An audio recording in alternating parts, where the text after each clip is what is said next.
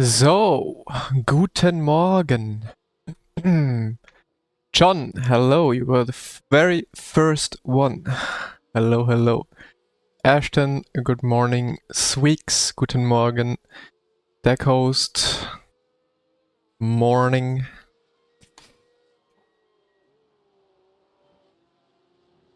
Morning, Ave. When is the sign-ups gonna be open for the Porsche? They said more info in 2 months. Yeah, they said more info in Q2. When does Q2 officially start? Probably in like around 1.5, 2 months, yeah.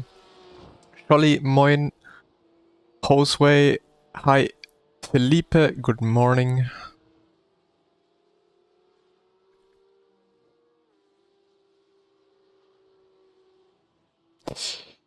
So,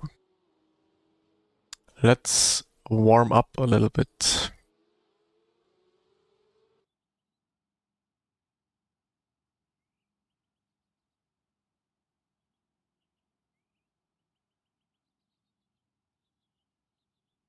Mahlzeit, Julian.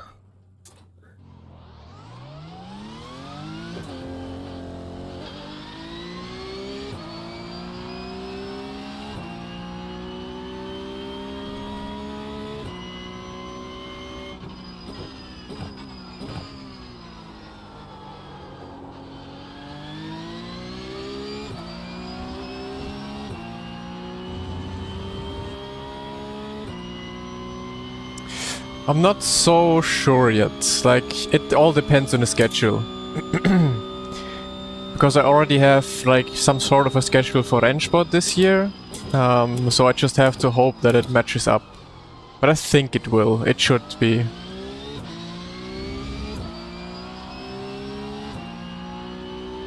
And then I'm not sure how super serious I will take it. I'll probably do it more for fun and also combine it with like streaming content creation in that sense. But obviously I'm also competitive, so I wanna try and be the best I could be in that championship. But let's see. Really all depends on the format, the timing of it and so on. But I think it should be quite a lot of fun as well, doing the qualifiers and such.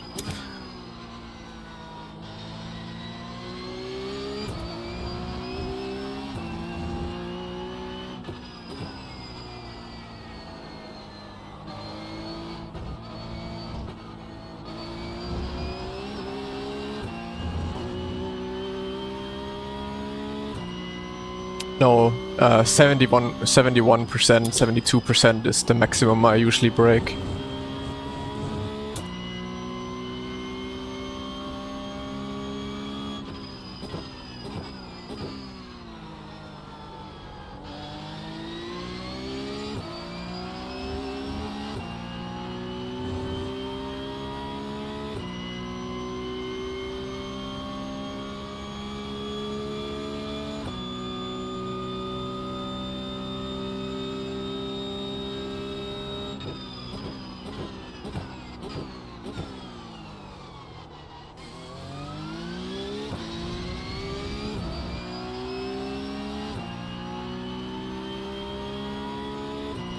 Nope, no dead zone built in.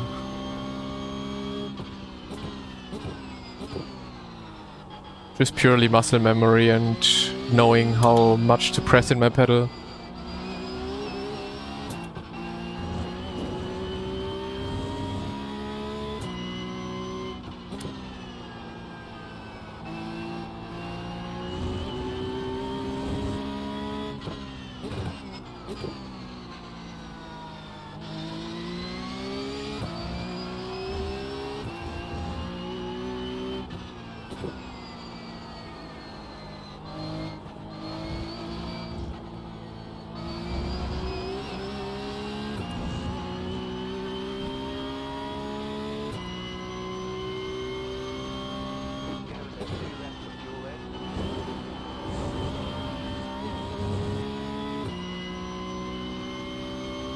Morgan Epi.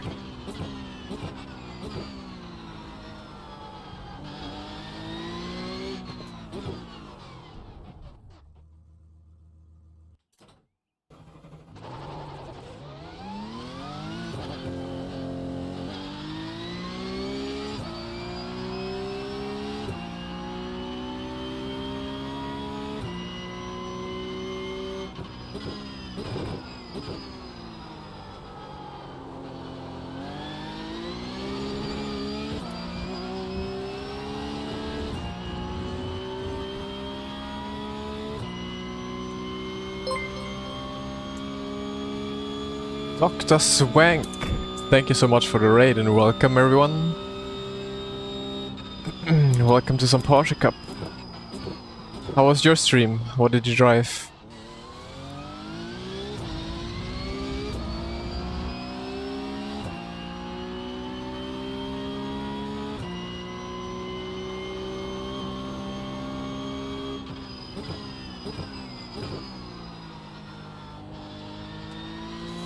Um ganz ehrlich zu sein, Epi, finde ich es auch nicht sehr gut diese Woche.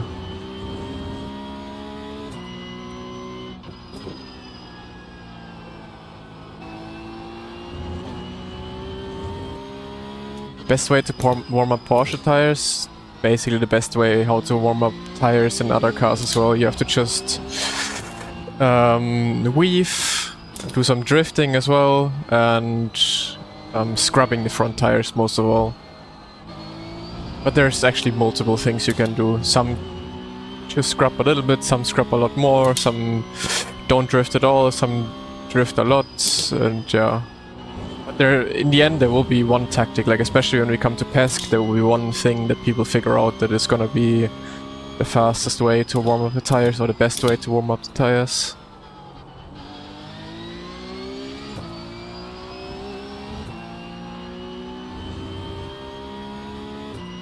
Moin, Nico.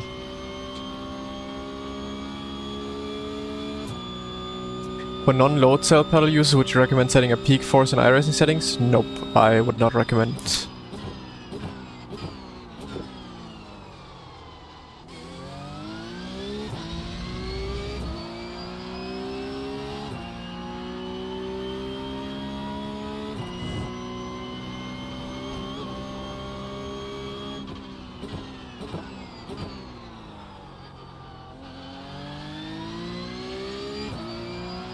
Ja, eigentlich musst du in iRacing so easy fahren, dass es langsam aussieht. Dann ist man schnell.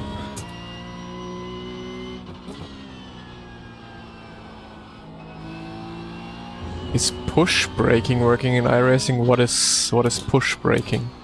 Like pressing gas and throttle to heat up the brakes and rims. It is working, yes, but it doesn't get the effect that you want it to get. Like scrubbing the tires is much more... is much better. You get much better results with it.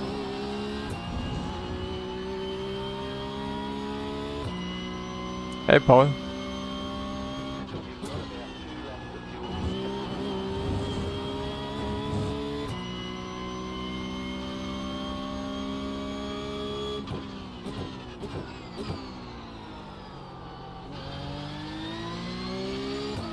You're in my lobby spectating. Well, then I have to hit a good lap now, I guess.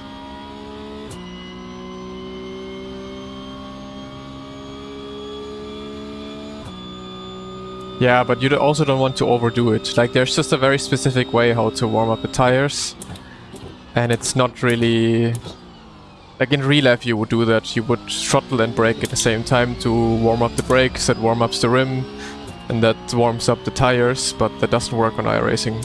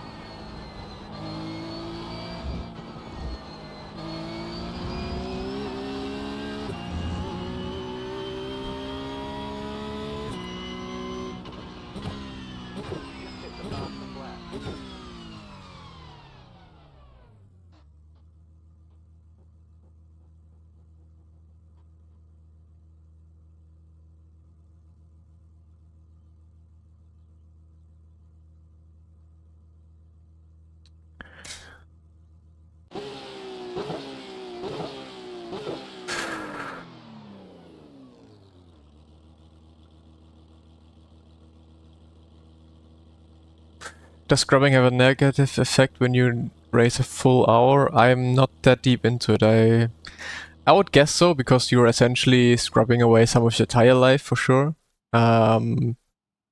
So for a race stint, I wouldn't scrub too much. I would just try to warm up the tires in a normal weaving way without overdoing it. What did I race? IRL, GT4, LMP3. I raced, and then I also drove Porsche Cup. Yeah, I think that's it.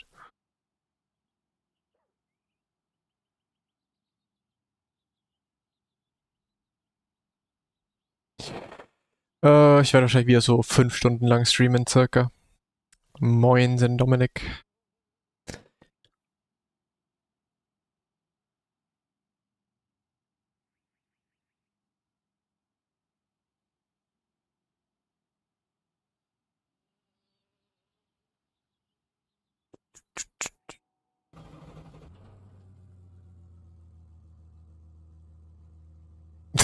Exactly, ja.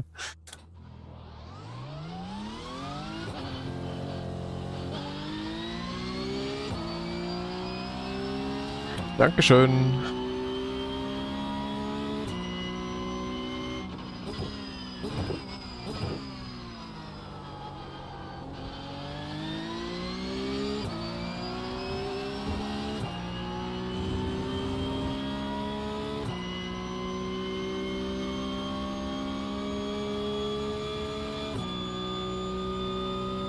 PESC is the Porsche Esports Super Cup.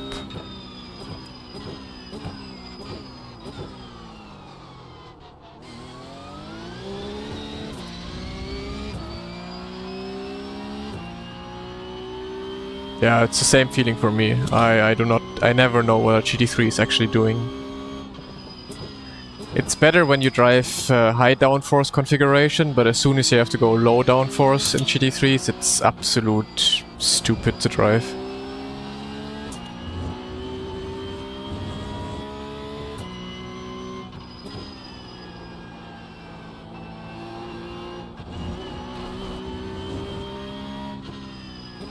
Nee, die Trophy existiert seitdem nicht mehr. Also als ich aufgehört habe, hat die DTM Trophy auch aufgehört.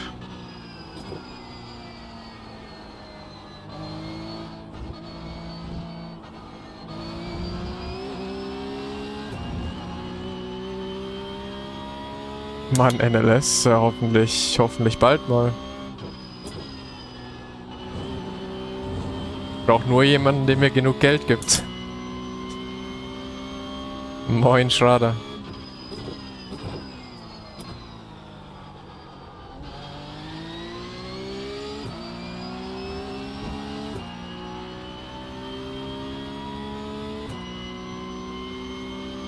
GT4-Saison kostet 300.000.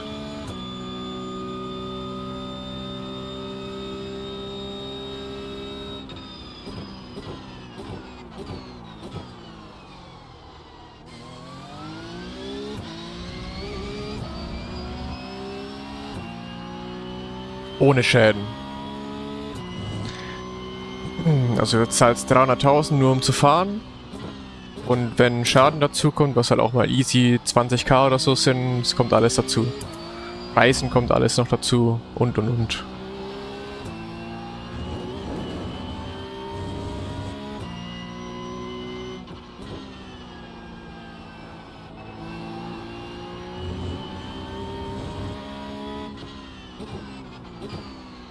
Man, someone put the whole gravel bed on the track.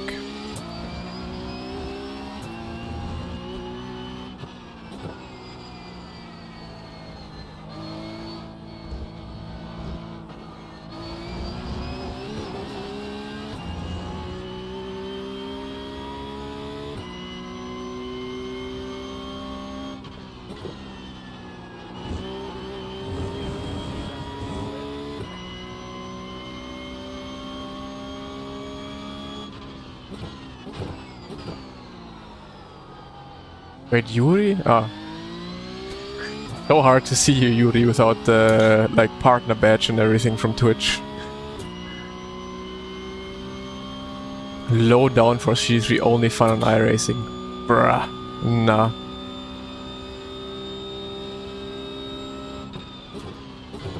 I also have insane understeer in the last 2 corners all the time.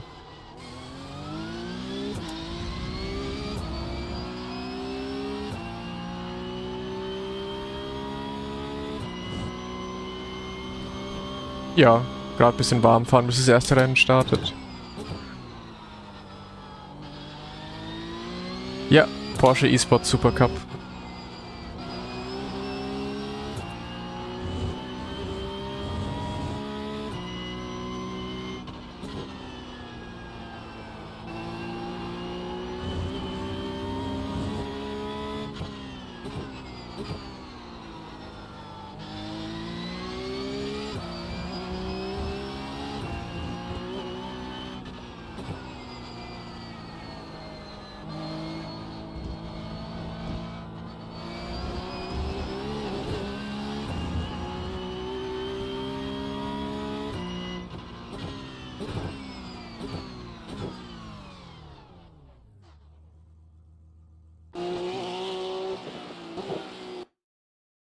Ja, Sebring war ja nicht viel los.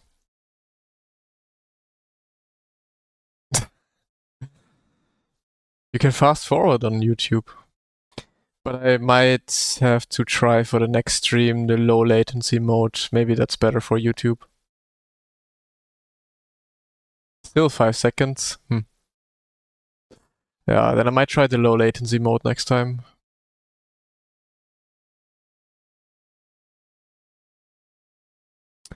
We don't know yet. At the moment, the PESC is only announced, but no info about how it's going down. Holy, everything full of Australians.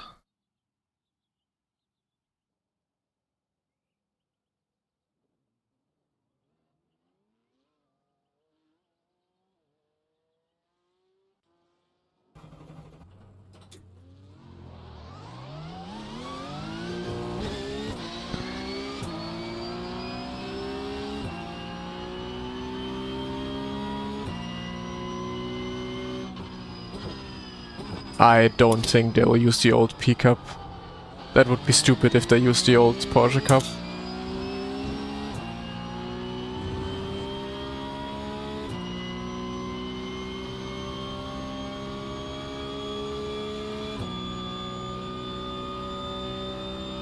Yeah, no shit, Yuri. Because you're practicing, like you're training your base.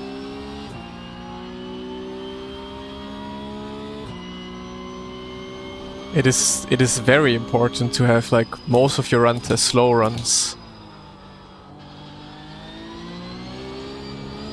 It's just most of the time very boring. But that's what I essentially do these last, or like most of my last runs. I rarely have very fast-paced runs.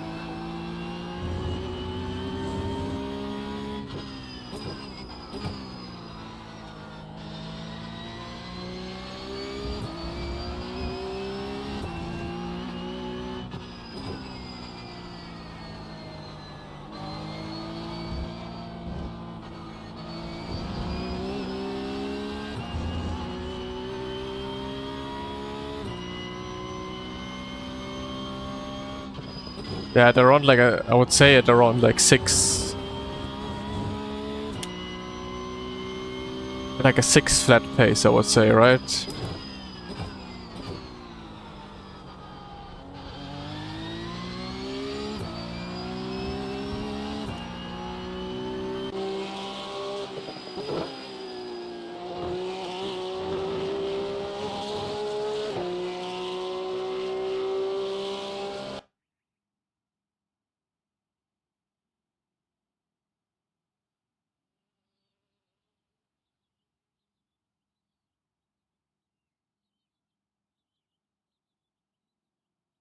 But yeah, it's also what I'm gonna do in my next runs. Like, I mean, if I feel like I wanna go faster, then I just go faster. I don't pay too much attention to like, what's good, what's bad to do. I'm just gonna run however I want to, but I really enjoy the slower runs for sure. Rather than like trying to like kill yourself every single time after a run and like being dead at home. like a nice easy run from 5:30 to 6. It's like very nice. So you're not like completely exhausted afterwards.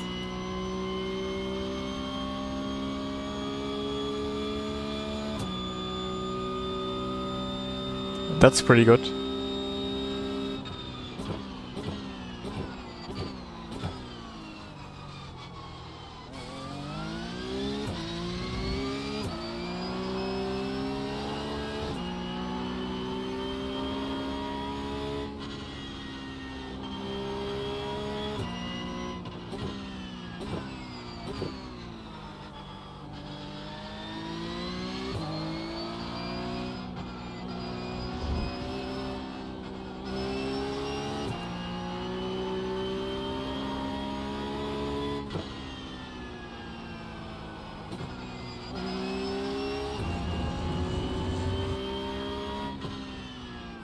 Still too fast, okay.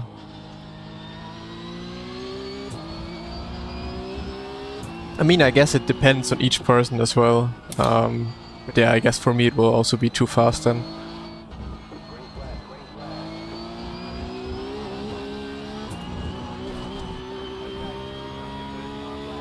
Hello, Vitesse. Good morning. Okay, interesting.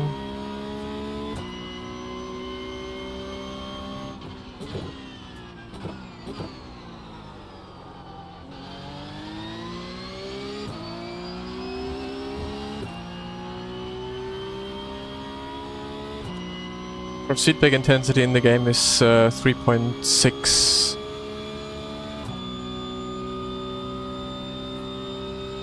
Or is it like a separate towards not the strength?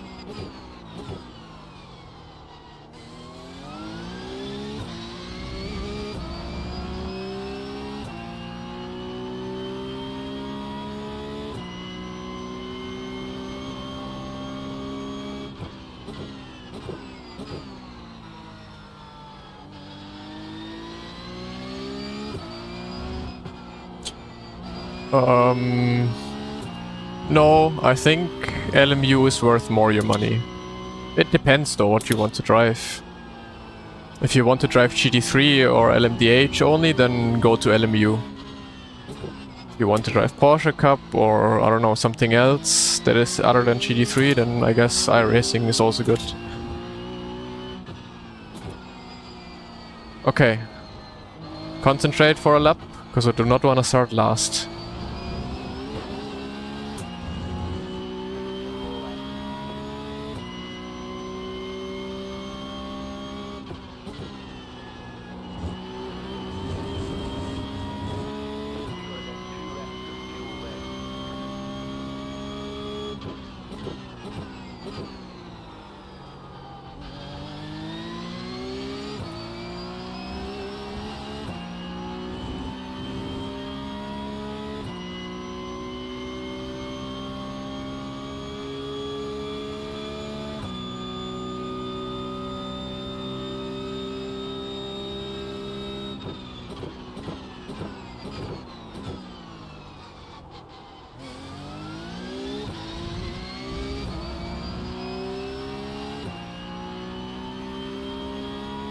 You can cut the full inside, but it's a very small margin, not easy to hit.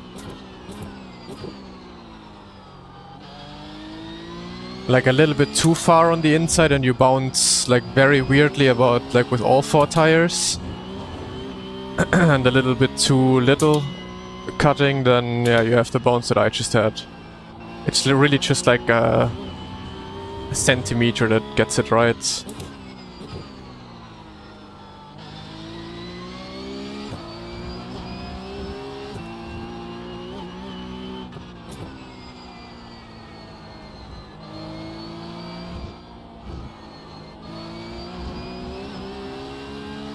Not the best lap, but we take it. It's not last.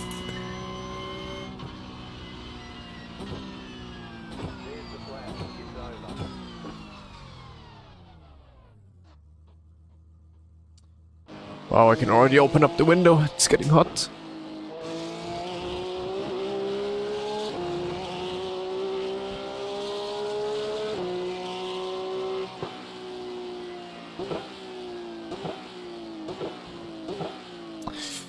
Well, it's not last, right?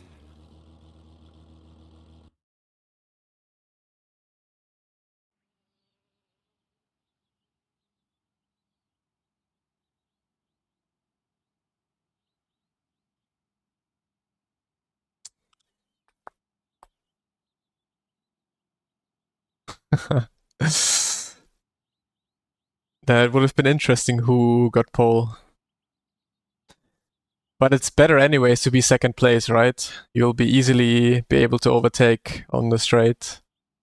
Moin Mika.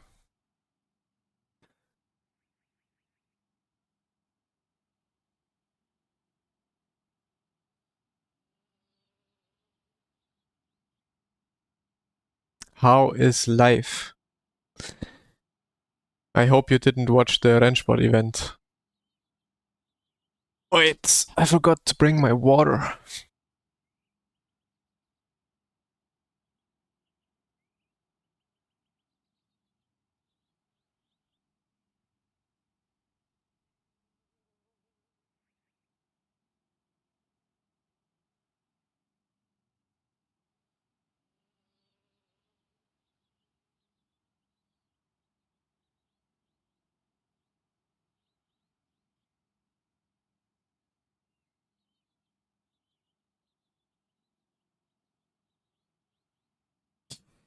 So,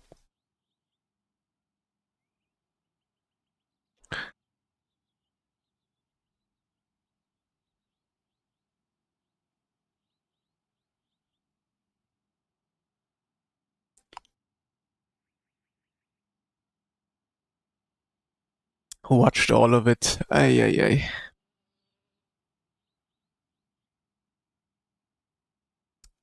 What do you think is missing in Force Feedback and LMU compared to iRacing? No, you have to rephrase. What is missing on iRacing? iRacing's Force Feedback. Because LMU's Force Feedback is a lot better.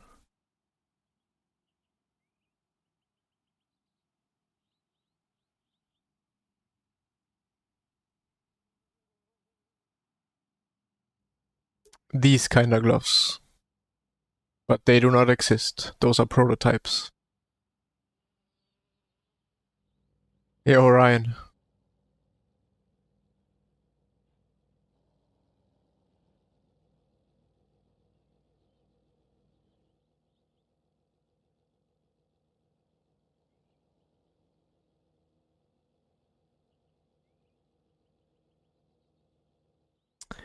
I've got a VRS.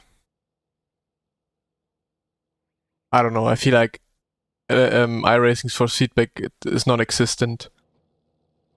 Like it just gives you huge bumps over like curbs, and that's about it.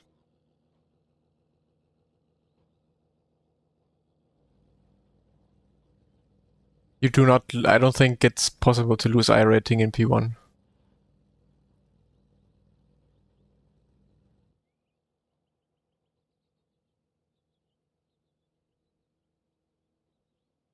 Nope. I would never use any third-party apps for my Force Feedback.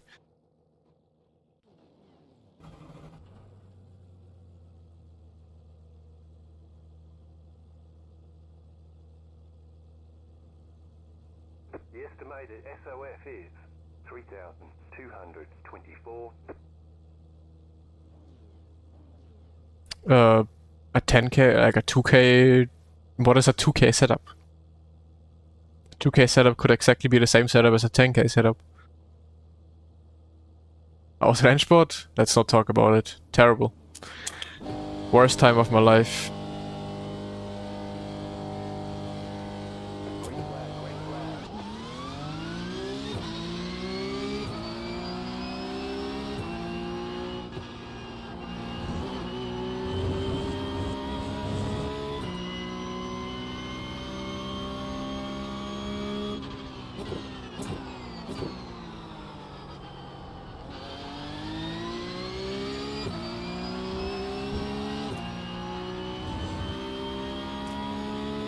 Yeah, I'm happy to be back here.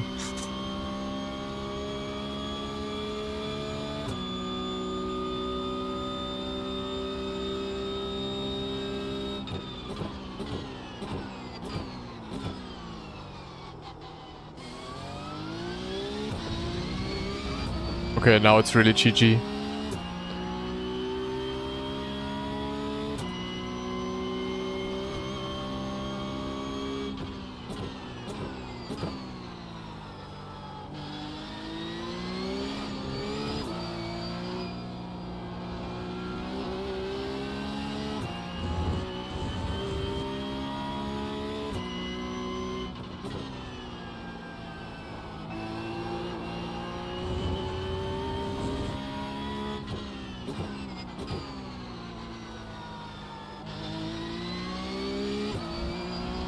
Yuri, are you finally joining Porsche Cup now?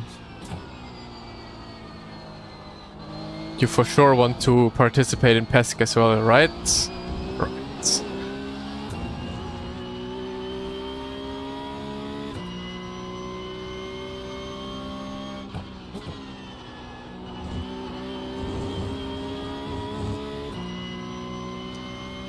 Understeer? Where's the understeer? Then you're just driving wrong.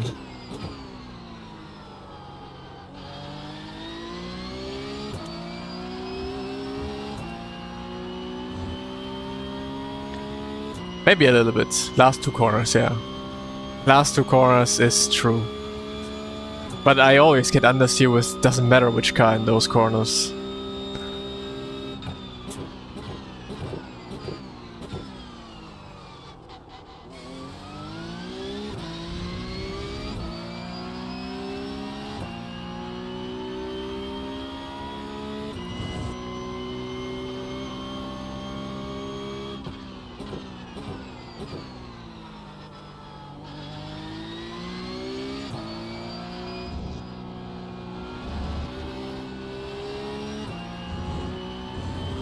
There's no info yet. It says more info in Q2, so we still have to wait quite a bit.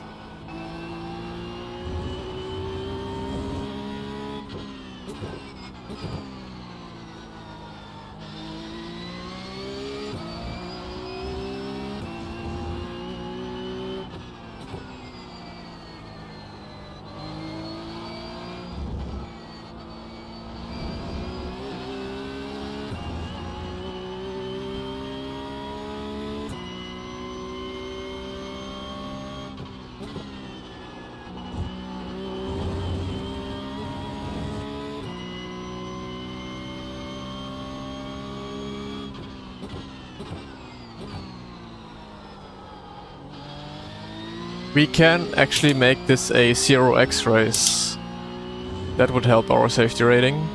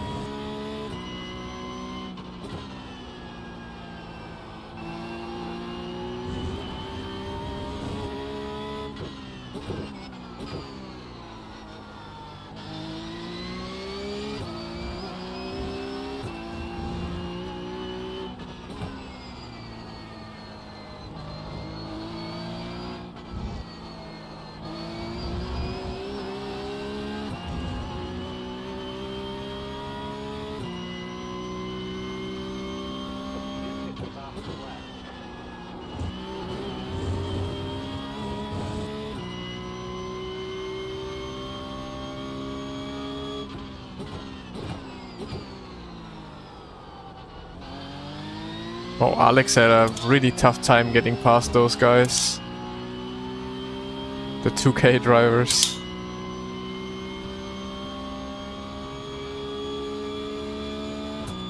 Throttle dead zone to avoid double inputs? No. How would that work?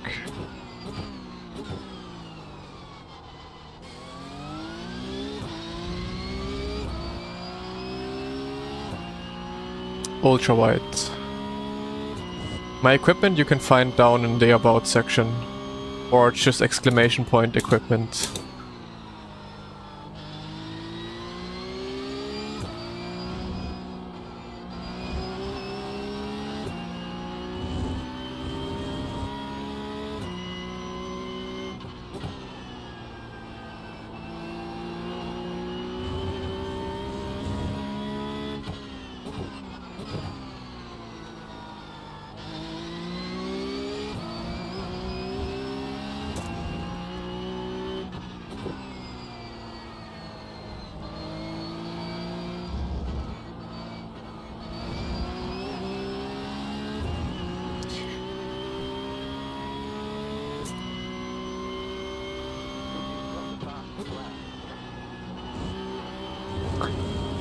But yeah, I think, like, when would PESC realistically start? Because when they put out more info, that's Q2. Are they really gonna run this series, like, in summer? June, July? I don't think so. Maybe. Or maybe right after summer, like August.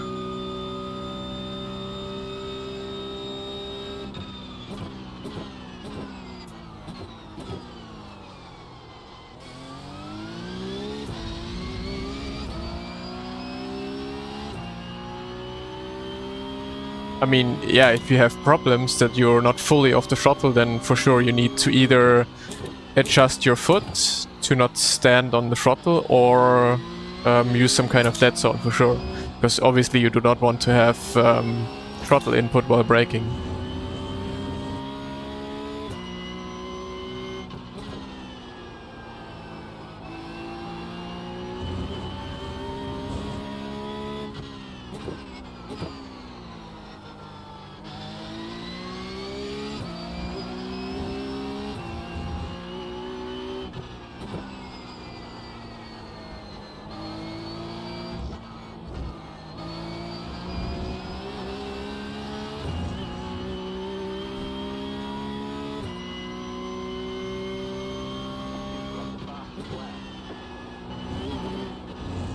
Go! Oh, no, off track, good.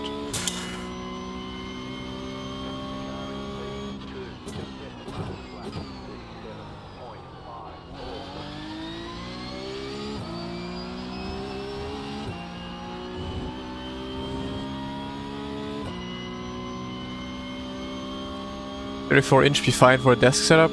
I guess, yeah. I mean, usually the bigger the better, you know?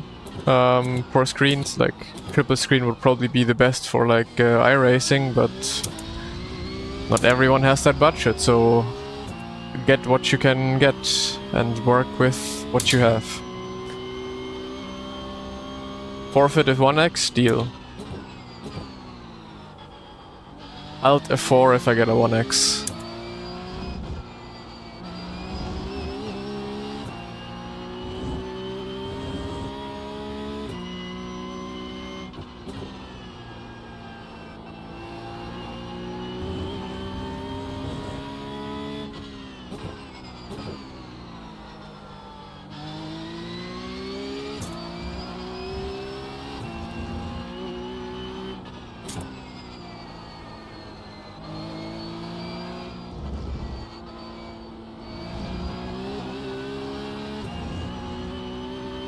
I did try Africa 2 before, yeah.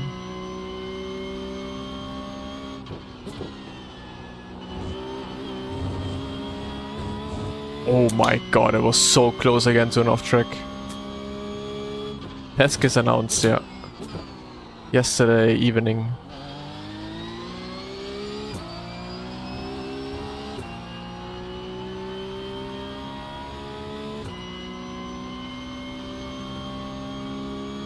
No, never tried a kart sim mod. Not a car driver anyways.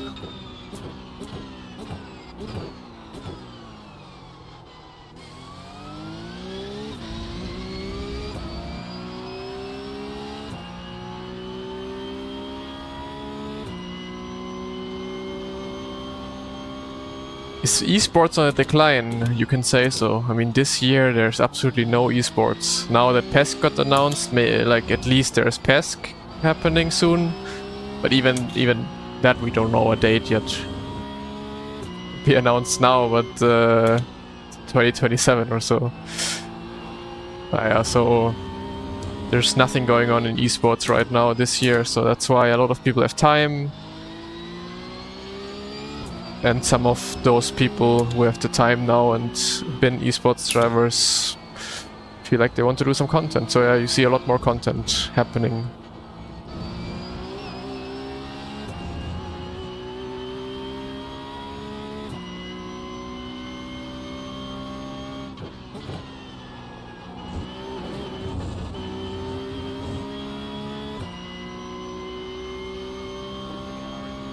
I don't know, that trick existed, what, 2 years ago?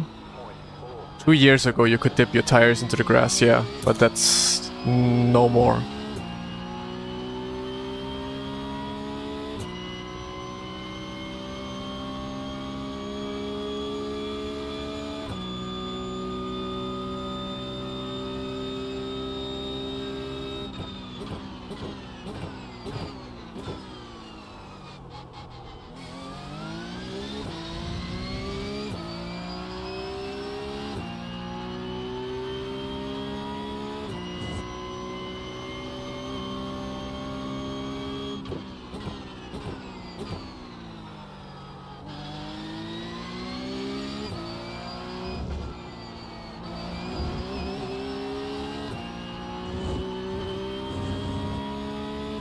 Four years ago already, man, time flies.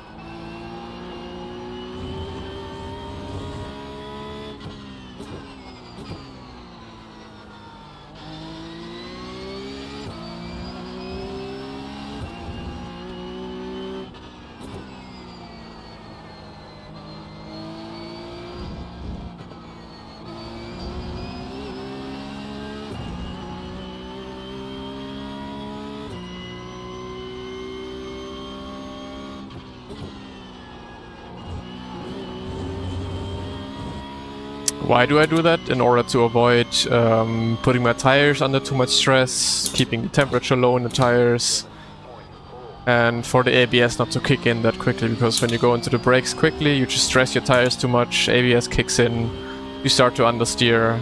That's not what we want.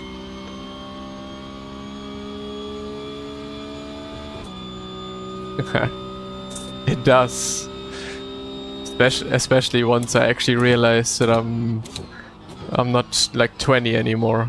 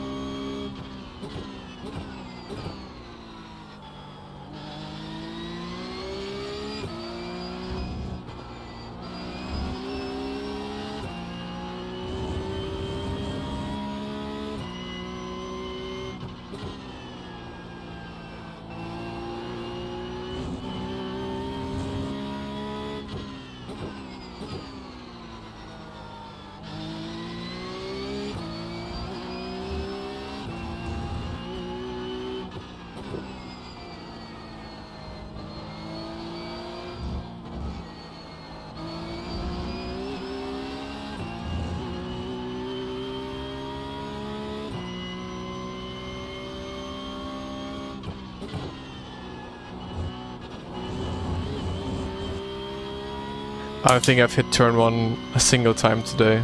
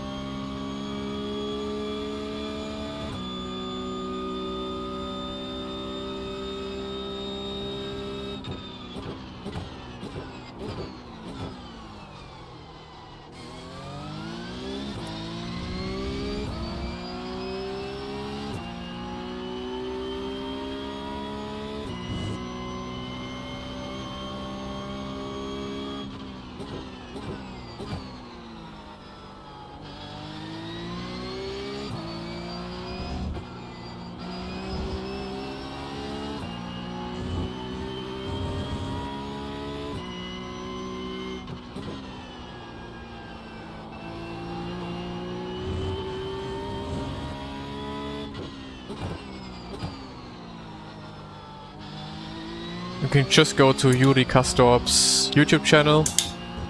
Maybe Yuri is still here himself, then he can send the video in. I allow him to post a link of his own video.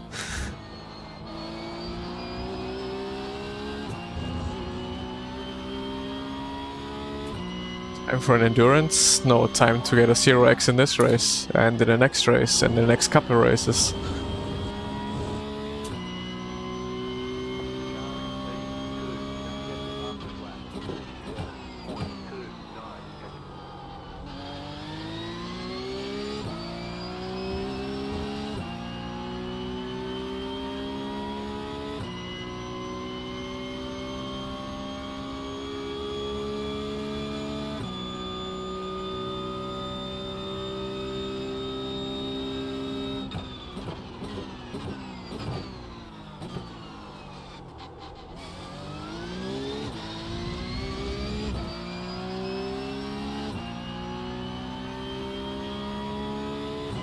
Yeah, but it's still nice to stay in A-class, right?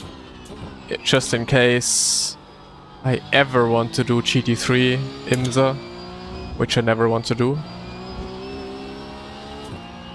But yeah, I wouldn't care if I drop down to B license. But it's always a good challenge to drive a race with 0x.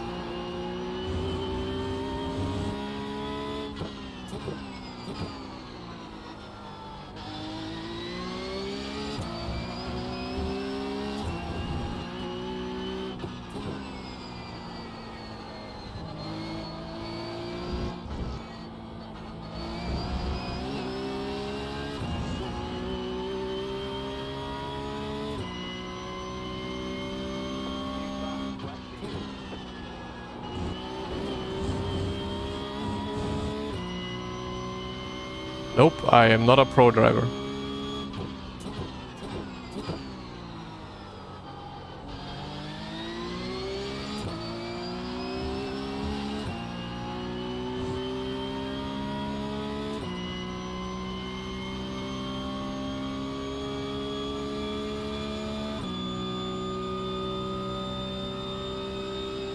Why don't you want to do GT3 though? Because it's not fun. I can think of a million different things that are more fun than GT3s on iRacing. Hell, even Dashboard was more fun than GT3s on iRacing.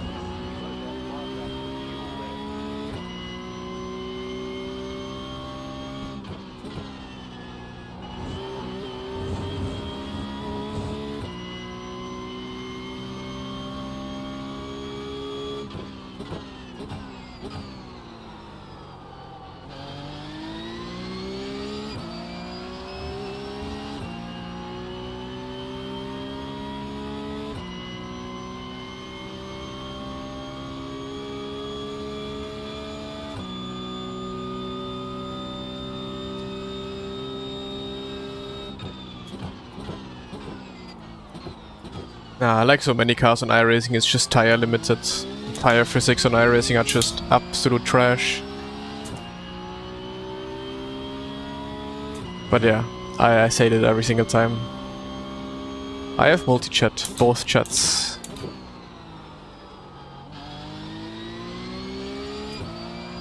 You can also see it in my stream top right, you can see both chats. YouTube and Twitch.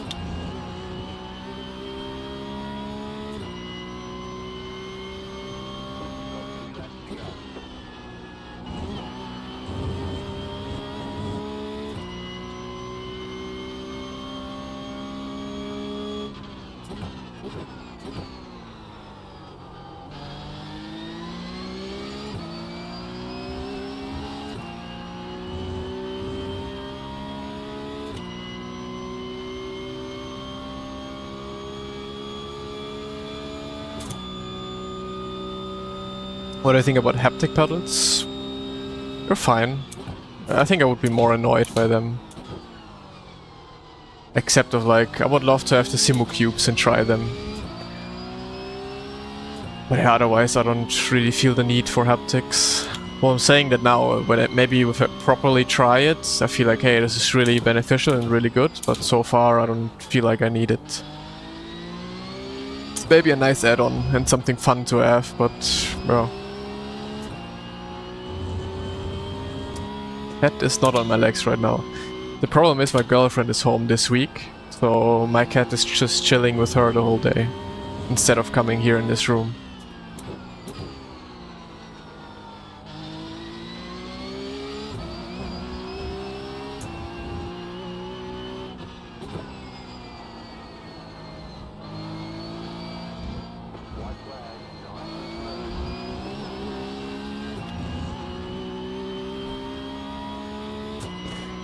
No, I'm the main human, and my girlfriend, because I'm always home, you know? So I'm the main human. But now that she is home, obviously my cat thinks I have to spend some time with her. Because she's never home.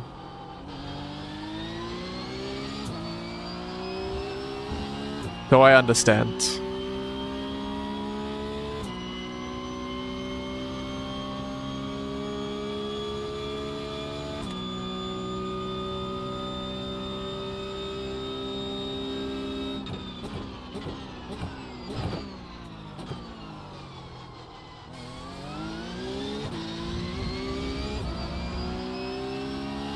Hello, Kalle.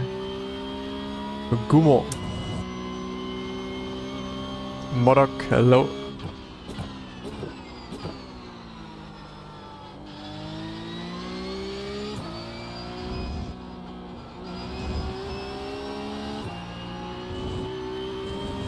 Hola, Goyo.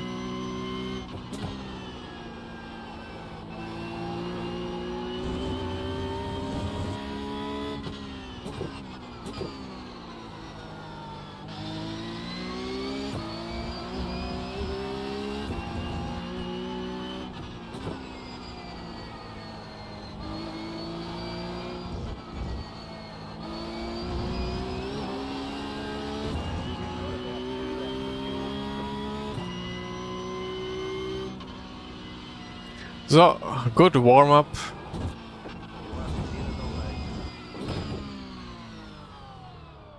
I don't think next race is gonna be crazy though, but I think next fixed could already be a good race.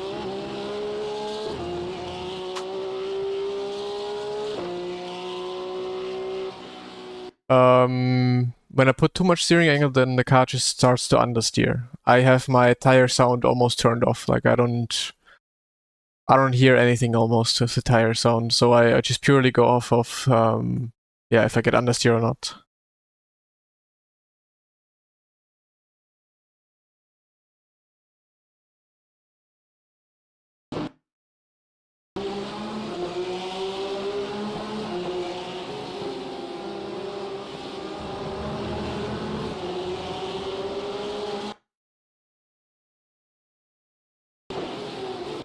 Where did he come from?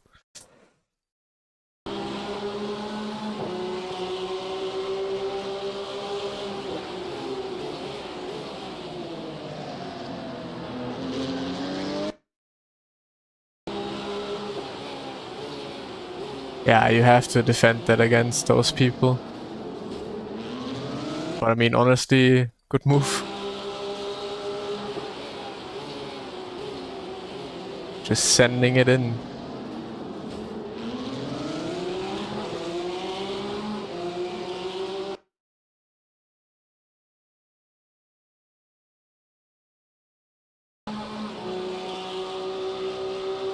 Yeah, nah, you always have to defend against those people.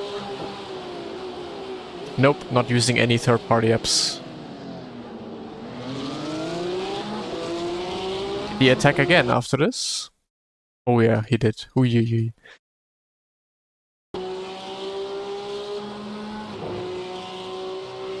I do drive in the DNLS. This Saturday I'm gonna be driving the last race.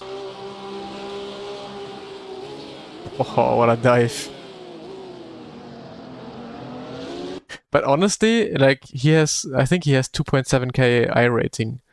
For his I rating, he's actually making some good moves.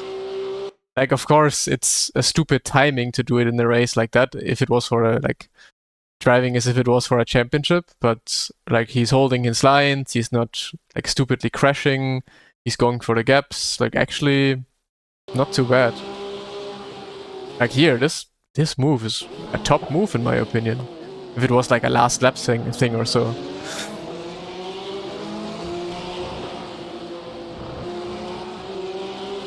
Hoppa.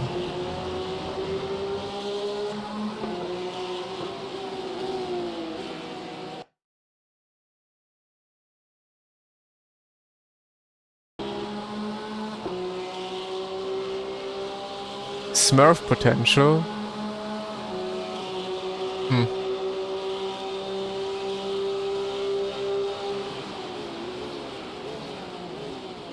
Well, we would never know. Okay, I think that's it, right? No, he still tries to attack. Yeah, but now you're gone. Okay.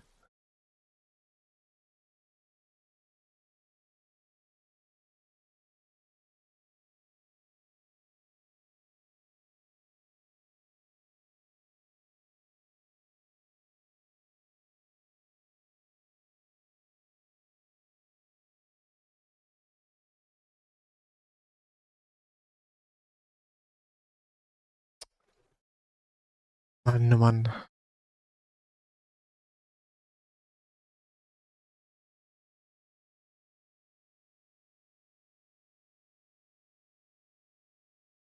So, there we go. How much is that? 7. Nice. And some nice safety rating. We take it. Only one with 0 in this race. Bum.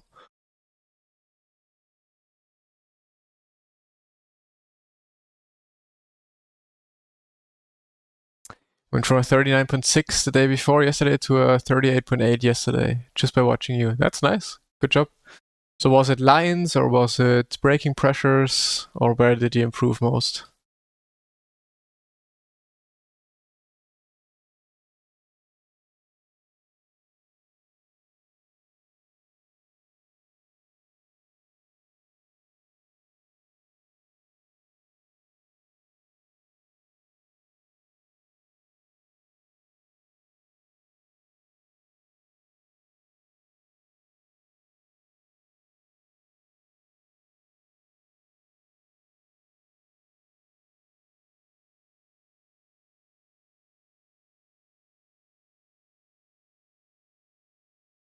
Yeah, I think that's probably also what could be. That, I mean, he did something else for a long time already. And then just jumps on iRacing and then naturally you adapt quite well.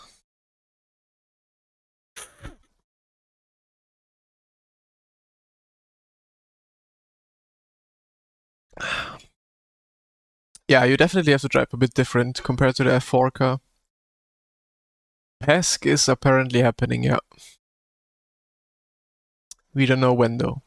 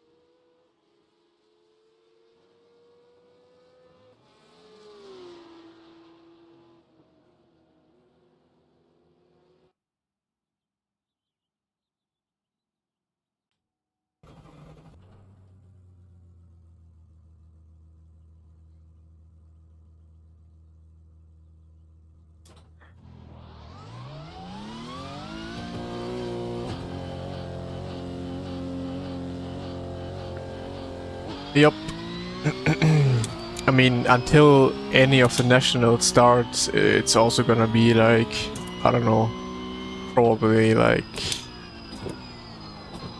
close to summer, like June or so.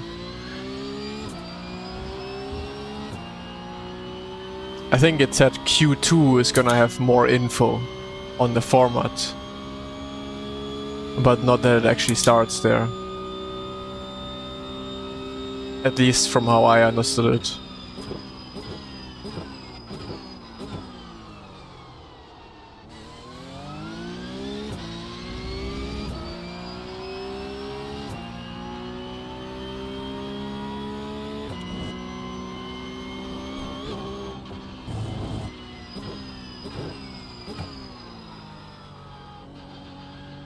But I mean, you can have a quick look again. I'm tired of driving for 15 minutes now anyways.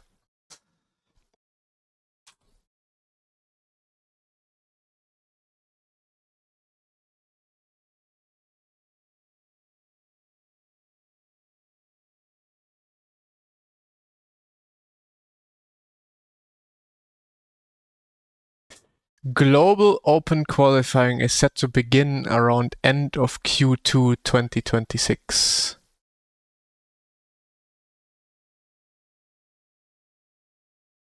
But doesn't that mean... but if the Global Open qualifier already starts end of Q2, doesn't that mean that nationals and regionals already have to run by that time?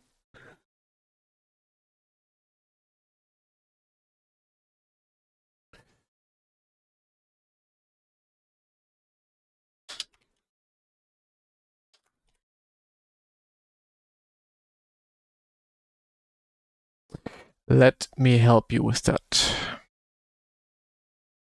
question.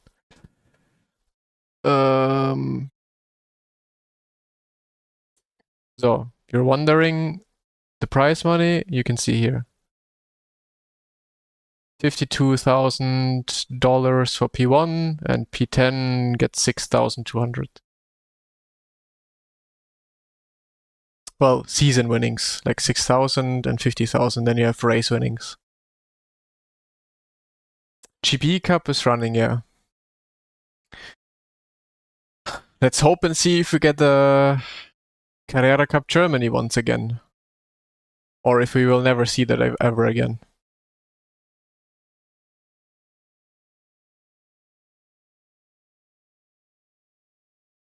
But yeah, it's weird that they say that the global open qualifying starts in Q2, but nothing about like the national championships. Because so far the national championships is only GB and North America, I think.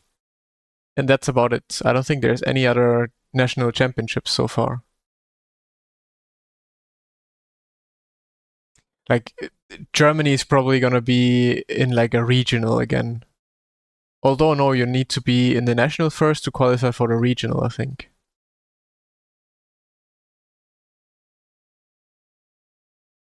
It's, I don't know, it's super weird. Depends what contract you have. If you're in your contract, it says that the money first goes to your team, then it first goes to the team. If your contract says the money goes directly to you, then goes directly to you. It is national, regional, global, yes, but you can also directly qualify for global. But that's what I don't get. Like, if the global qualifier already starts end of Q2, then that should mean that all the nationals and regionals should be running by that time. Which doesn't really make a whole lot of sense right now.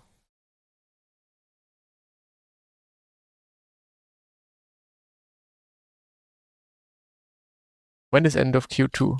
When is end of Q2? June. Ah, okay. June 30th is the end of Q2. So I guess we will have to drive all of summer again. Oh, I hate that so much. Why is all the esports stuff always like throughout summer? Us sim racers never get a summer break. It's crazy. No, you can queue directly into globals. That's how I understood it.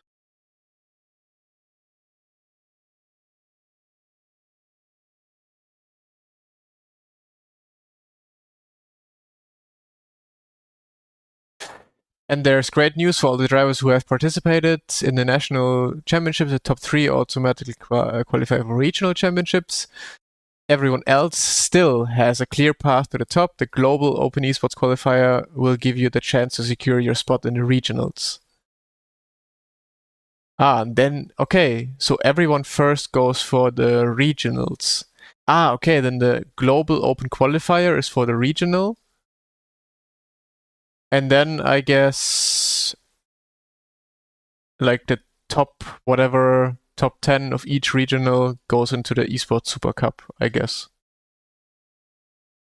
But that for me, that tells me again already that nationals only exist for GB in North America. And Germany doesn't get one again. Like Germany has to just fight with the whole of Europe again. I just hate it. It's so stupid.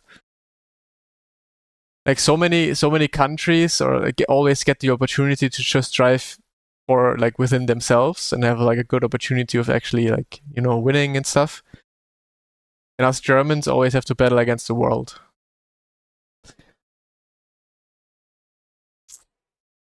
I think Poland also has a Porsche qualifier, if I'm not mistaken.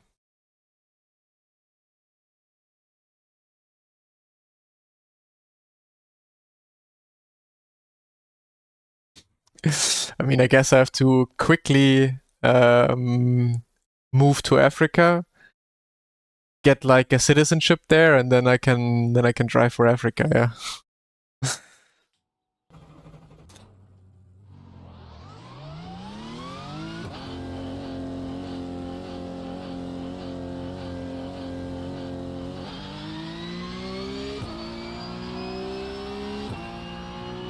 No, but like back in the days when there were a lot of the national Carrera Cups, like for a longest time we had NA, we had GB, we had the Polish one, and a few others, but everyone was always just restricted to this one country. And then the Porsche Esports Cup Germany has always been like including almost all of Europe. Like it was never actually just like an actual Porsche Cup Germany. It's always been a Porsche Cup Europe.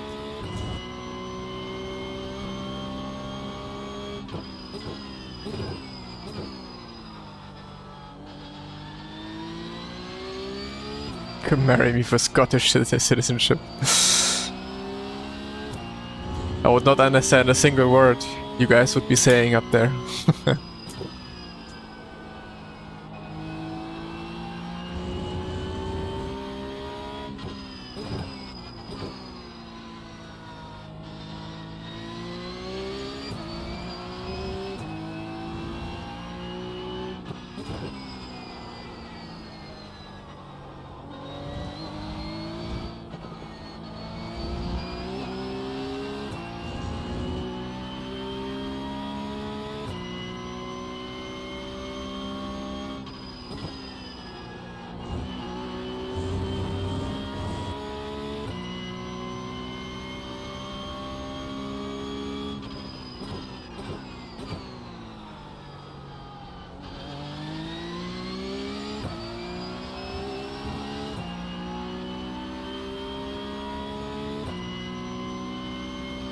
Well, I don't know if there's even gonna be a regional qualifier for like Africa region.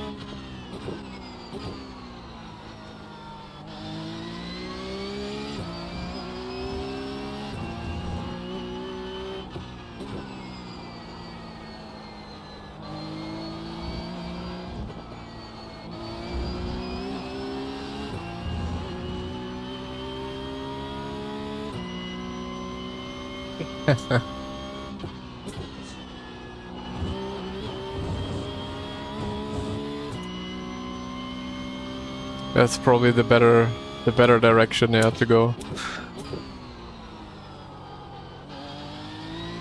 But probably both are equally as bad.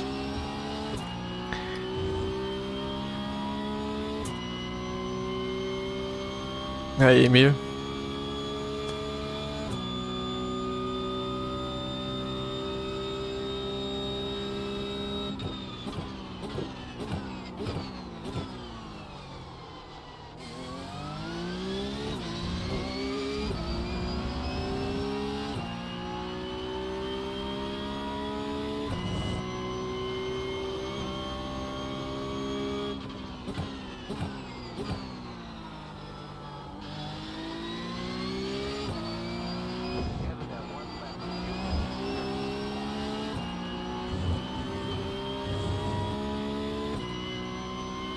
Nothing is announced yet.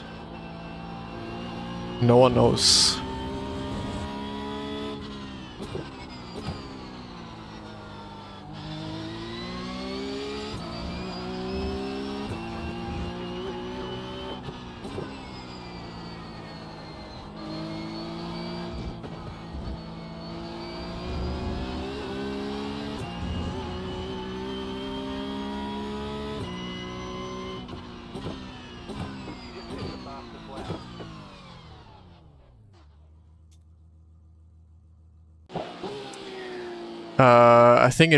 I think it is a nationality thing, yeah. Like you need to actually have the nationality to compete. At least I think that's how it was written down in the rulebooks all the time, yeah.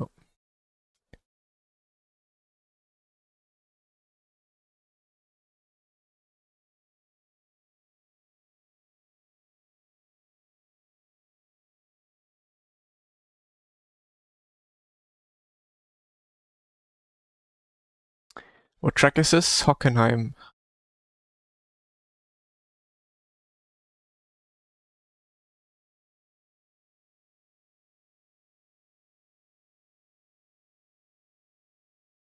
Okay, by the way, everyone asking where my cat is. Can show you.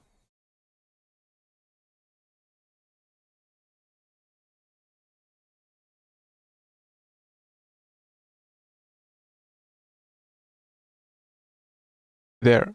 Sleeping with the girlfriend.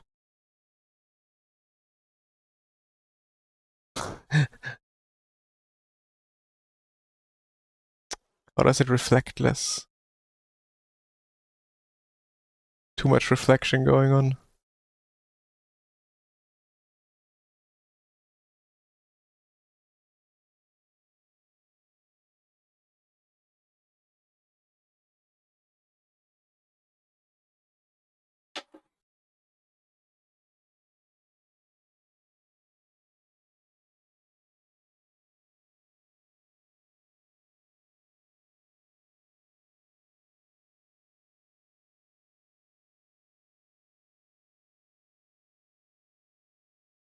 Crane, yeah.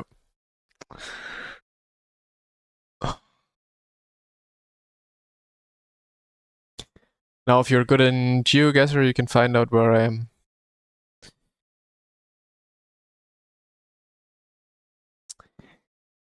P3 trophy for the Hyundai N Virtual Cup. My best placement in PESC. Good question. Let's find out together.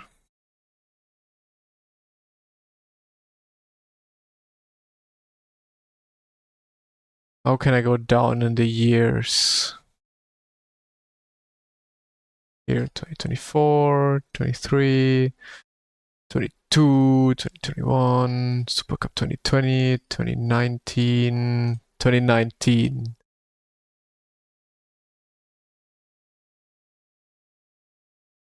I was really bad that year. 24th. But I didn't do the last. I didn't even do the last one, 2, like 3 events.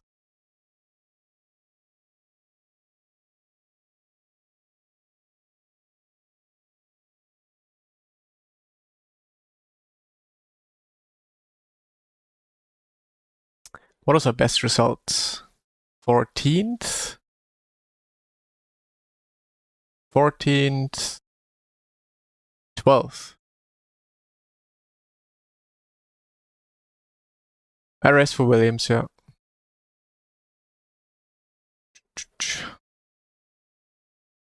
Was I driving in 2020? No, right? I don't think so. No, I just raced 1 year, yeah, and then I couldn't be bothered anymore.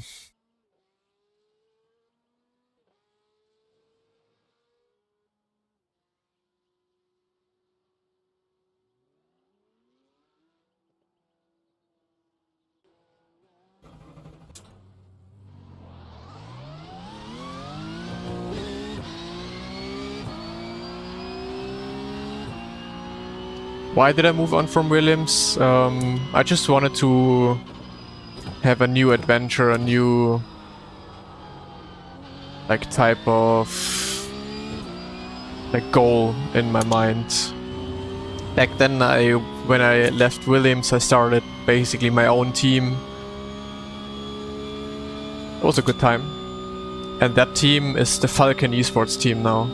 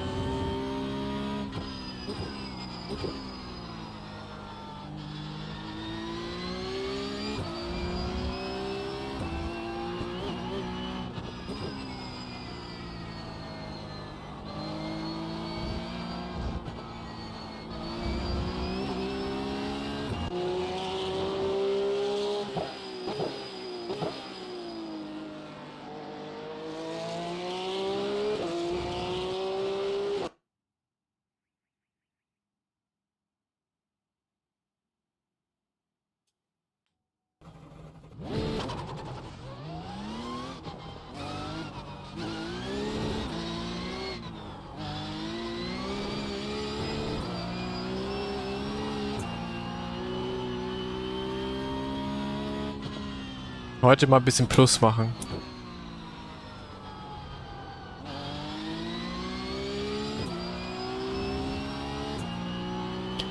What is the SOF in this one?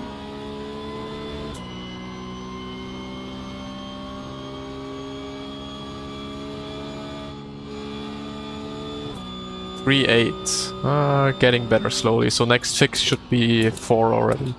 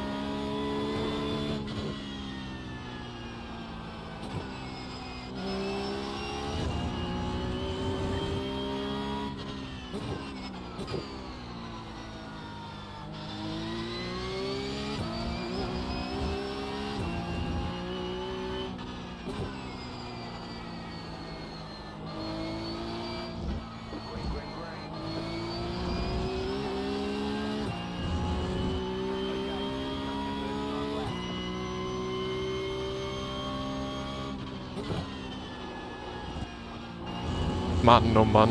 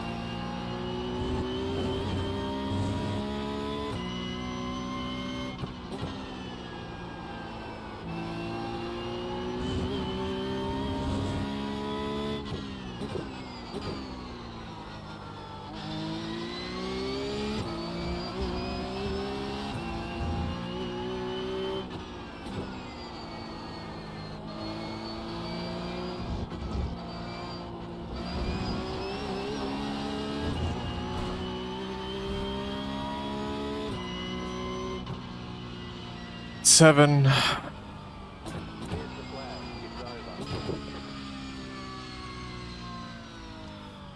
It's over. Yeah. Yeah, I don't think I left too much time somewhere. Dante Rösen. That's a good time. First time I'm reading this name.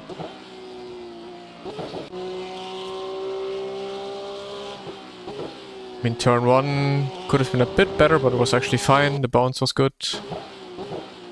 Smurf, okay. This one was a good corner. Maybe it could have been a bit more aggressive here on throttle. But it was fine. I missed this apex. Definitely, like, left a 10th there on the line.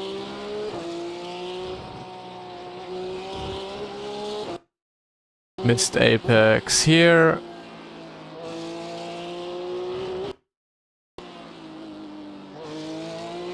That was fine. Maybe a bit too much oversteer at the exit.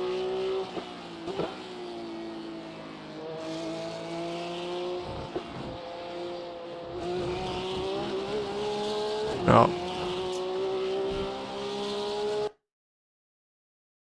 Look at the ping. 200. So I guess, I don't know, he's not German then? I know, okay, my ping is also bad.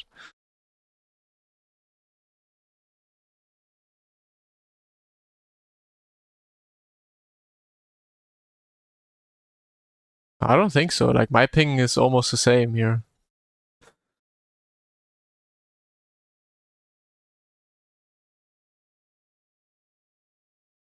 Ist der Unterschied groß von Open zu Fixed? Kommt ein bisschen drauf an, was du für ein Open Setup fährst.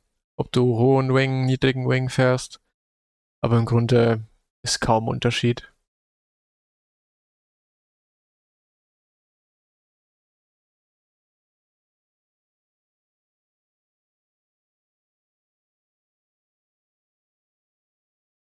But yeah, no clue who this guy is.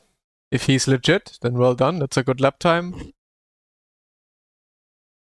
But yeah, could be anyone.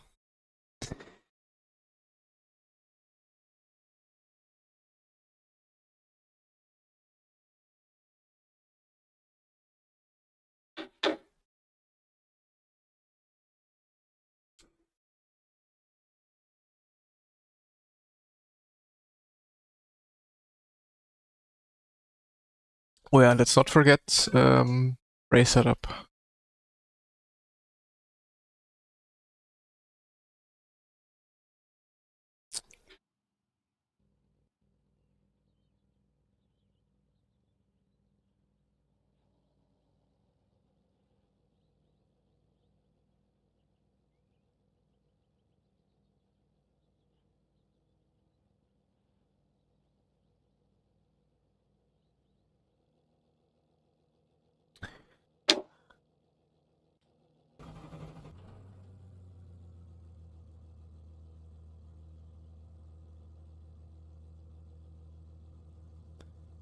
The estimated strength of field is 3,834.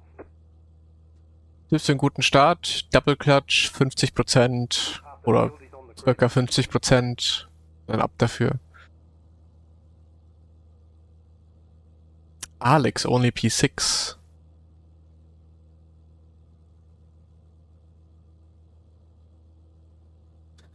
Okay, let's maybe try another 0x race.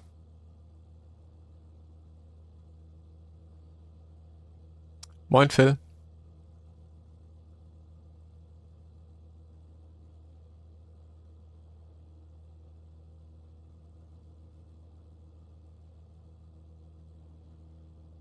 Then we have at least 2 safety rating again, or above 2.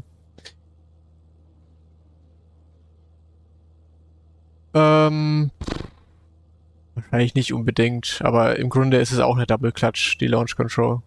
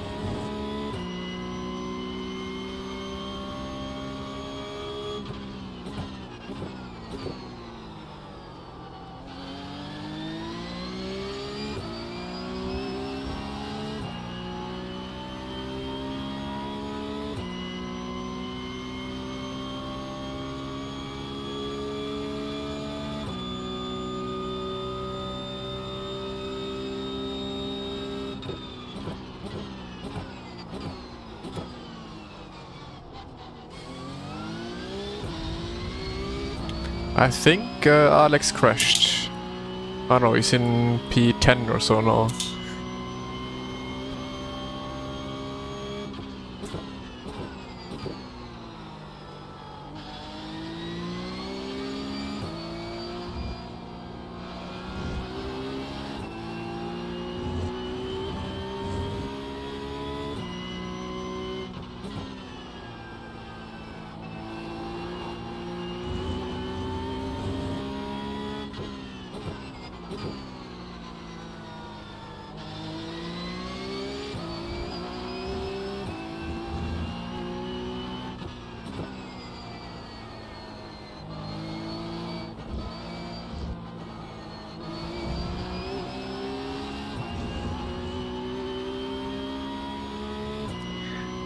In the description you see my equipment stuff.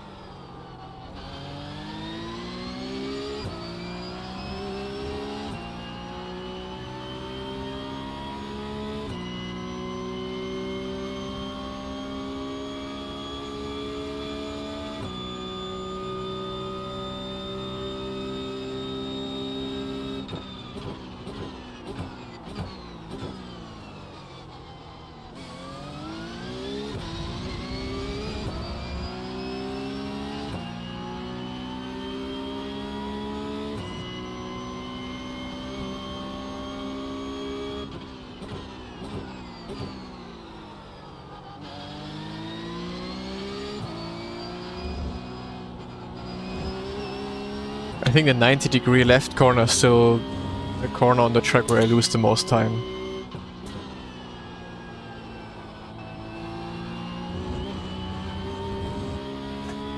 Those setups, you can, I mean, I guess you can see it just above me.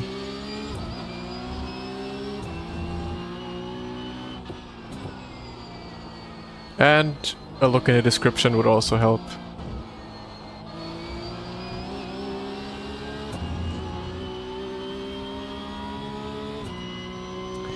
Yeah, but I mean, just nothing really I can do too much about it.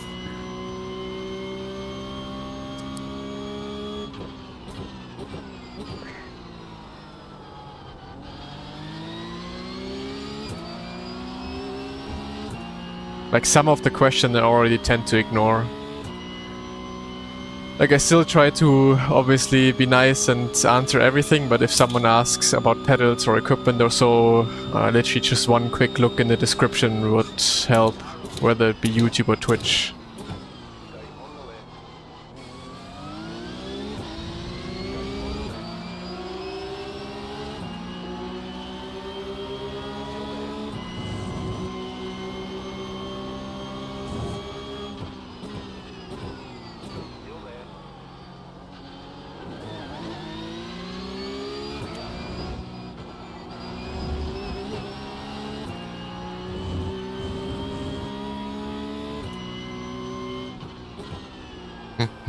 Someone is testing me.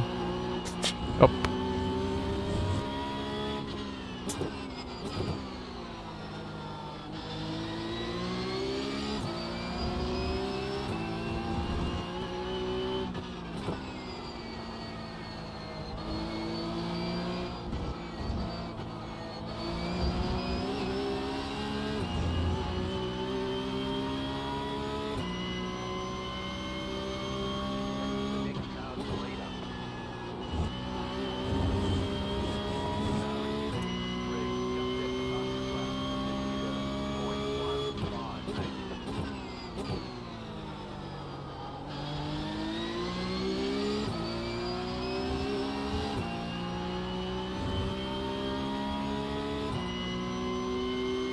Okay, let's take the lead again.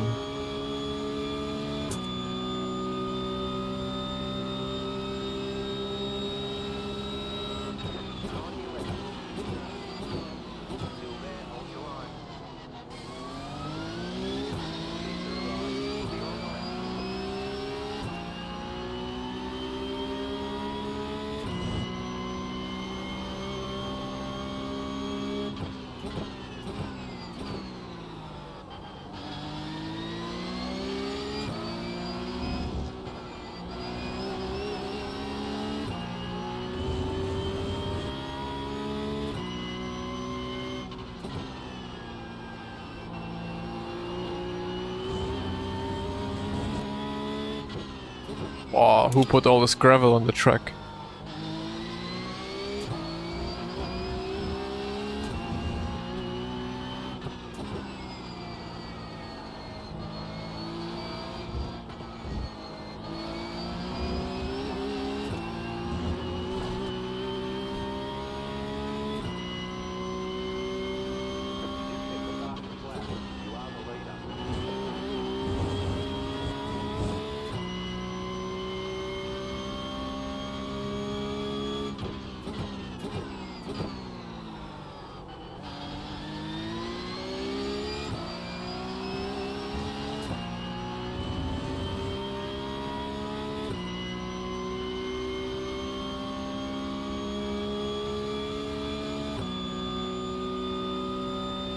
Yep, I can feel everything in the wheel. Like if I understeer, if I'm perfectly with the grip of the tires. I mean, also if I oversteer, you should be able to feel that in your steering wheel for sure.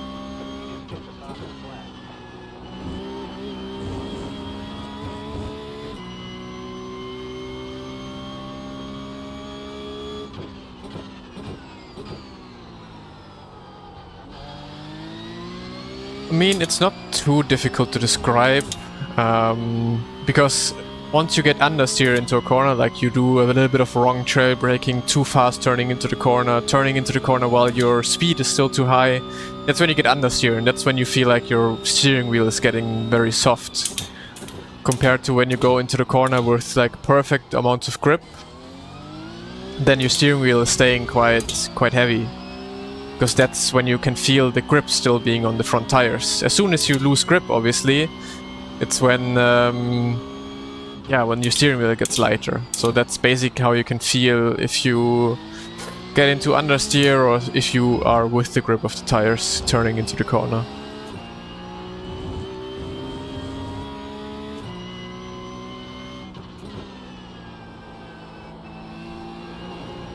You kind of want to achieve a constant, like the constant same feeling in your steering wheel, from braking to turning in to accelerating out of the corner. You want to stay with the exact same like heaviness in your steering wheel, because that means once you figured out which heaviness means what, then you know you're exactly with the limit of the tires throughout the whole corner. And once you feel like, oh, my steering wheel is going a bit more softer now, that's when you know you're over the limit.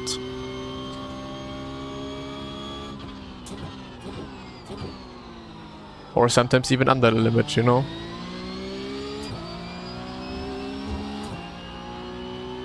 It's something that I can really show in depth, and I do also with in my coaching sessions that I do.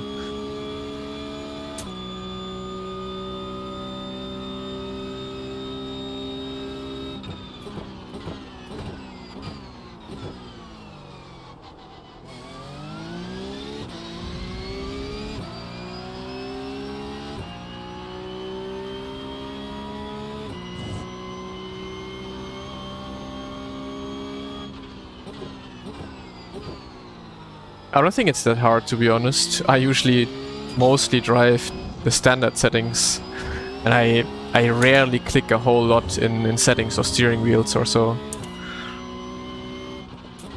I just turn off every kind of filter most of the time, and that's about it.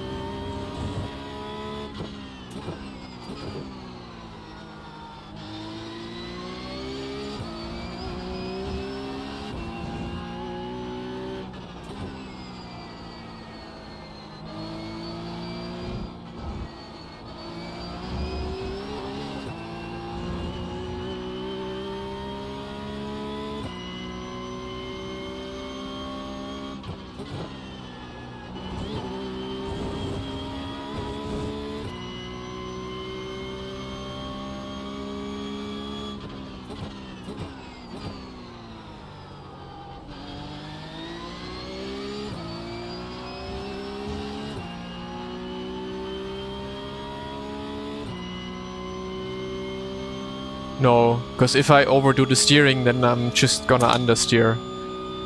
And yeah, that's really bad.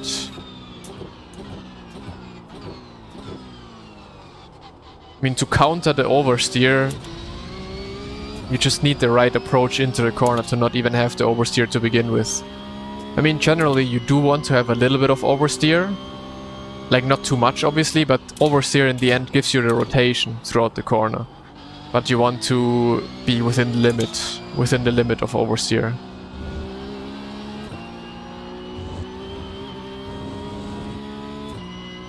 Well, so far not today, but I think later on, like maybe with the next race already, we will see some higher softs.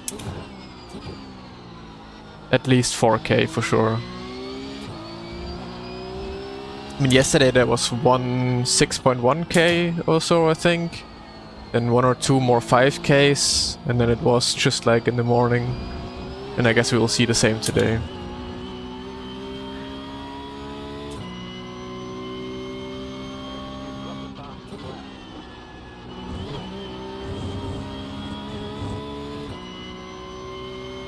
Yeah, but Alonso didn't drive iRacing.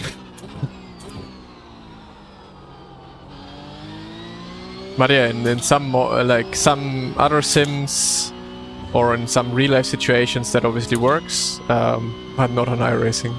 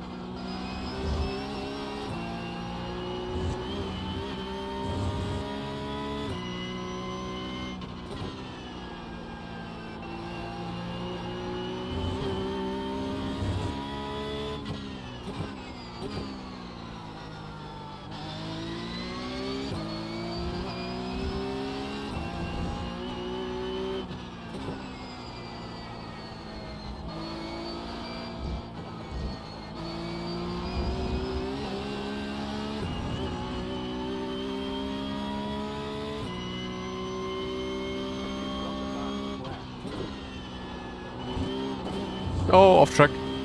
Whew, close.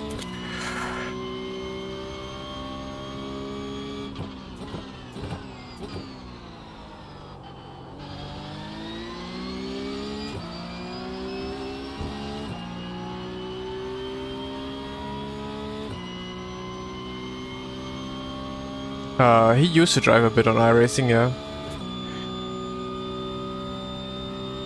But that was also years ago, I think. At this point.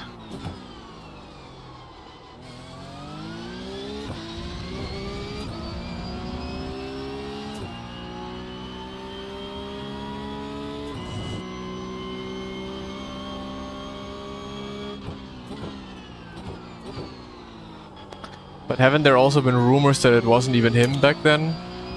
So it was just someone else driving on his account for like advertisement, because back then he had his own like sim racing team.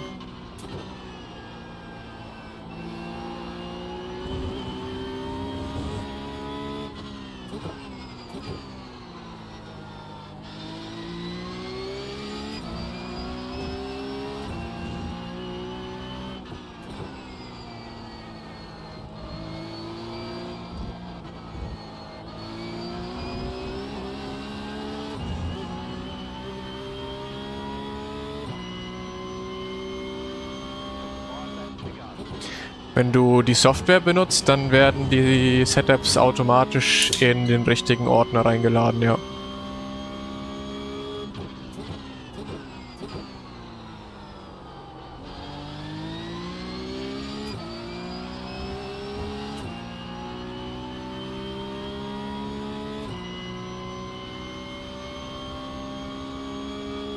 He's coming closer again right now. So maybe I need some good laps.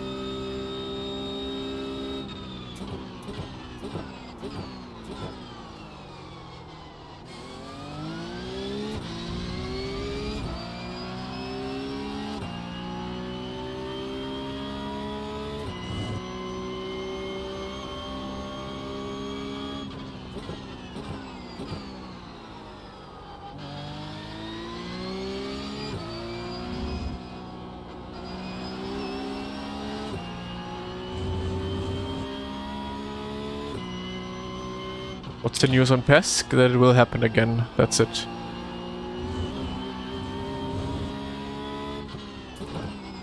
It got announced. And then more info end of June.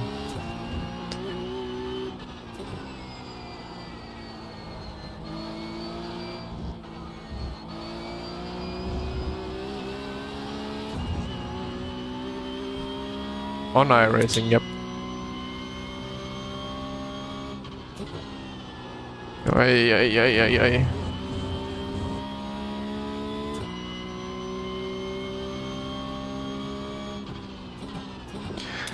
As to why? Because it's slower. You would just put your tires under too much stress, you go into the ABS too much, you get understeer, that's why.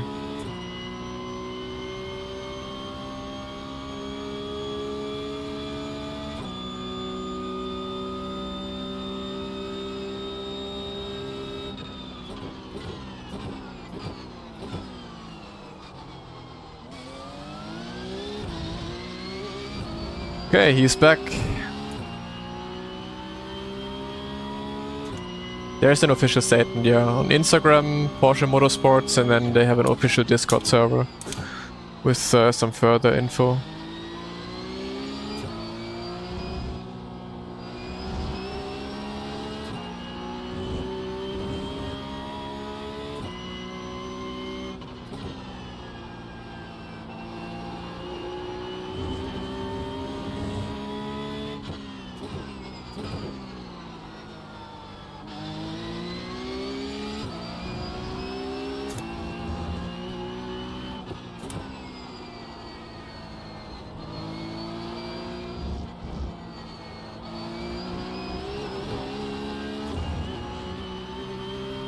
Overlay is cups.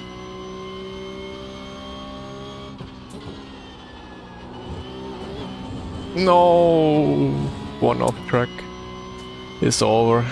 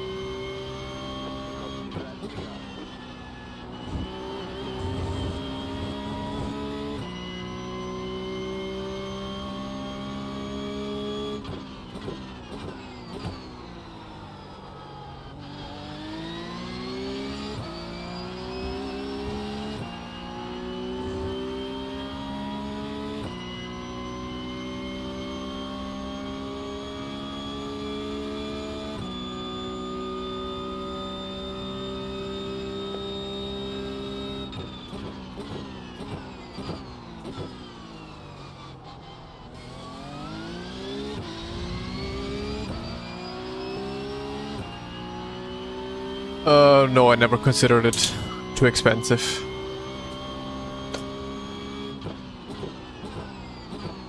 I'm waiting for the moment to be sponsored.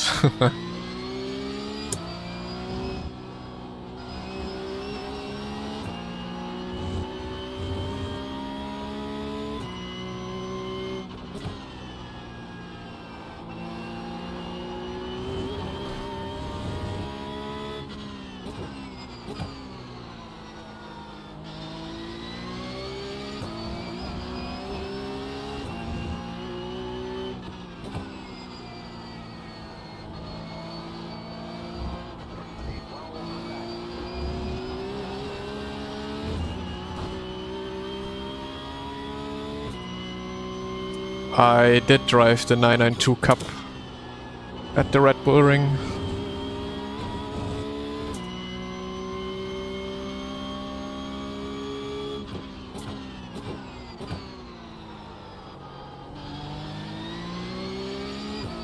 And I think I'm also gonna be doing like a Porsche experience this year at the Hockenheimring. How many laps? I don't know, like 20, 30.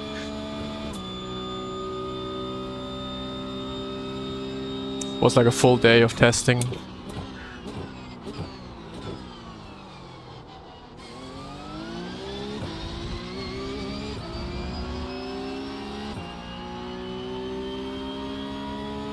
I do on my YouTube.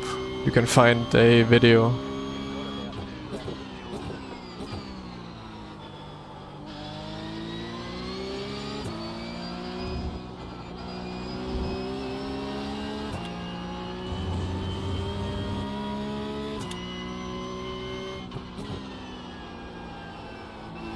I can link it to you in a second after I cross the line.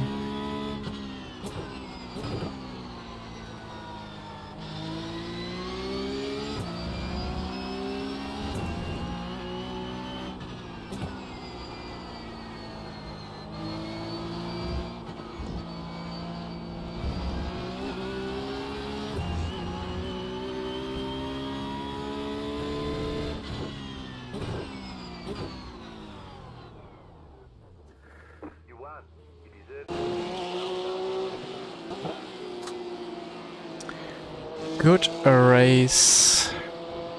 Let's see.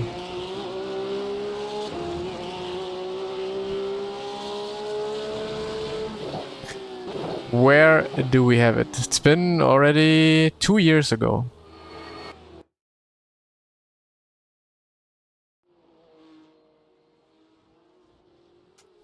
Oh, okay, you found it already. Let me also put it on YouTube. Tuck.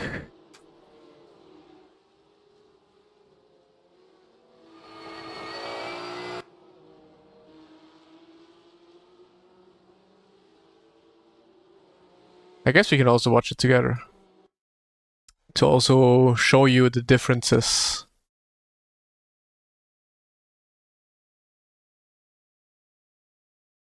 So, why am I doing this?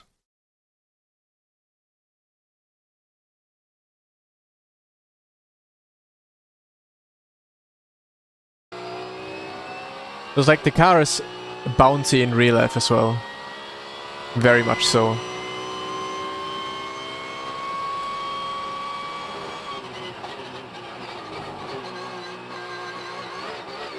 Like you see how it bounces here quite a lot as well, going over the inside here.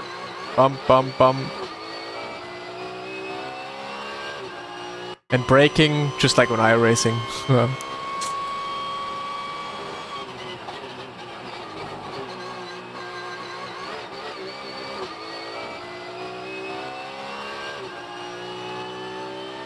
No, because it was test sessions, they usually don't have any like sausage curbs anywhere.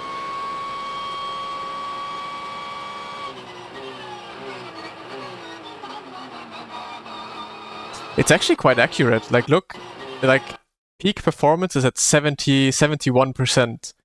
That's actually the exact same peak percentage I use on iRacing. Like exactly the same. If I go, like yesterday I was doing coaching with someone on Hockenheim, and my peak pressure in like hairpin or turn 2 for example was exactly 71%. So that's pretty accurate.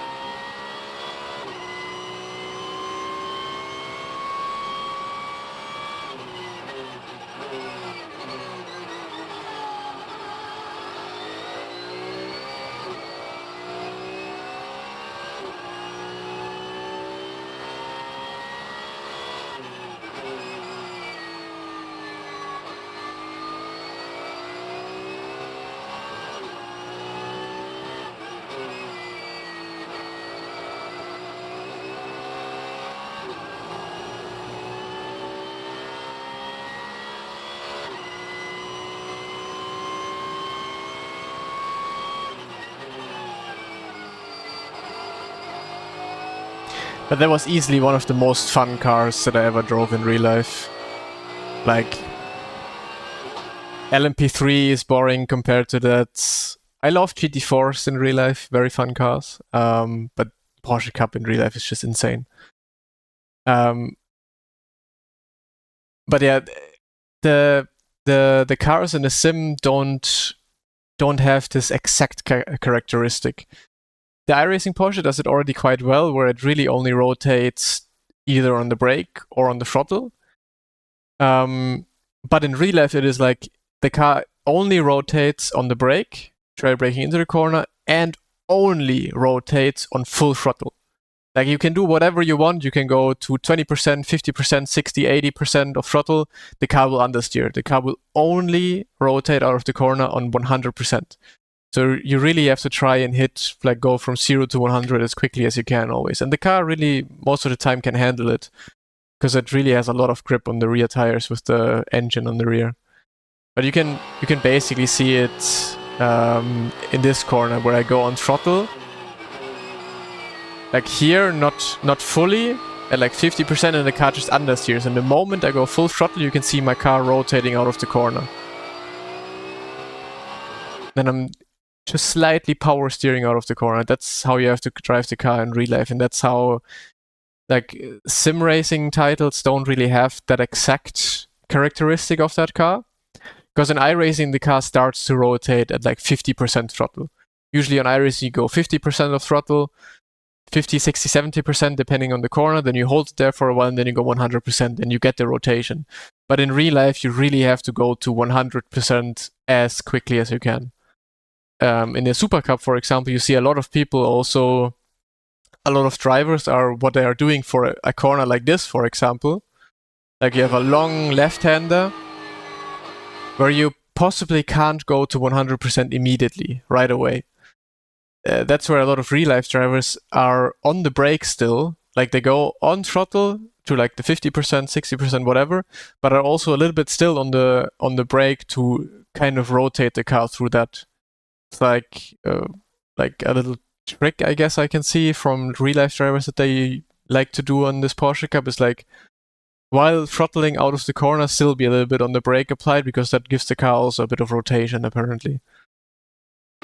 But yeah, it really only starts to rotate on 100.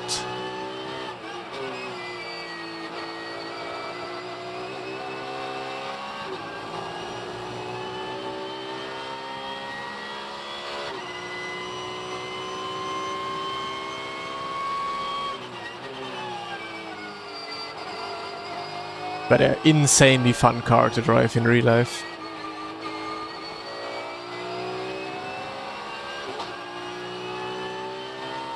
We had a little gearbox issue at that day.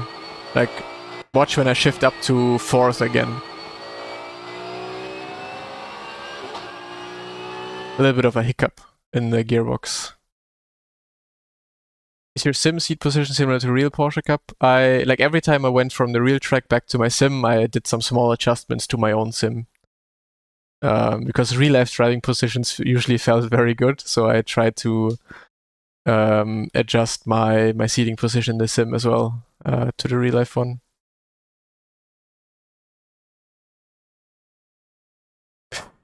(911) GT3R? No, this is the only Porsche I've driven so far.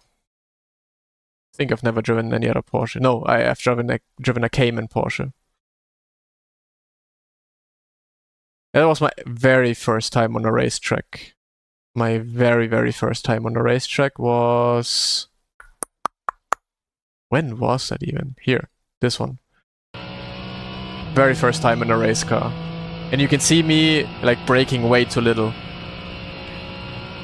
Like, you're braking and you're feeling like, oh, the car is actually braking quite a lot, but then you're only braking like 30%, 30 bars. Not enough, like, obviously. But yeah, then afterwards you watch the replay and then you immediately make it better the next time. For DTM, I drove my M4 GT4.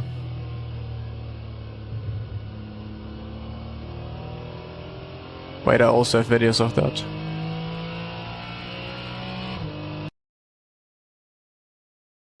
It's not deliberate, it's just a... It's not the pedal position that you saw, it's the opening valve, I think. And that is like always slightly open, I guess, when the engine is running.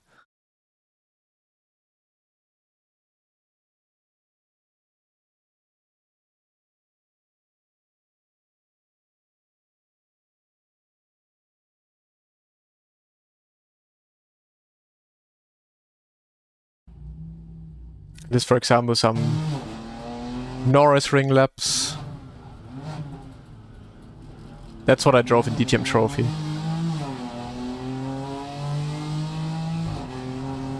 No, I've not driven GT3, unfortunately.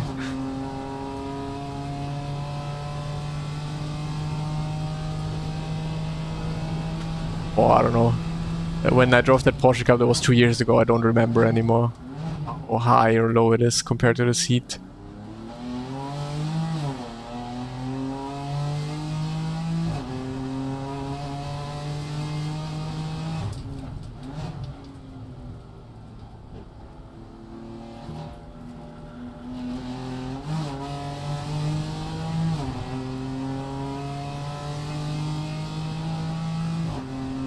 Did you do as well as you hoped? No, obviously in my brain I was like, I go for the championship, I go for race wins all the time.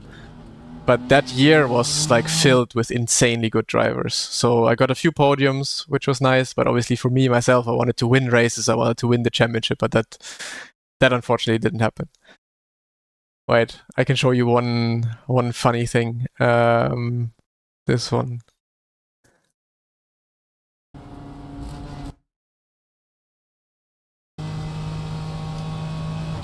So, backstory. We were in the driver's briefing. They said for the chicane at the Nürburgring that bollards count as track limits. And then I even asked again. So, track limits are bollards, not curb, not white line, bollard. And they said, yeah, track limit is a bollard. And look what I tried to do in the practice session. And they banned it immediately after they saw that.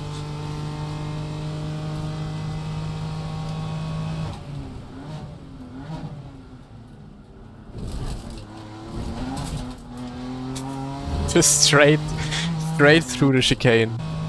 I mean, you can see the bollard, right? Bollard is right here. It's like in the middle of the corner. And then you can see the curb is actually here. So I was putting my car between the sausage and this bollard. And then afterwards they banned it because they were like, oh, maybe we did the wrong thing.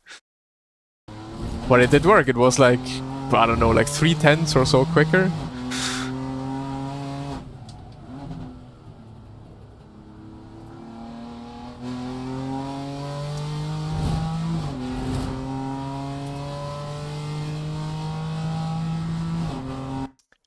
It's not a shifter. Have you ever driven a car in real life? That's just your gear shift. Like, that's where you select the gear. Wait, lap time was what was it? 35.9 and then a 35.6 after that.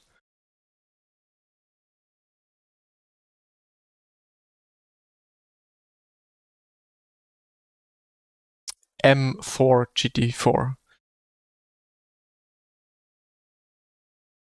Okay, let me sign up for the next race. I got 12 I rating, by the way.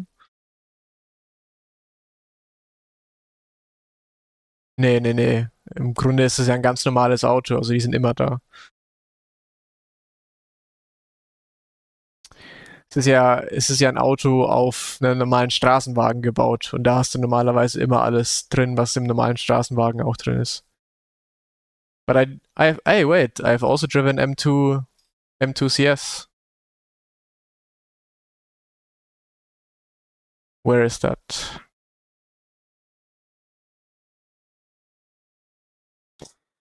Let me see.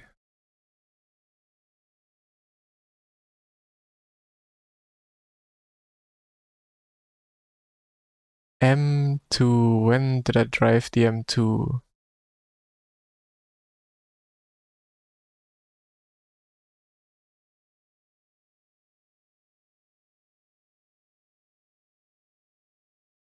Am I blind?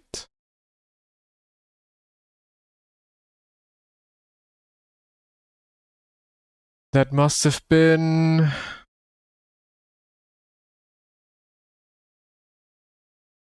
I think I'm blind. I can't find my M2 lap.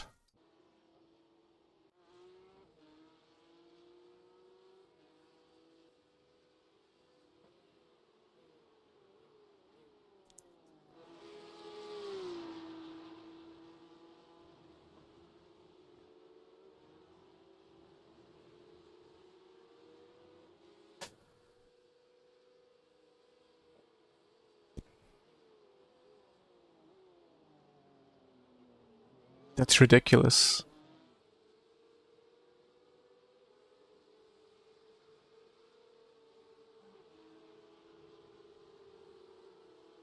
Where is my M2 lap?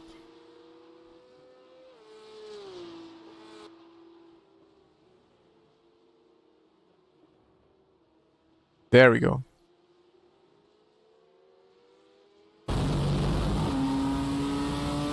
I think to this day, this is the lap record at the Red Bull Ring. But yeah, quality is shit.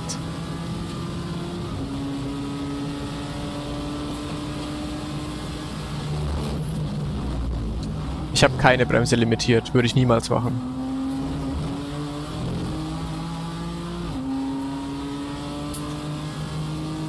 Nah, the GT4s in iRacing are not that good.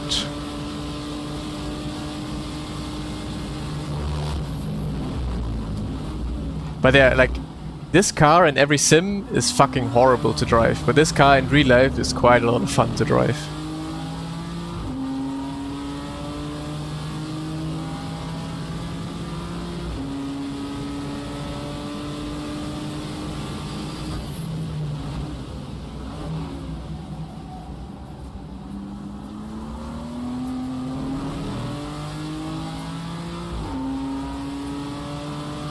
Oh, BMW is not front-wheel drive.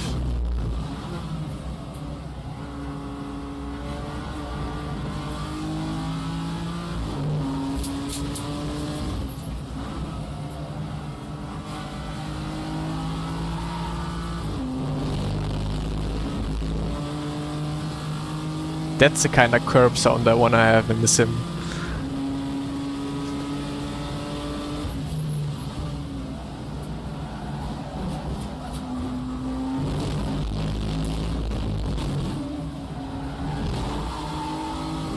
Drift.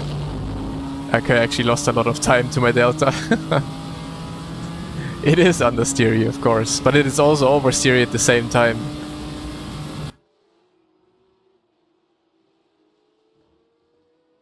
Yeah, that was some of my real-life driving experience.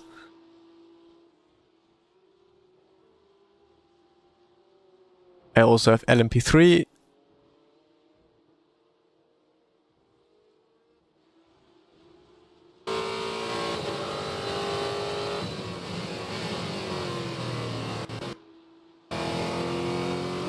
The multi-class action.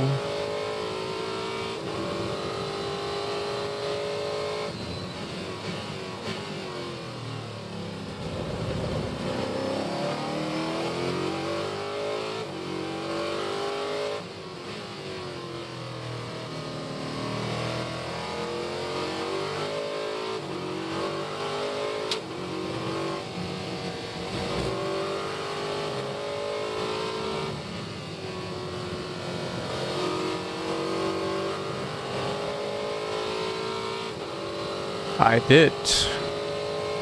It's not that much fun though.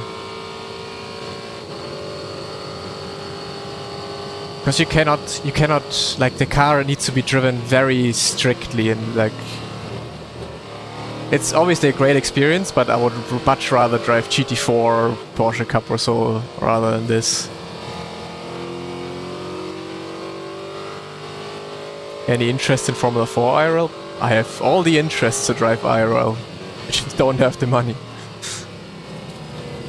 Ah! Okay, I should have not shown this.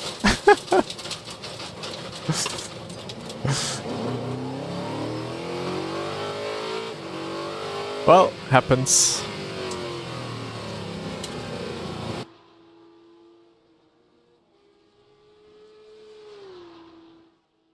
Yeah, lock up and then out on the dirty line and then no chance anymore.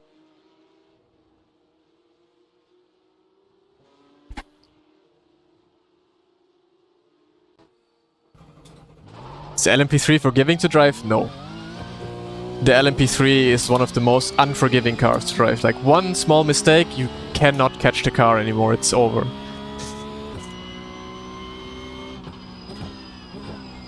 Road to 1K. Ich muss das nächste Mal ins Replay schauen und gucken, was du da machst die ganze Zeit.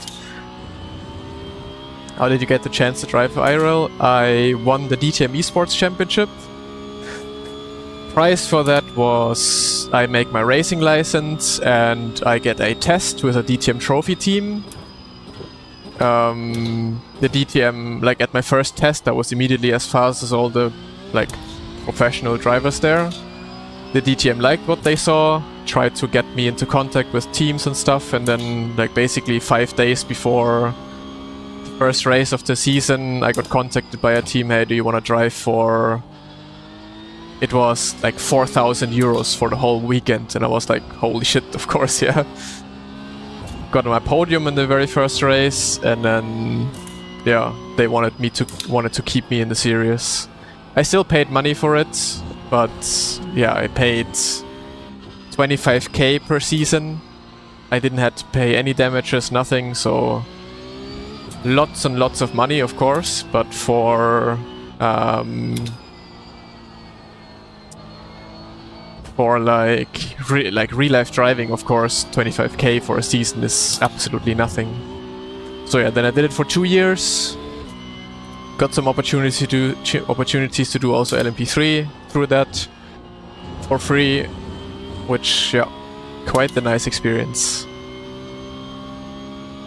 I mean, I was lucky that I had accumulated some good prize money over the years through sim racing. That way I was able to afford it. But yeah, you can imagine 50k, spending 50k in 2 years is a lot of money, which obviously would still be nice to have it on my bank account, but like, you only get this opportunity once in your life, and if you don't take it, then like I would have regretted it for the rest of my life, so I made the right decision. Much did you earn? Nothing. You don't... people still think that you earn money via real-life racing. In real-life racing, you don't earn money. You don't earn money in real-life racing. That's not how it works. You spend money in real-life racing.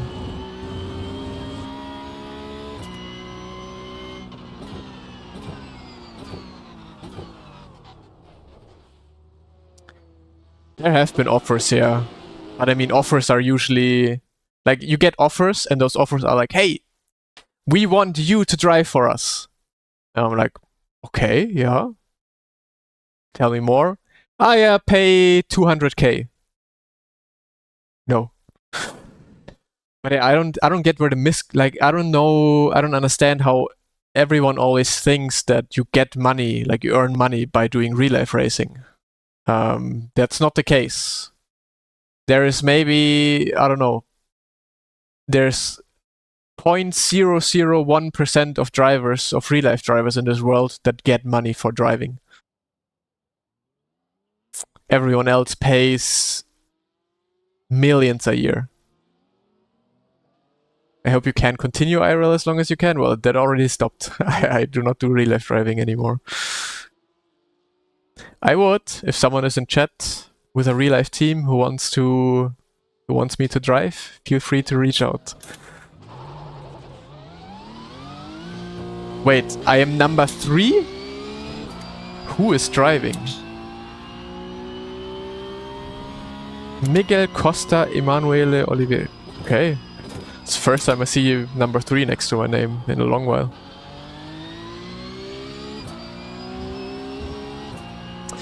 Muss Tom Callender als DTM bzw. Werksfahrer auch zahlen? Ich bin ziemlich sicher, ja.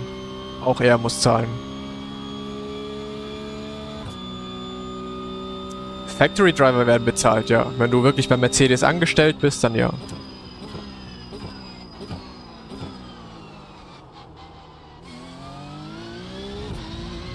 But yeah, even in DTM, you have a lot of drivers still paying to be there and not getting paid to be there.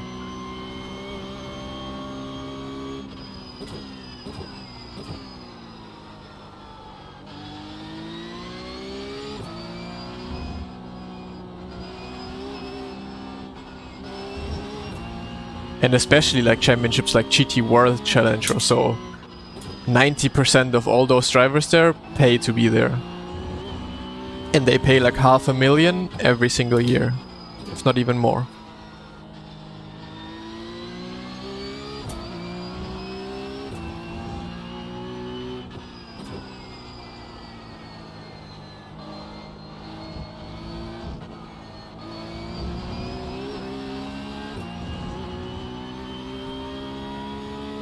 Yep, it's only factory drivers. I mean, you can get lucky, and that's what a lot of like semi-pro drivers are doing, is when you have those championships with like gentleman drivers. That's where I, for example, was able to drive LMP3 in Barcelona. It was because there was a gentleman driver who wanted to have a fast driver with him on his car. And then usually that gentleman driver pays for your seat. So you either drive for free, or maybe in some cases even get money for it as well. But it's not like you can live from it. It's... yeah, no.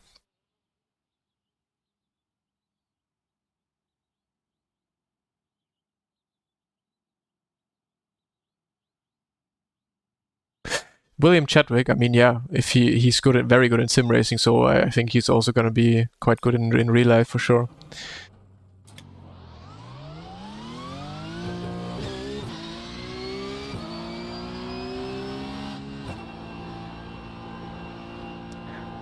But it depends. Usually I say everyone who's good in sim racing will be good in real life. But some people, like in this boot camp that I was a couple of years ago, where I did my first laps in a race car ever, like everyone there was because they were incredibly quick in the sim. But some people just have this like thought in their head of like, what could happen? What if I crash? I have to pay money. I could get hurt. And those people usually then struggle to be fast in real life. And then there's people like me, for example, or other drivers that were also there. They don't have this thought. Like, I just sat in the car and was like driving as fast as I could, not thinking about any damages or like what could happen. Because that's when you know you will not be a good racing driver, is when you think about what could happen. And then you quite easily find out who of those sim racers have this thought in the back of their mind of like, oh, what if I crash? And who just goes flat out and has fun.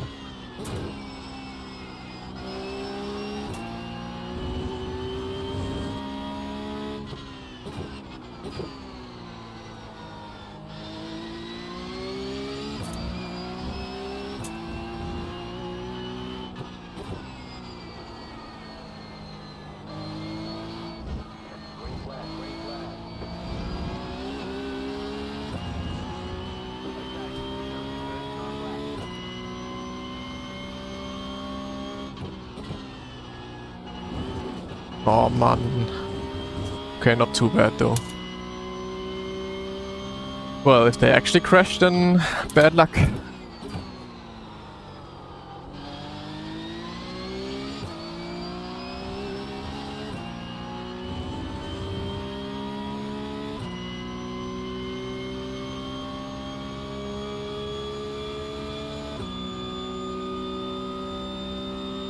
Yeah, I also just used to love, like, my teammates in DTM Trophy, they jumped into the car latest time possible. I used to go into the car quite early because it was just for me nice, like it was just a ritual basically. Nice to just sit in the car, even before the engine goes on, just sit in the car, be with me for myself, helmet on, and relax. It's always a great feeling. Yeah, sometimes I wish to be back in a real car doing more of this, obviously, but yeah, can't have everything in life.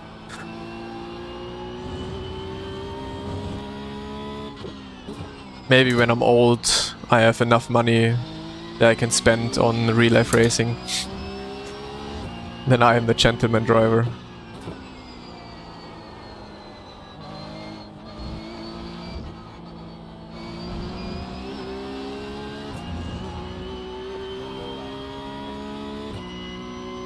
This is my job, yeah. No way, man.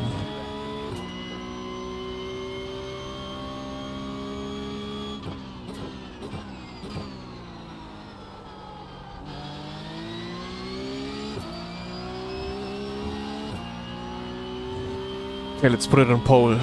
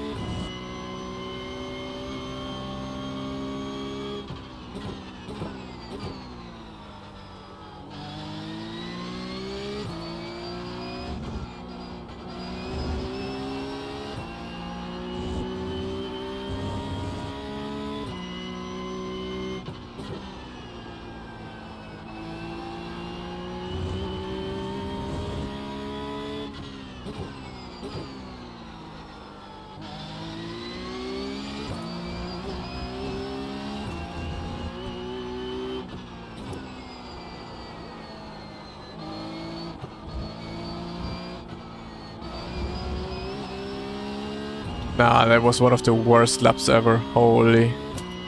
That was so bad.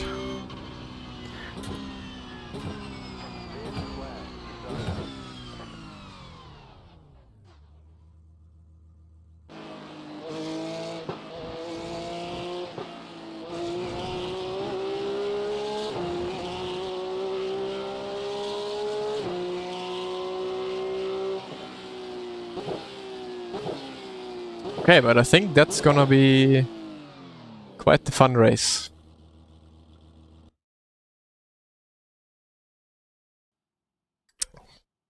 Like, all of us are also insanely close together in the I rating.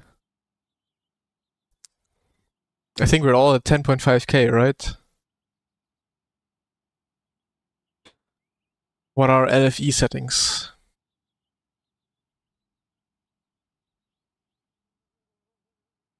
Ja, in echt ist ist der Asphalt extrem kaputt an der Stelle.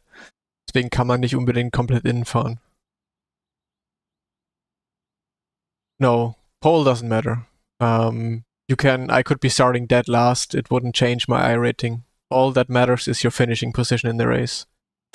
Valero has an off track. No, he's still driving.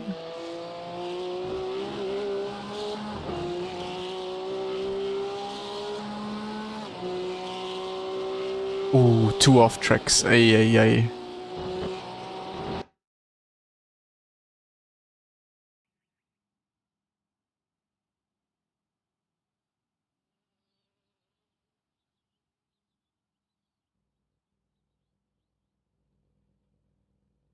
I mean, why not?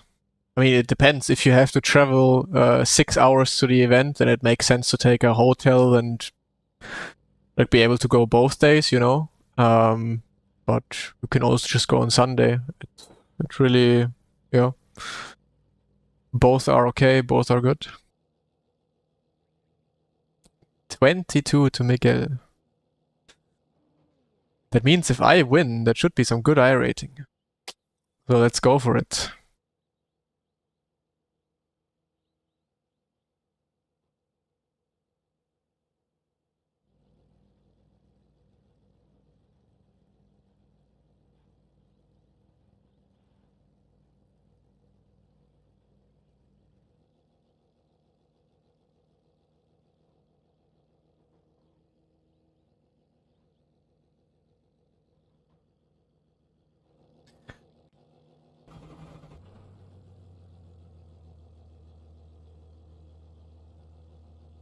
Yeah, we're all incredibly close in I rating together. Estimated OF is 4014.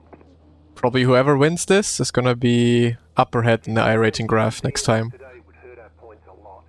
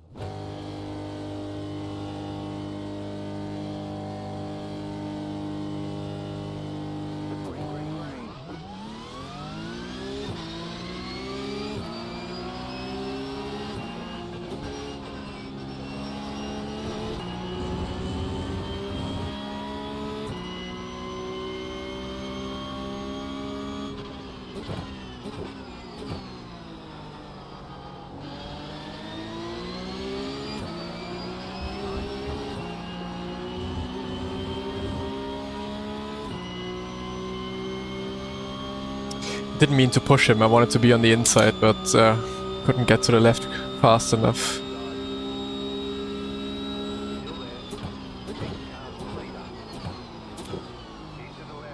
Nah, that was too late, bro. I went into the ABS understeer.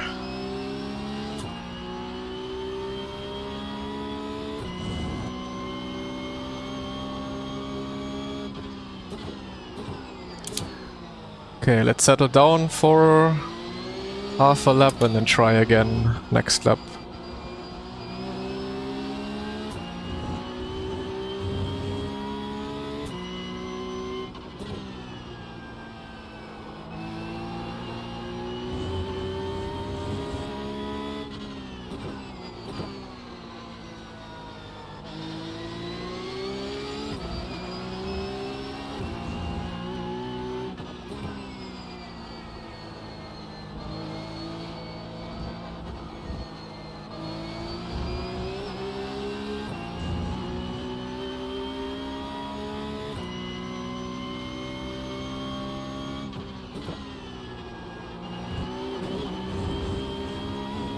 It's so hard to see the turn 1 apex behind cars.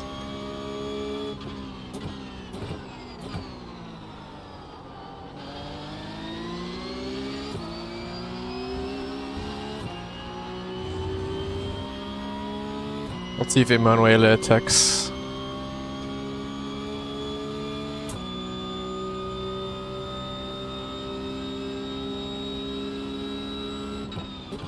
He is not, so they're working together for now. Thing is, if he doesn't attack next lap, then I will just attack him.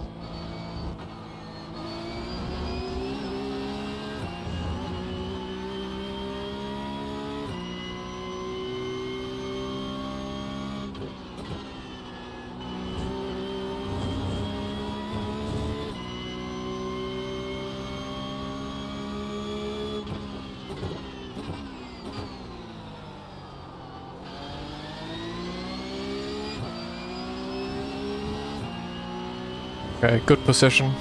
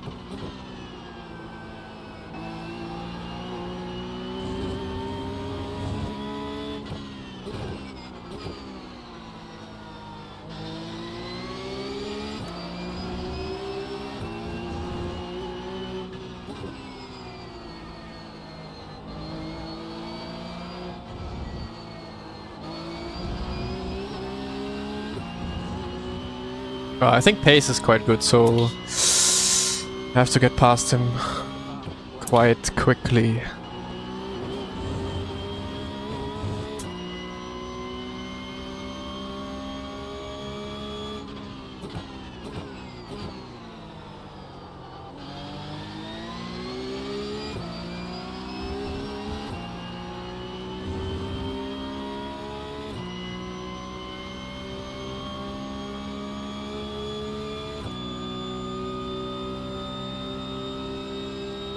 Maybe I dive now.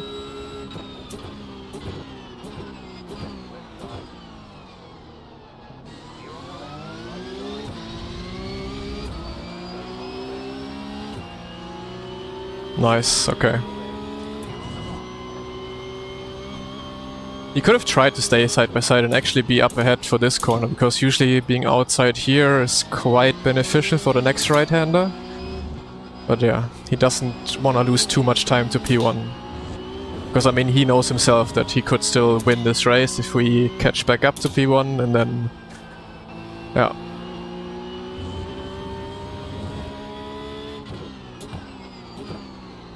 So let's go for it.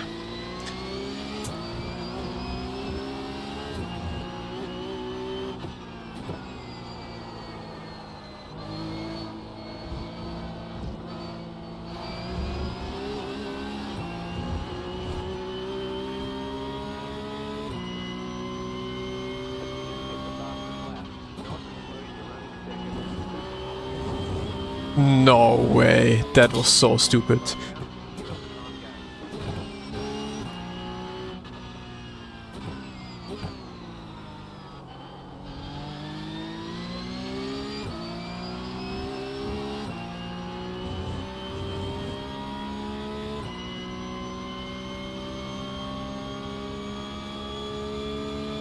Okay, we have to full push now. The time is going up. What a slowdown.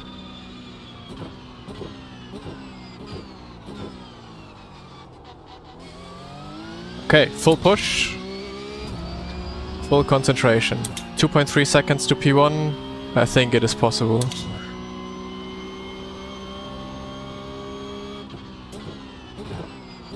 Never had a slowdown on the inside.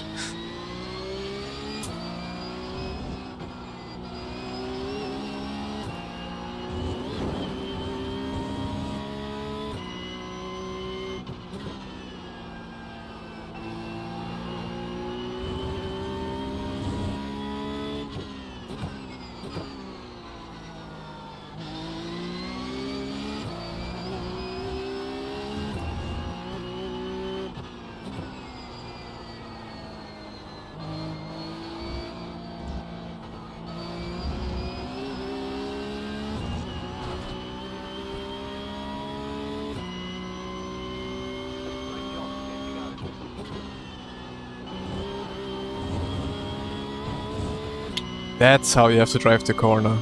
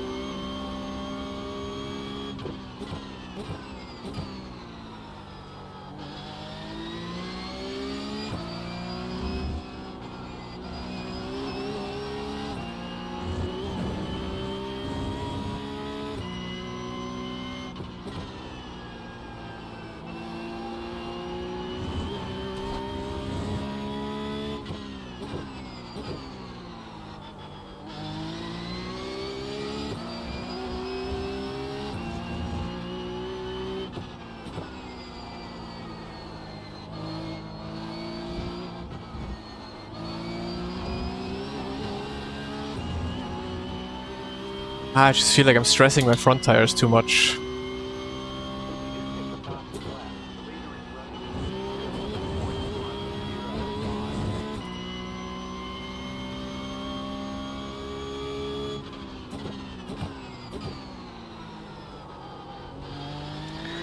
Yeah, I also think so, Henry. I think with PESC being announced, next season could be quite spicy in terms of a lot of fast drivers starting to prepare and starting to get used to the Porsche Cup.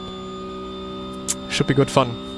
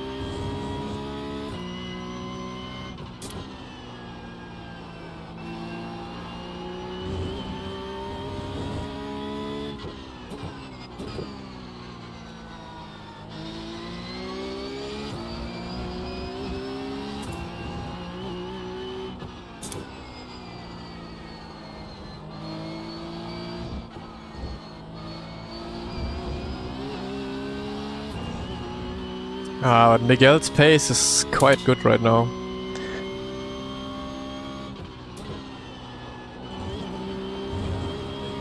We take some of those performance off tracks.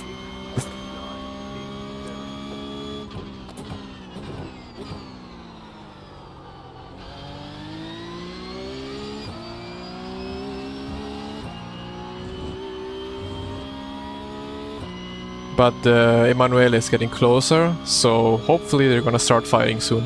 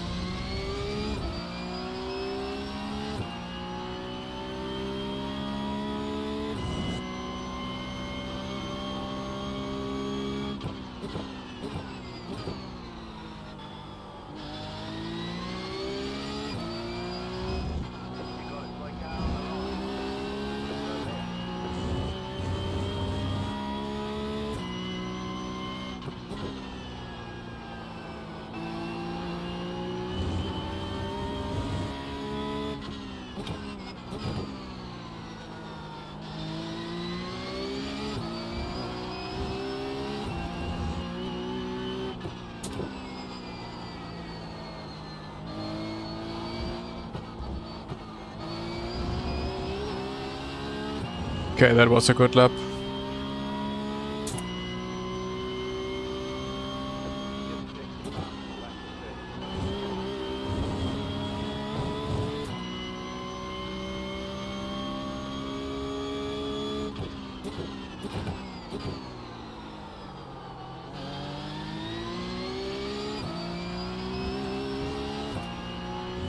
Okay, we're pretty much back. Give me 2 laps and we should be close, I think, I hope.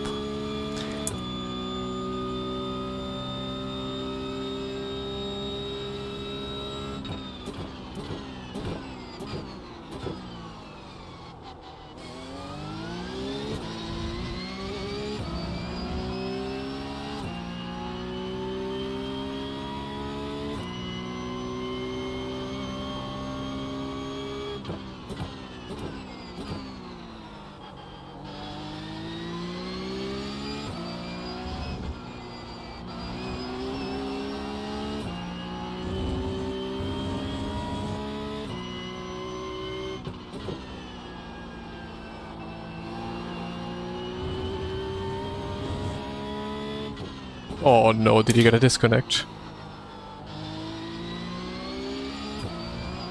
That would be so unlucky. And so sad for the race as well.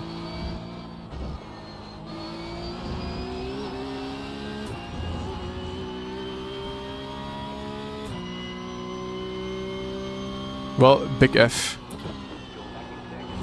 It's so unfortunate.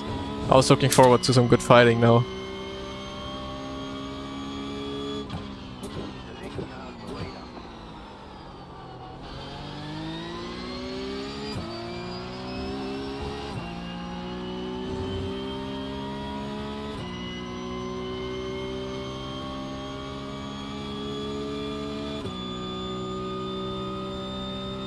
That's minus 200 I rating.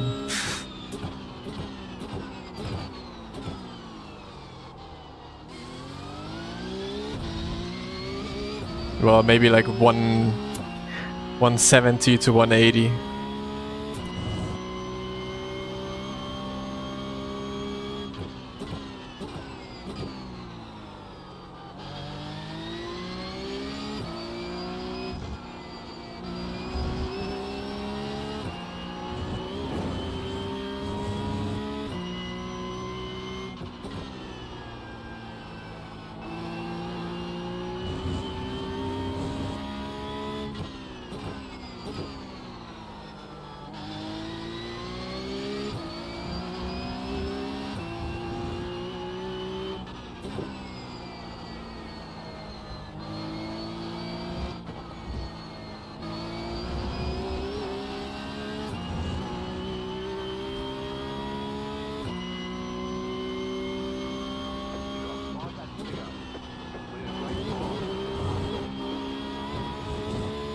I don't know, it took me usually, like, when I lose 180 I rating, it usually takes me up to 2 weeks to drive that back.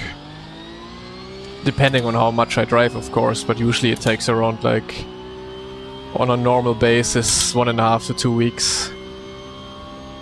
Cause I got a disconnect, apparently.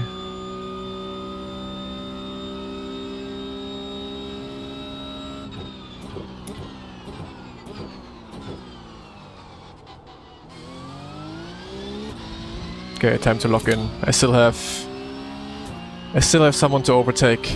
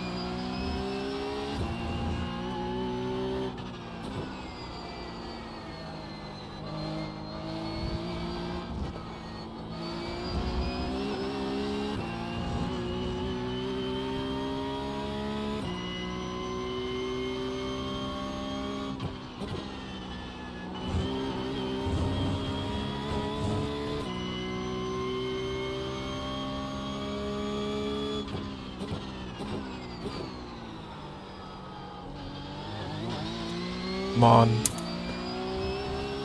Costs so much time.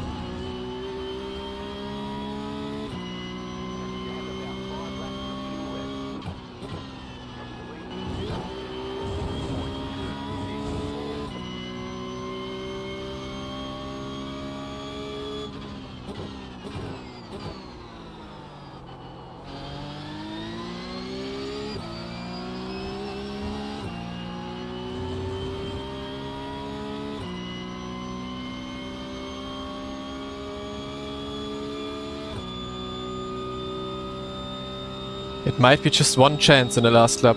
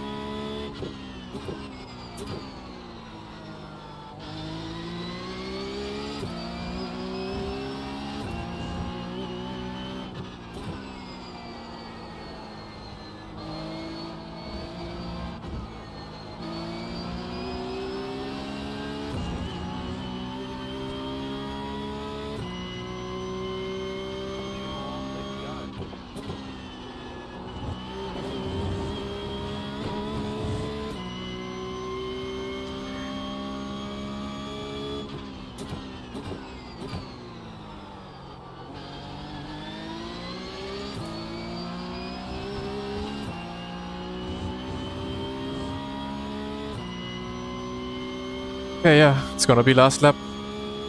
Move fast stick.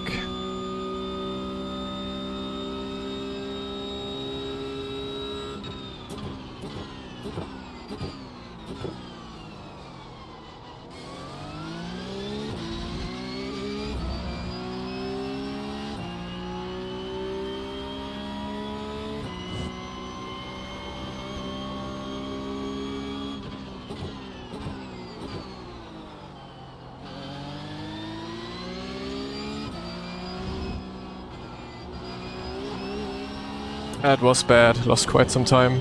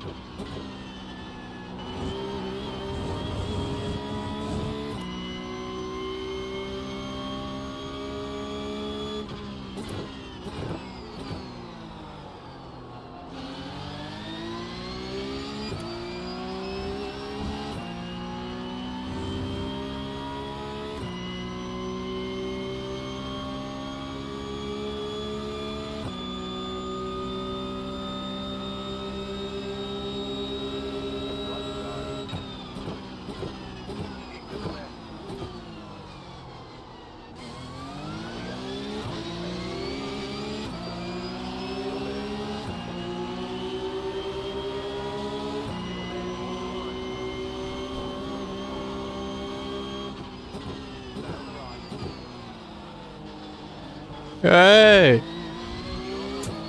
No space.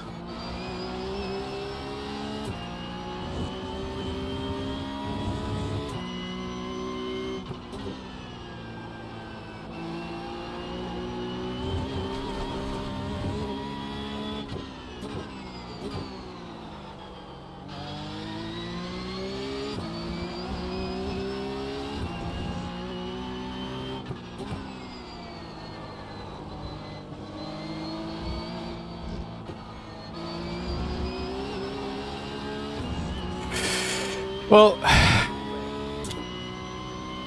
man, annoying. That should have been mine. Great job. You did really well.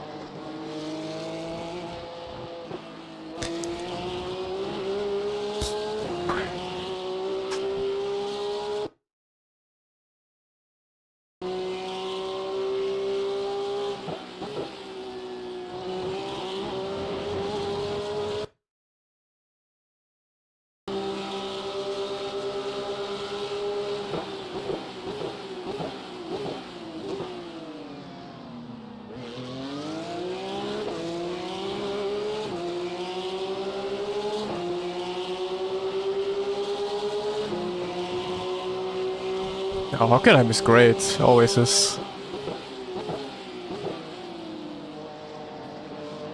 Yeah, he opened up his brake at some point. Ah, man. Unfortunate. Unlucky. But was a fun race. Ooh, from last to fourth. Not bad. Not bad.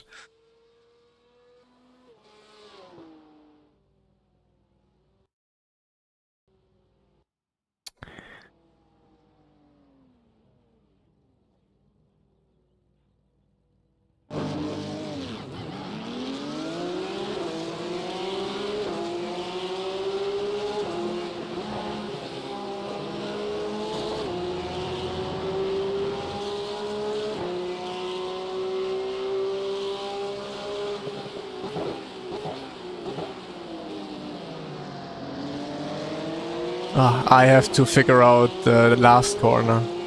I'm so slow there.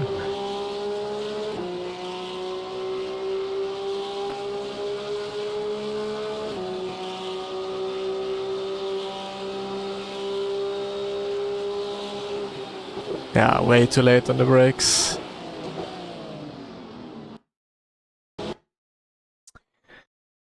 Yeah.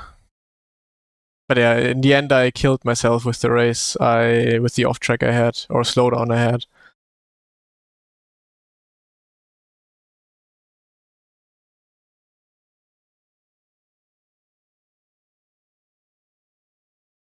Was right here, right? Yeah. Coming up. Yeah, too far on the inside.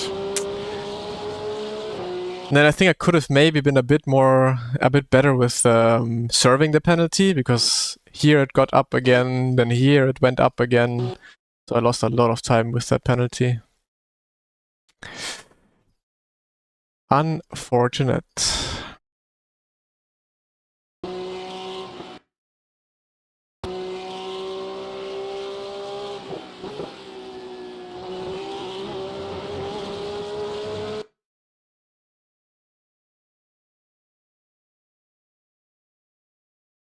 Entry and apex speed in cups. Where do you even do that?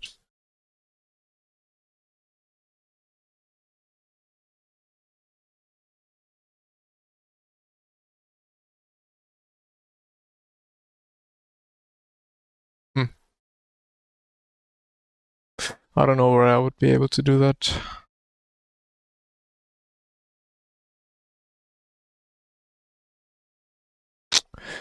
But yeah. In the pedals, but I'm not using the pedals.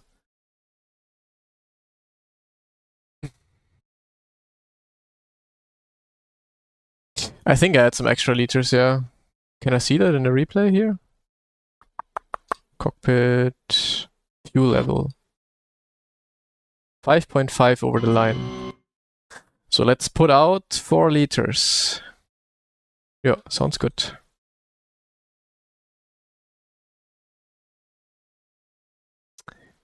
Oh wait, it's fixed setup, of course. Of course it's fixed setup.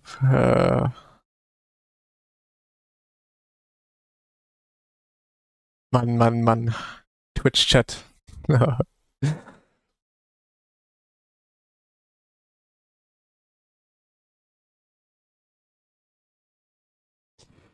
Oh, plus 10. Oh, it could have been so much better.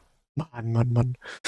We see, where is Miguel? 135. Not too bad, not terrible. But yeah, obviously quite the hit.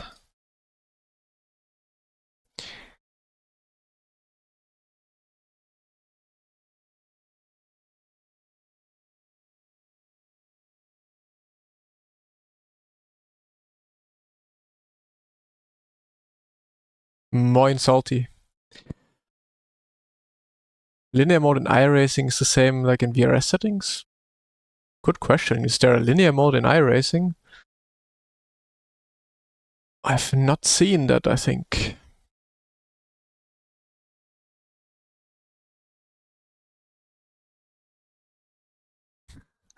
They just deleted the paddock chat in the PESC Discord.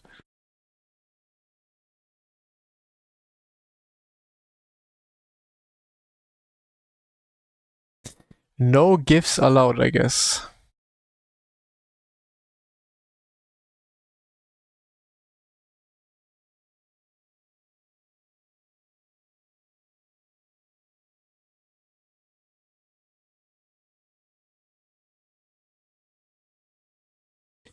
Can't fight for positions without stressing out. The only advice I can give you is do as many races as you can. The more races you do, the more you learn, and the less you will stress out about it because you're experienced with it. Try running with it. I mean, I'm gonna have a look real quick because I've never seen anything like that, I think, in iRacing.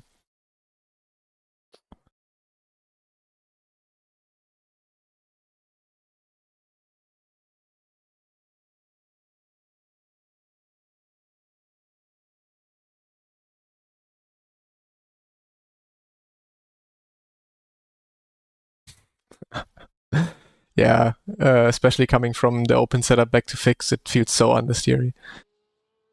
Settings. So where do we have linearity or anything like that?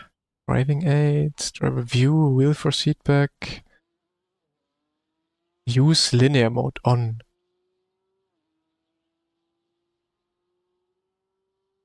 Hmm.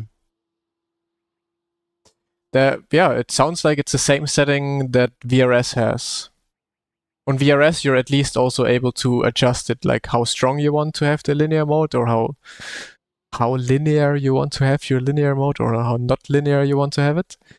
So if you don't have VRS and your base doesn't have that setting, might be worth trying in order to get the feeling that I have. Because I like the linear mode on the VRS base quite a lot.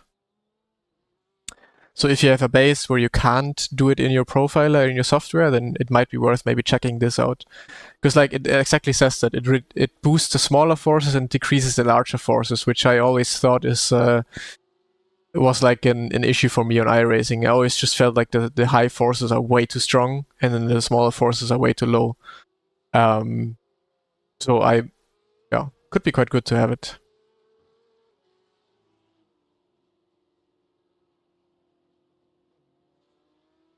I mean, I have it off kind of in my software.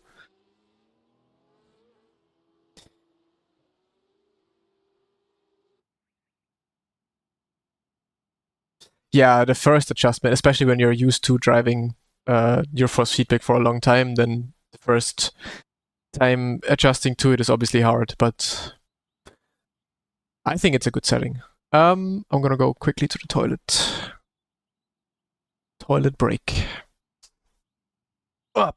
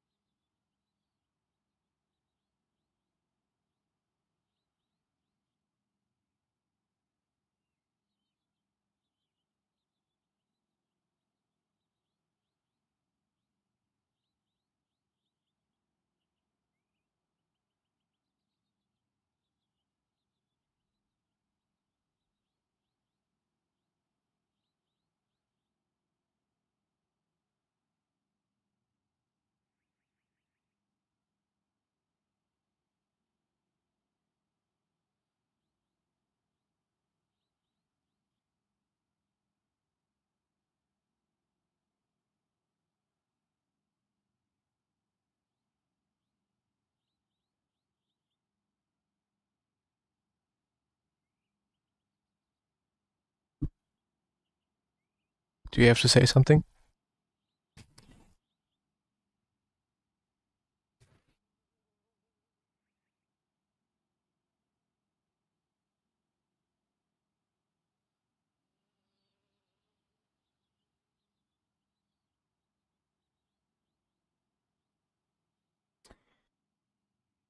So do I install my cat cam again?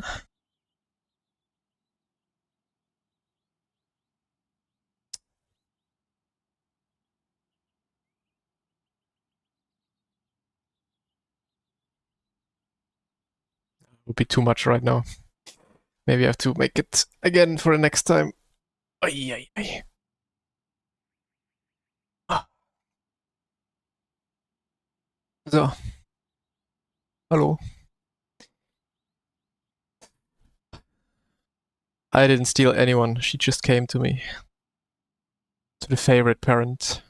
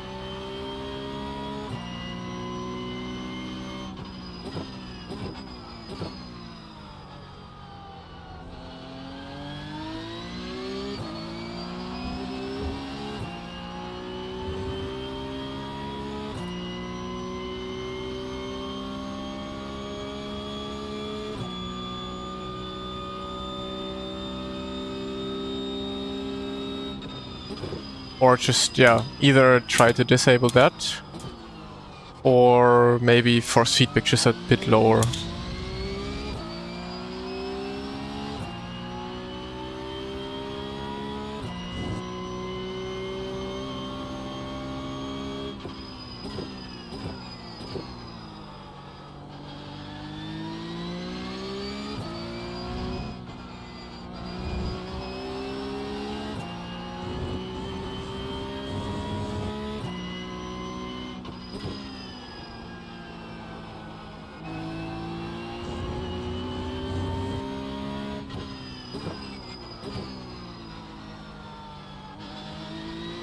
Yeah, then really try the linear mode. I think that will already help you quite a lot. Like for me, it made such a big difference in how I enjoy the force feedback on iRacing. Huge difference.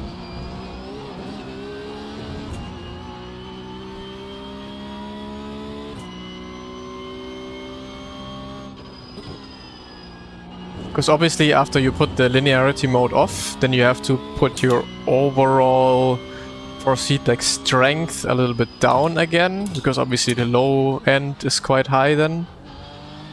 But yeah, once you put linearity off, you might have to adjust your force feedback strength a little bit down.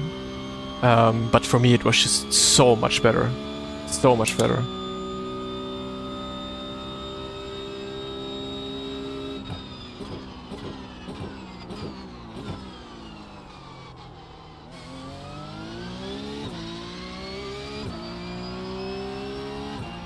Use peak? What is peak?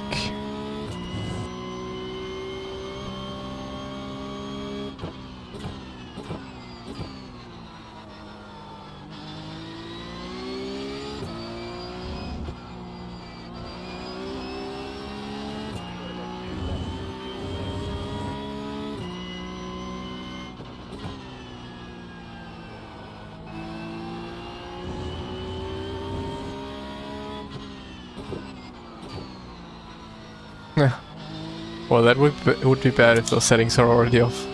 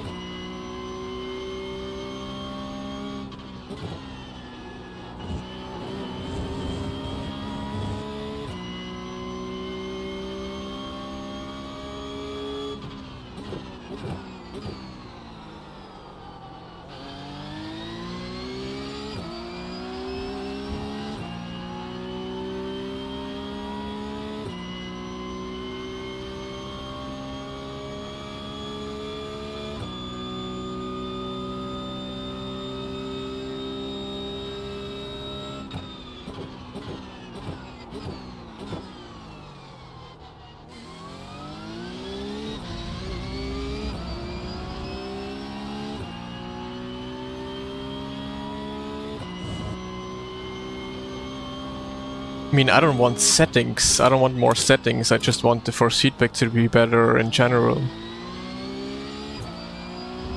Like, the worst thing they can do is give you more settings, so each player can make it even worse for them. Like, that's some of the that's some of the good things I like about iRacing, is that there's not much you can do with the settings in force feedback. Like, other games just have way too many settings. Just make the force feedback good, and that's it. Then you don't need a million settings to adjust it.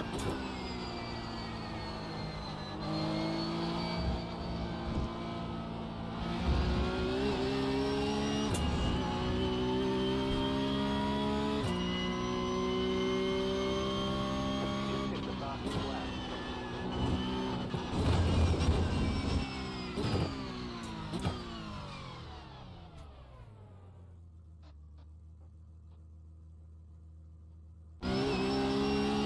I'm on 60 Hz wheel.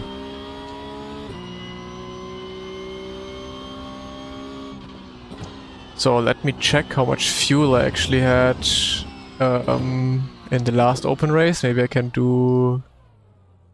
put out some fuel from the open setup. I'm on 60 Hz. I think this was open setup, yeah.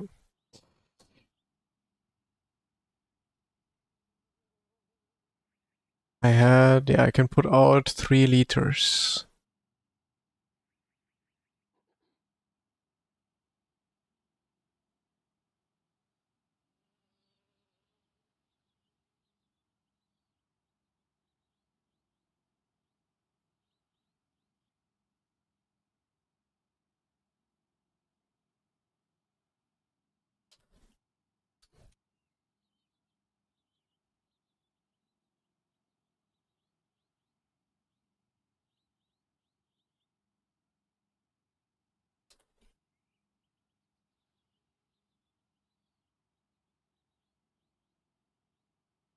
Around 40-ish kg.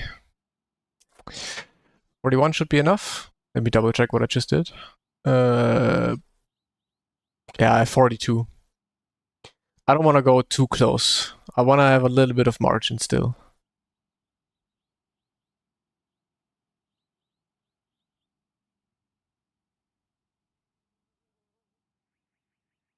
I would love to try SC3, but not worth upgrading from SC2. Nah, if you have a SC2, I don't think you have to upgrade in the next 20 years.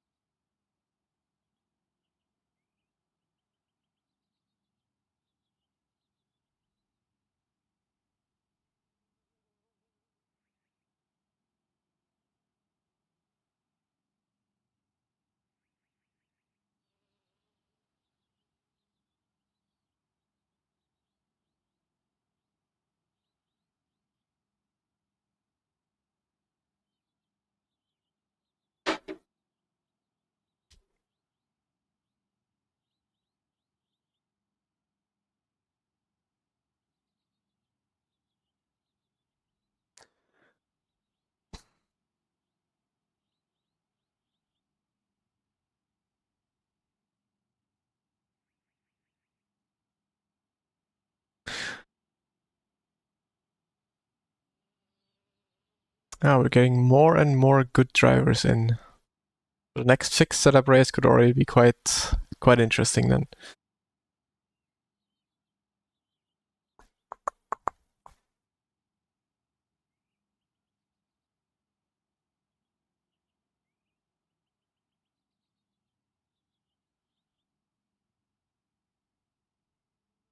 Moin Jupp.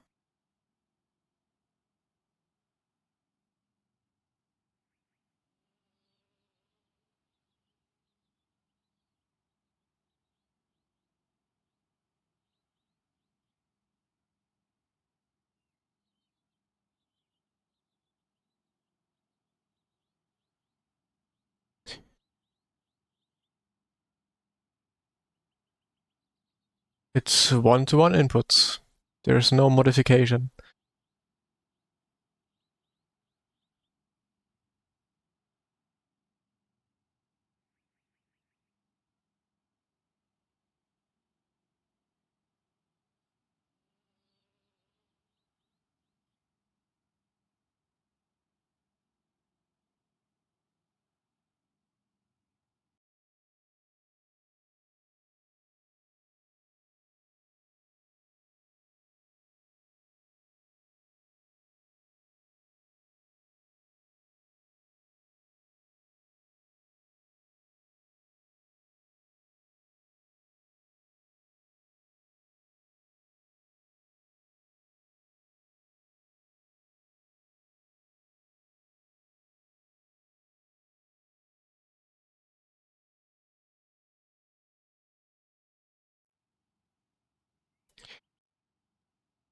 Finn is here again.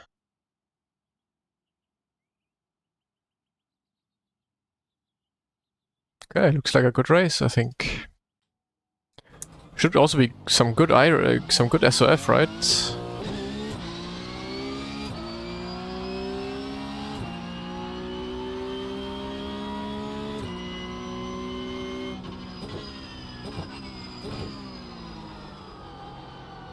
(4-3).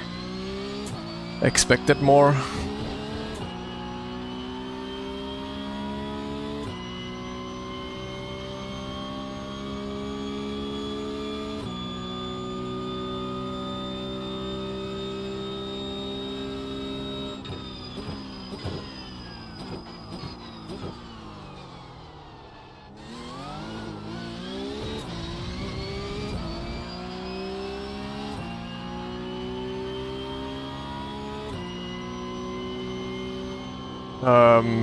I also don't quite understand it.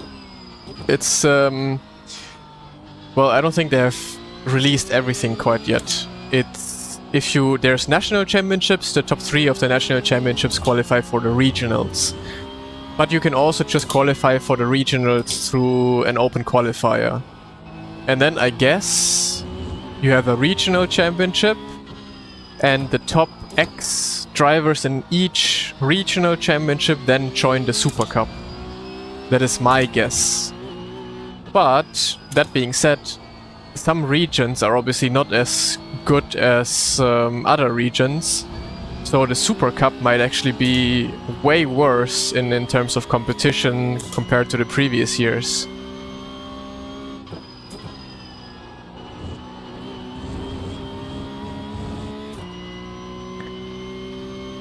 Yeah, exactly. Like, if you have region Europe, you have the whole PESC grid from the previous year included already. But only 10 of them will then actually be in the championship.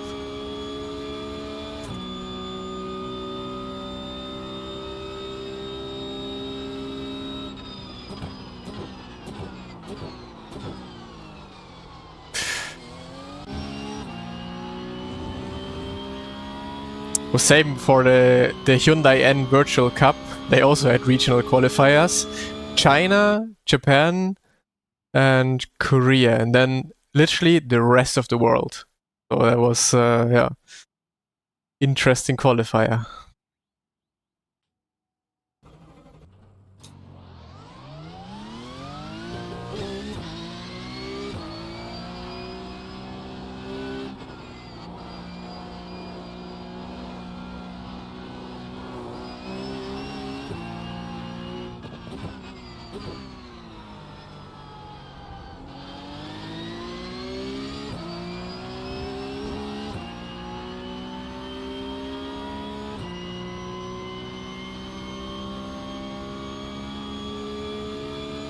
Yeah, that will make sense then. Gives the strong regions a bit more slots, yeah. But I don't understand the concept of regionals anyways. Like, if you're good, you will qualify for the championship. Like, why would you try and have regionals? Maybe if, like, within the company there are some rules where you have to try and hit a quota of, like, certain countries need to be represented or stuff, or regions need to be represented. Because otherwise, why would you not just try to make it open and like so that the actual best drivers qualify for it? Because imagine like someone from, I don't know, like someone from America qualifies, but he's actually just 3 seconds off pace. But then he competes in a Super Cup, while someone who could win the championship, perhaps, is out because he was out in the European qualifiers. But yeah, I guess we will see how it actually happens and works in the end.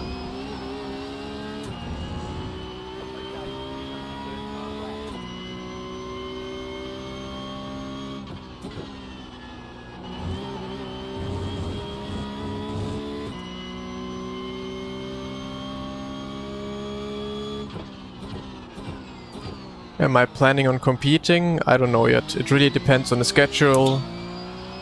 Depends how the whole format is gonna look like. Depends on my schedule. So I don't know yet.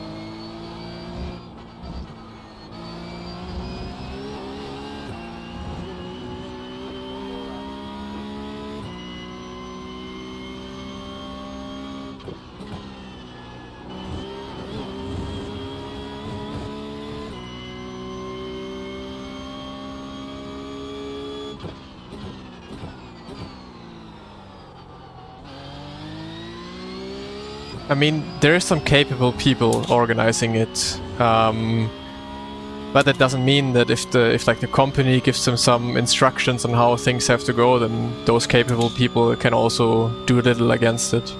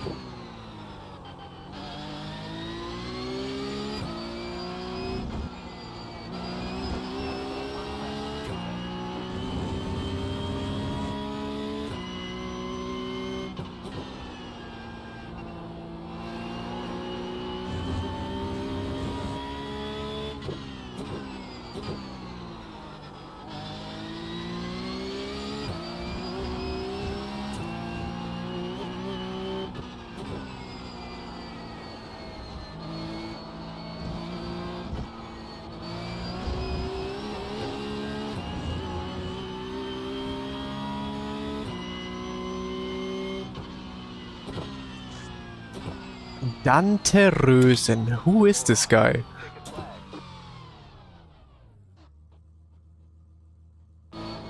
No, I don't see any of the overlays that you see, I don't see myself.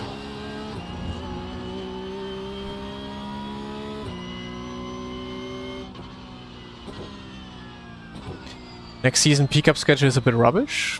You think so? I mean, this season's has been really good, but I think next season's is not too bad. It's quite good as well.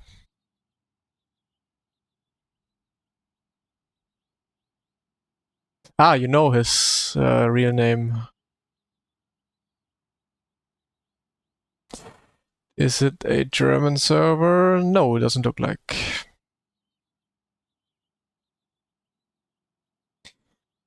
We never get German servers. Like, there's not a single one from, like, the USA. And we still don't end up having Europe servers.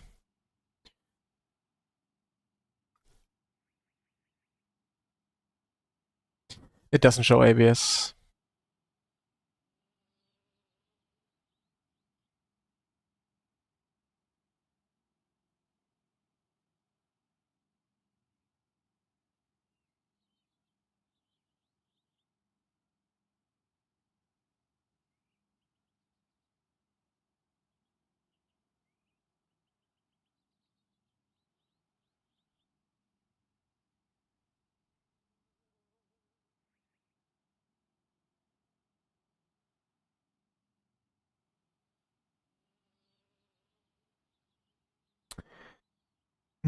Mm.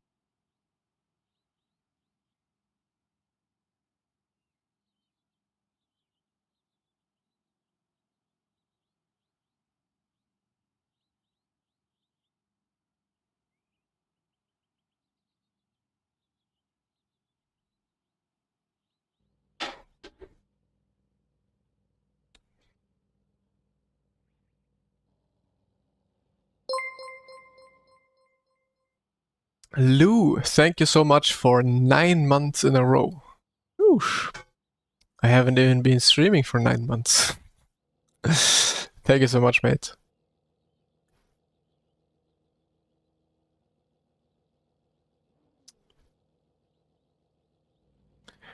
I mean, yeah, also better focus, but I just don't need all of that information. I have my black box in the bottom right, and that's it. I don't need more.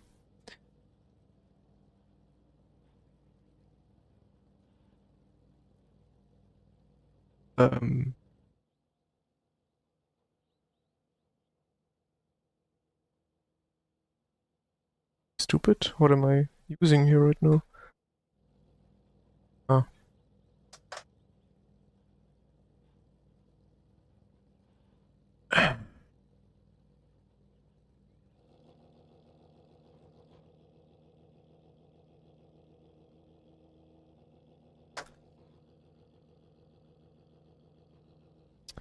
"38 seconds, I need to charge my headset."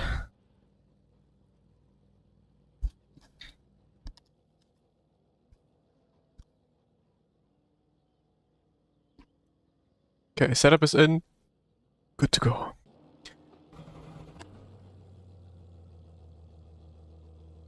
So Twitch is being an asshole again. YouTube superior. 4,327.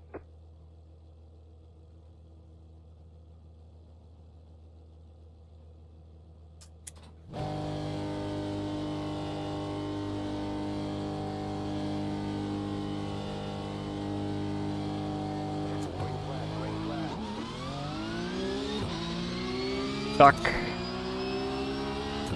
Humbled Dantes.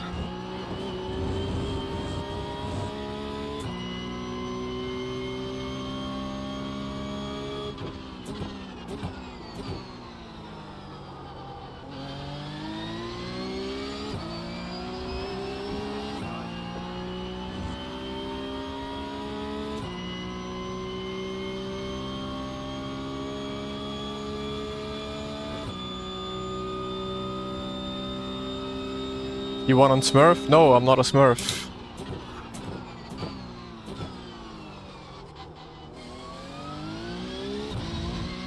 Wow, big fighting going on.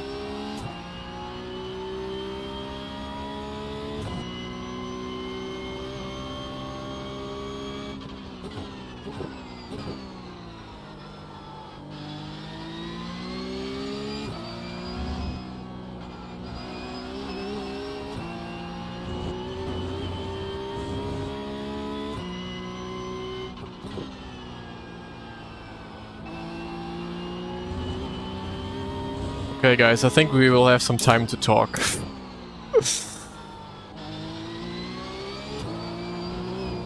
Or not, if I crash here.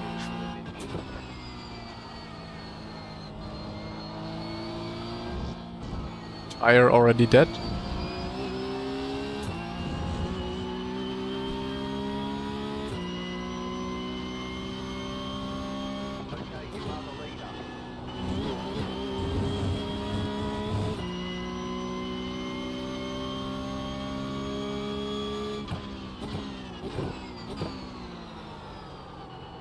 I mean, we don't know yet how the format is gonna look like.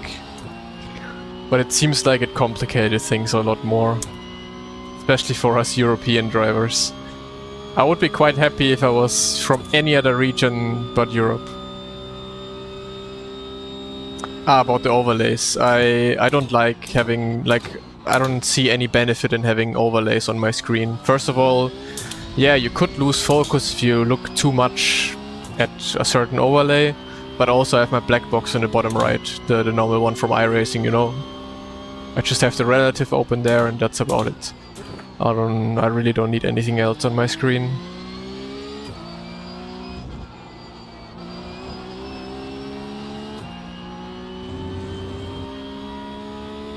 Twitch is also getting so much worse recently, it's crazy. Like, first of all, the advertisement is insane there. I don't know, when someone is also streaming on YouTube, I always watch on YouTube.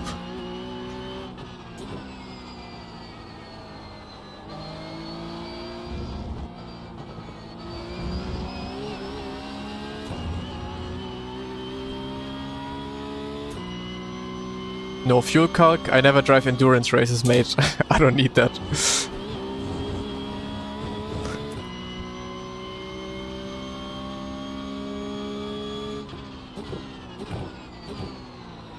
Races where I need a fuel calc for, I try to avoid.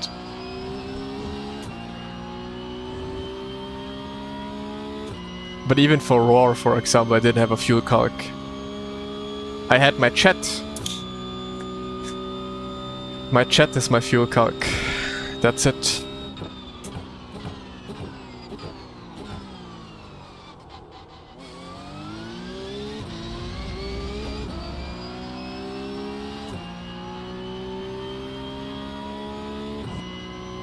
You can find all my equipment that I use in the description.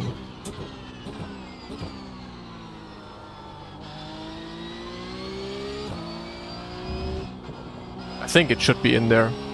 Correct me if I'm wrong. I read YouTube chat probably more than Twitch chat, or equal.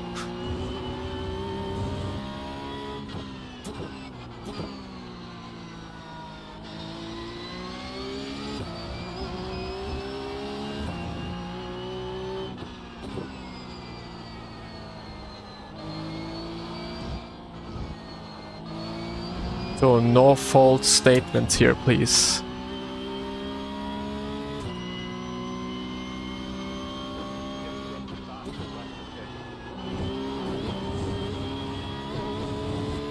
Unfortunate off track.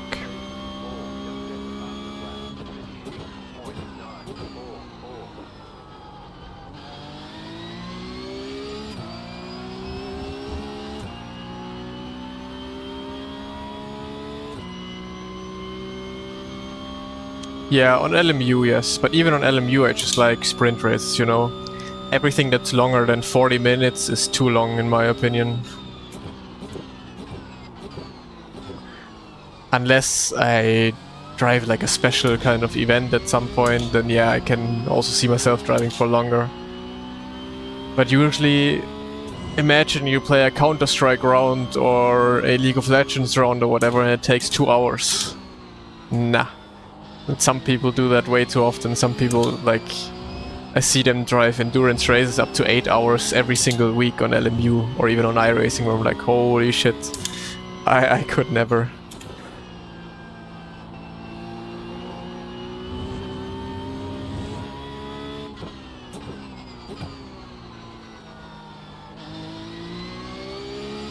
How much did I practice to get to 10k? I mean, I didn't practice to get to 10k, I just drove, and that was my practice, getting experience. You don't practice to get to 10k.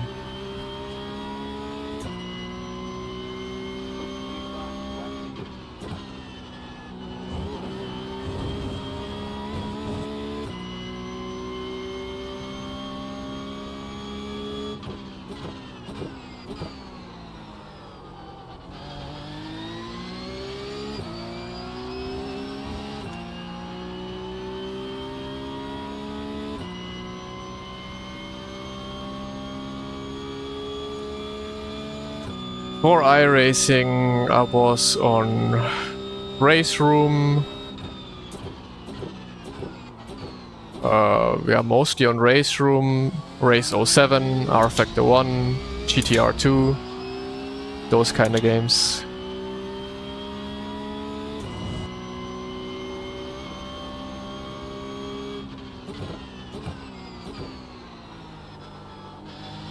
And I don't know, I think the first Assetto Corsa was also released back then.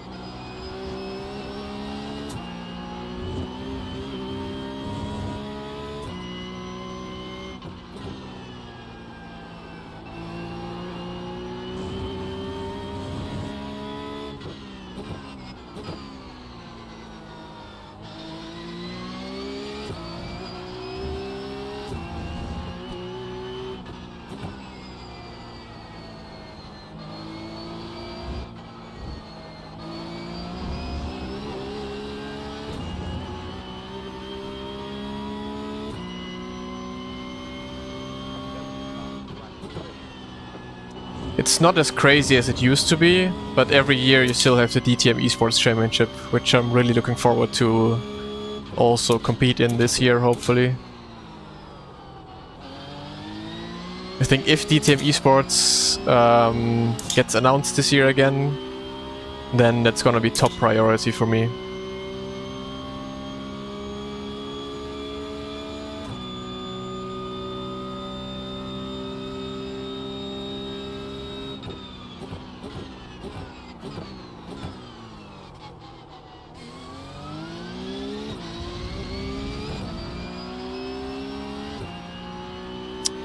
GT3 Elastomers. But yeah, Race Room back in the days was great. You had WTCR, you had GT3 championships, you had everything. Like the whole year round you had really good esports championships. That was the best time.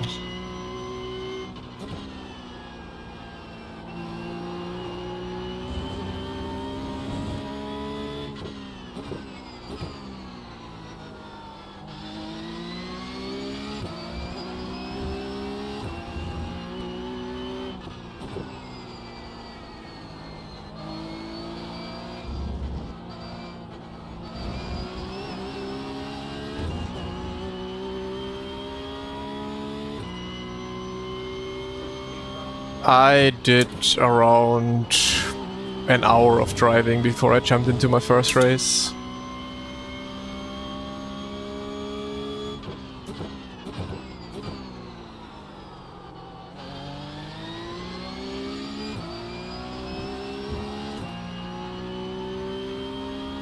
Four reds, four yellows, yeah.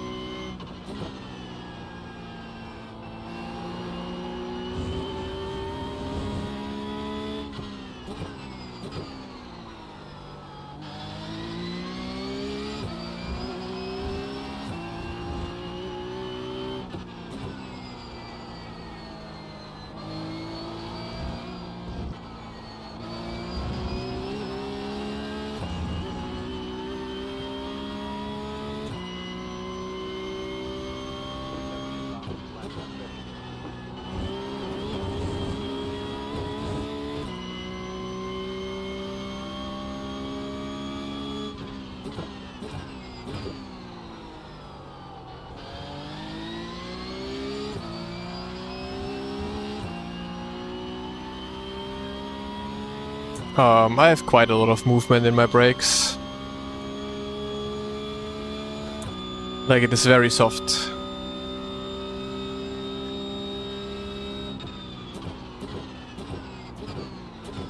But yeah, I don't know. I can't really tell you how much centimeters it is or how much it is, because if I tell you I have it quite soft, I have quite a lot of travel. Everyone imagines himself like different, you know. A lot of travel could be little travel for someone else who uses a lot of more travel themselves. But in general, like, it's quite soft. I have quite some travel there in my pedal. Very happy with the CRP2.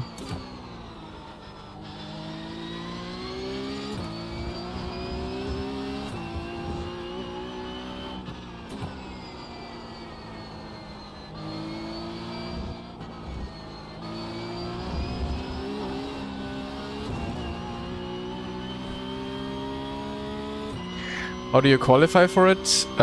Usually you have like a leaderboard challenge where you just have to set a hot lap. Then X amount of drivers are going to be invited for a shootout event, which usually consists of 2 races. And in those 2 races you need to qualify or like finish within the top X drivers. And those then qualify for the main championship. That's usually how it went the last years.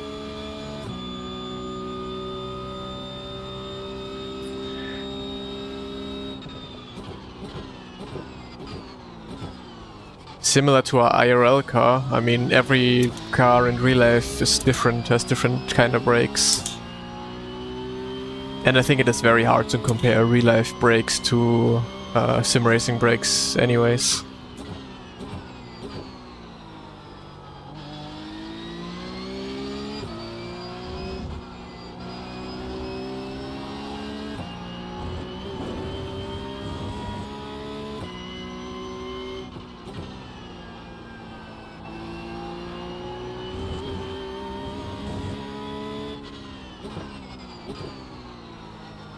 I mean, it feels harder than the previous percentages, yeah.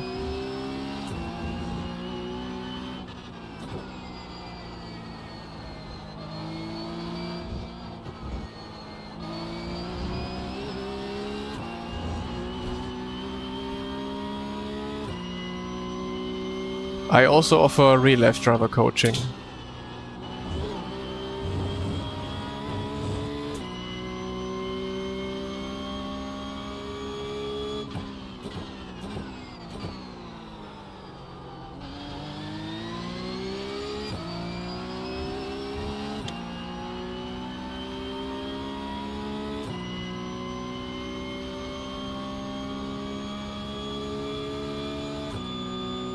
Clearly harder? Not really.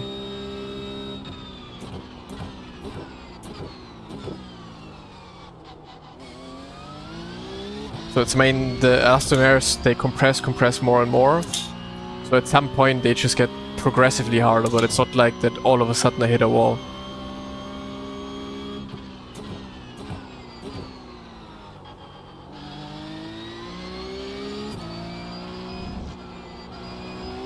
But also, your hard could be my soft, you know? It's very hard to say in that sense.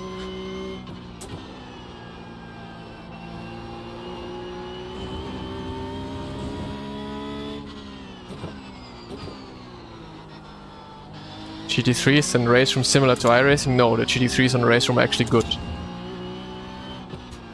So no, they're not, they're different.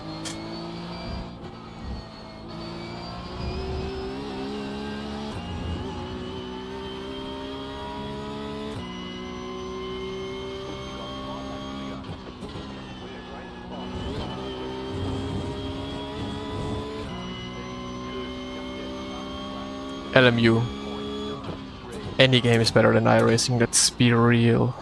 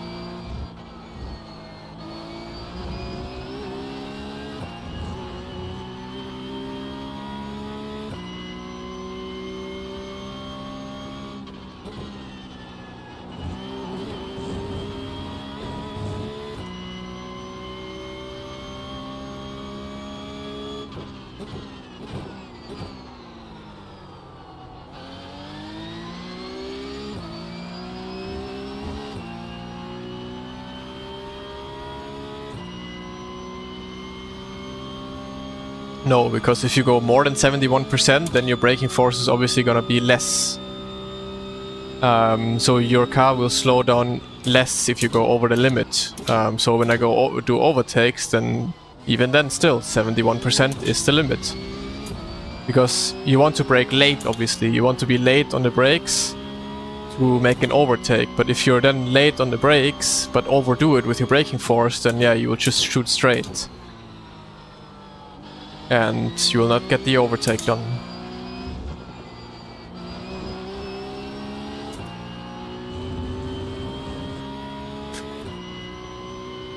He overtook in out of this corner into the left-hander right now here.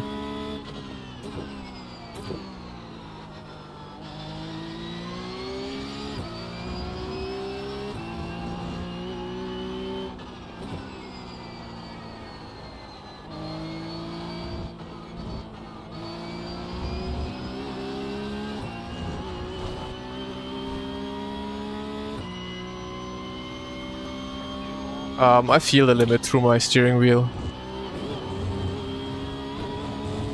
And experience.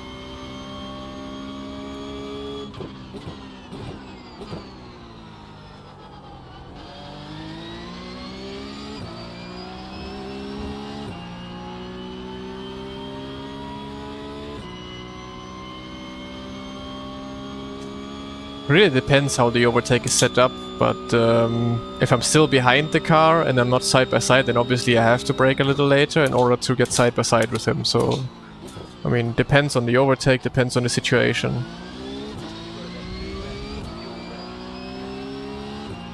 Favorite WEC driver? No idea. I've never watched WEC in my whole entire life. But I don't even know who's driving there.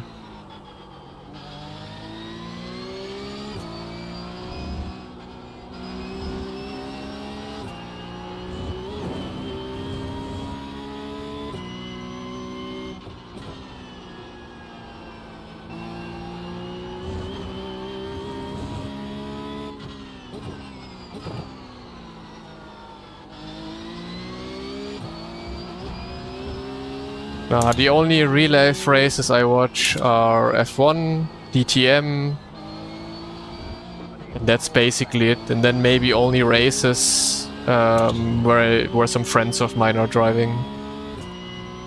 But otherwise I don't really watch too much real life racing. Like obviously the big races, like at 24 Hours of Nürburgring, 12 Hours Bathurst,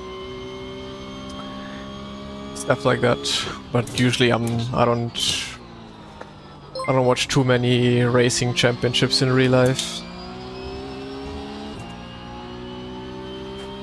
Dano, thank you so much for the raid. Hope you had a good race yourself and a good stream. I mean, I don't know, DTM is just so much better than WEC.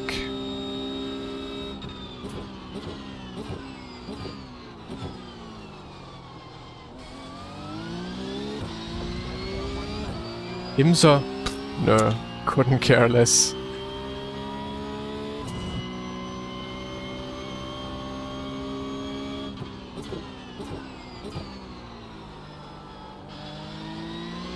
Been racing the whole day? Well then, time to take a break.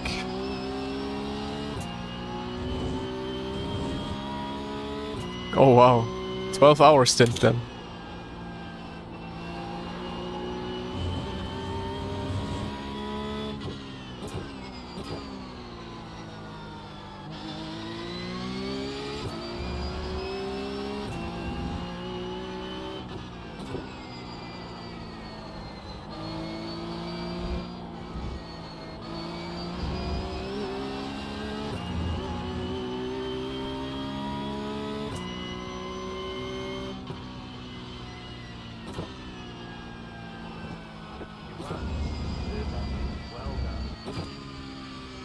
What was the goal of like driving 12 hours? Gain as much I rating as you can, or just trying to have fun?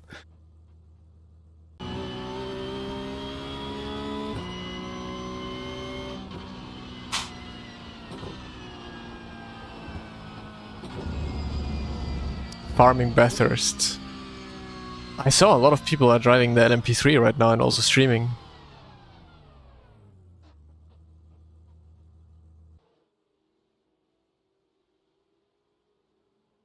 Good race, Marty.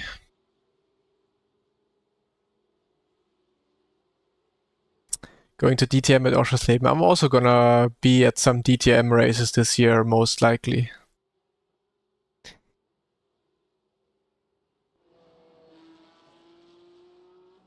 P3 is taking all the P-Cup guys that hate ABS, I guess. Let's see what Dante did at the start. He never recovered, probably had some damage then after. Wheel spin. Wheel spin.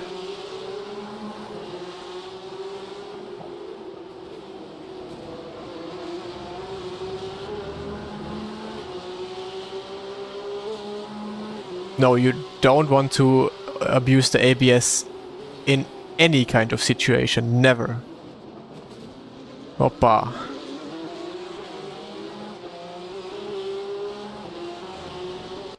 Das war es dein eigener Fehler? Nico.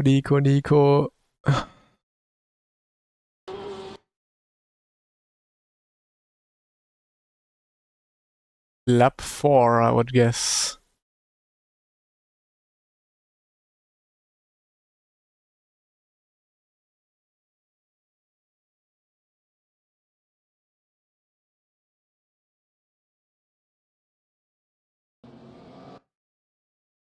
Oh, all good. All good. When did you crash?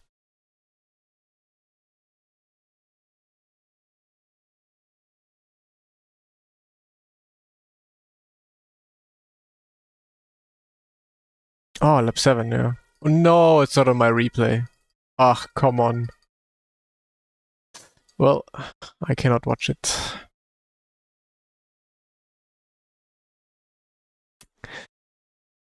Unlucky.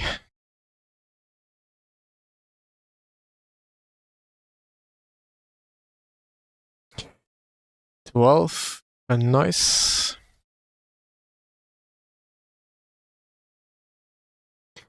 Okay, let's hope this is a very good race, very good soft. That would be lovely. I do not cap my brakes. No, I'm not a pussy and a bad driver.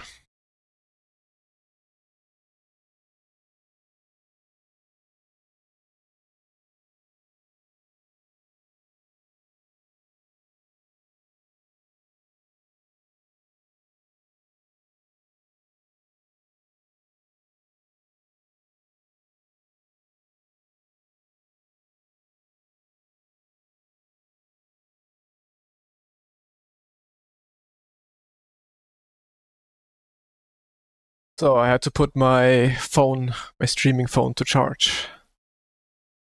How much hours a day do I drive? Usually just what I stream. So yesterday was 5 hours of streaming, so 5 hours of driving. That's, yeah, at the moment when I stream, that's all I do. When I stream, then I drive.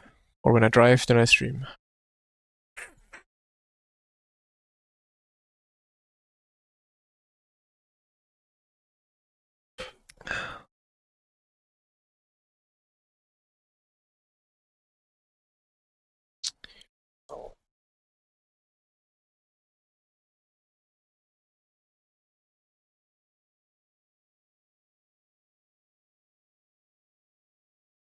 PESC is the esports series of the Porsche Cup.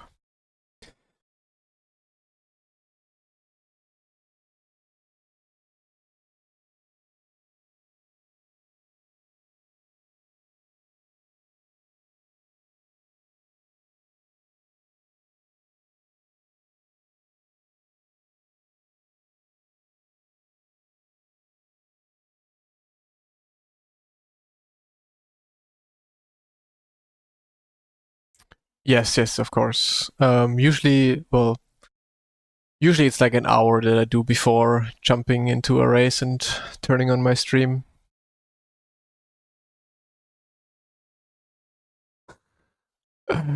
It does, Chris, it does. It definitely makes you a worse driver, though.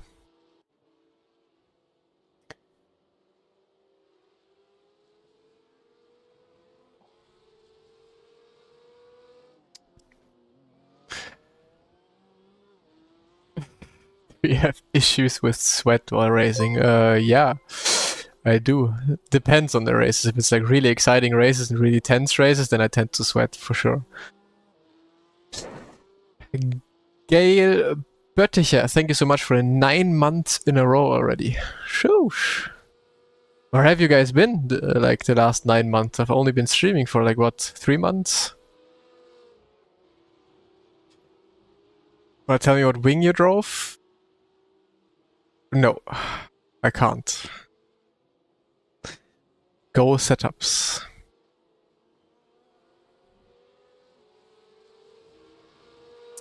I'm just doing laps.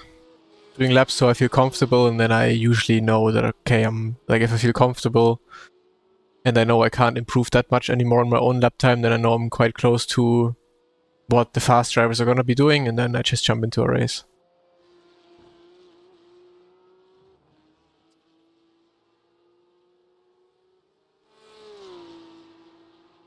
If you could have any base, what would you fancy? I don't know, honestly. I'll just go with my VRS. I love my VRS. I don't need anything else. No, sim racing is quite exhausting, especially then when you get into a room that heats up with the PC and stuff. It is quite the sweaty game.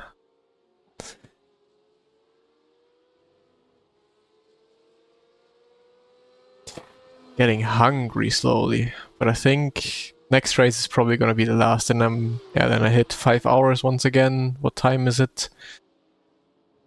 Next race, then it's 2:30 when I'm done.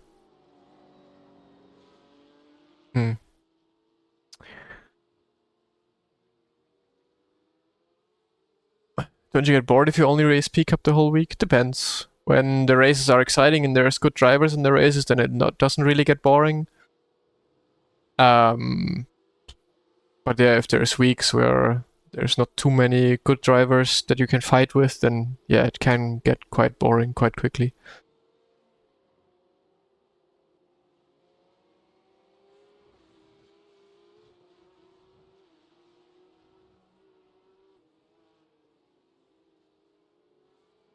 It's linear. I tried a curve a couple months ago where I thought it would be better, but when I got back to linear, it was immediately so much better, the feeling. So I have always been driving linear. Brake.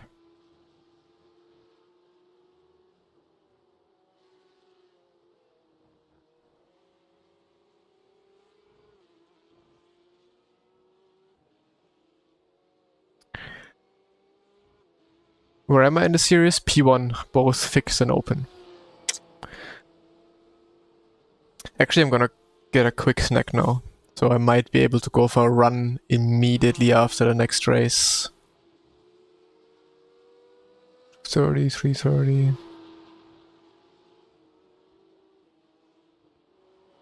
Linear throttle as well, yeah.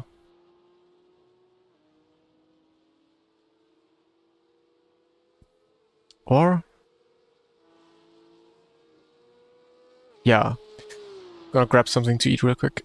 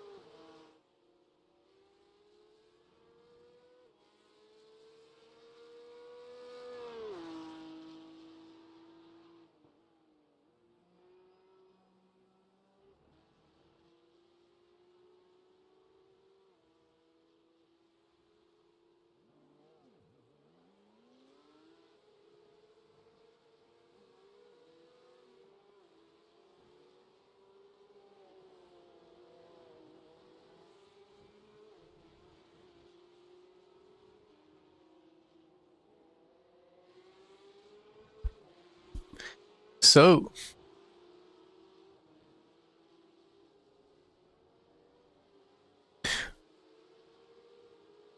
Little snack.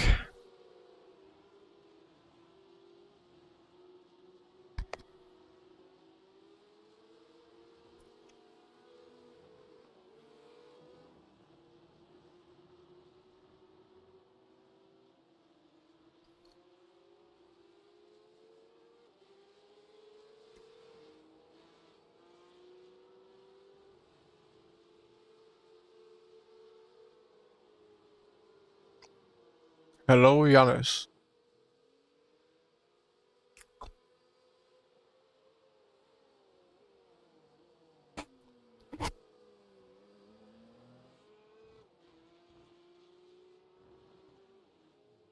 Thank you. It is quite good.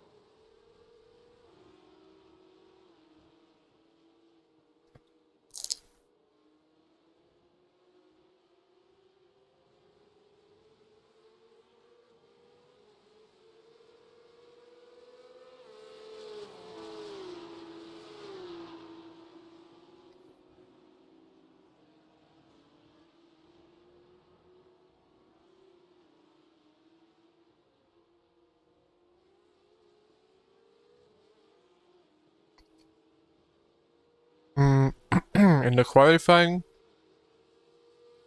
49%. In the race, usually 49.5 to 50.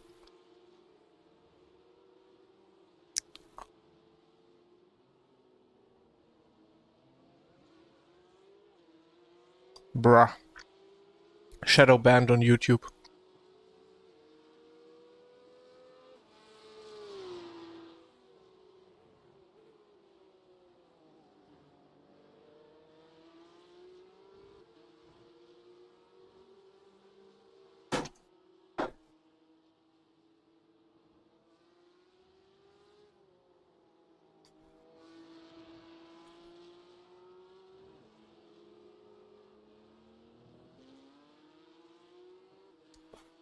Owner of the team you're driving for, Julian Kloppe.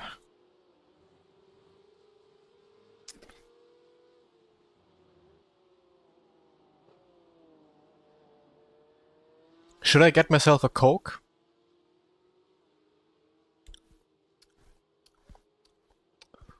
Nah. We stay with water.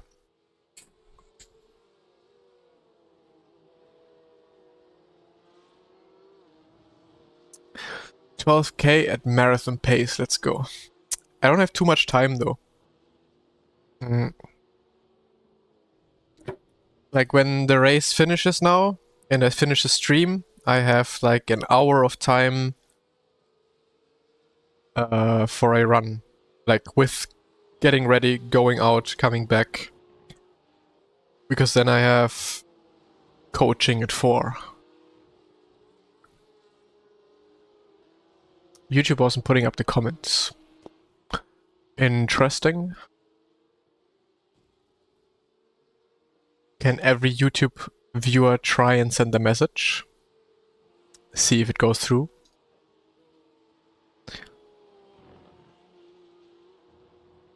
$12K at half pace. $12K at 5K pace.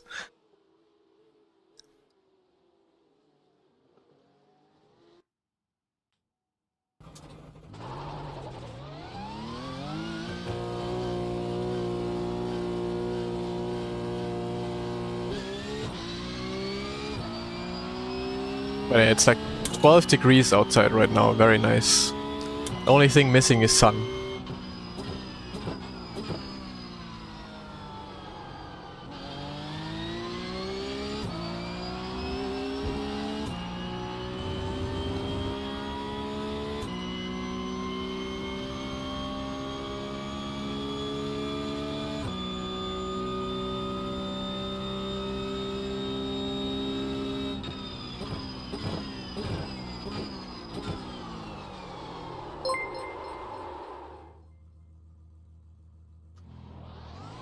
Whoosh.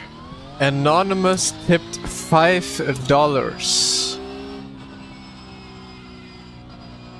A drink on me. Nice. That sounds great. I'm gonna have the drink after my run. Thank you so much, Mr. Anonymous, who apparently wants to be anonymous. Okay. Then, okay, and sorry to all the YouTube viewers. Apparently a lot of the messages don't get through right now. I'm not ignoring you. There seems to be an issue, apparently.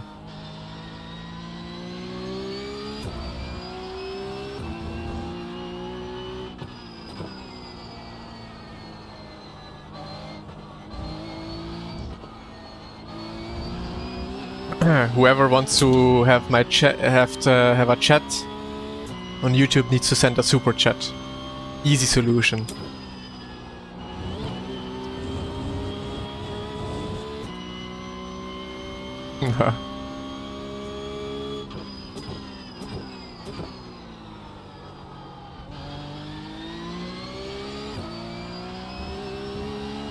Or only memberships are allowed to send messages.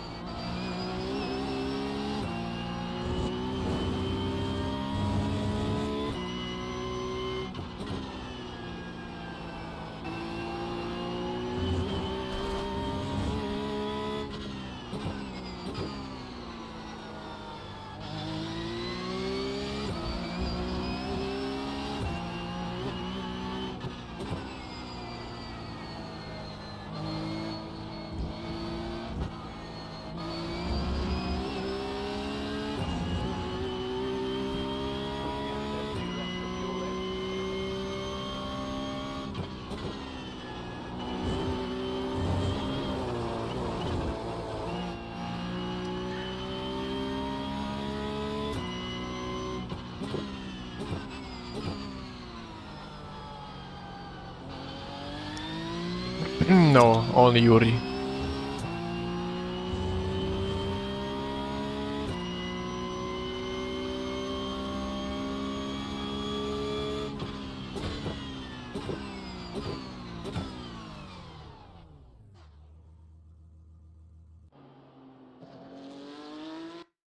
But technically speaking, I mean, I'm not sure if, like, there's never gonna be an announcement of it, but technically speaking, Yuri and I are not teammates anymore. So far, I'm not teammates with anyone at the moment.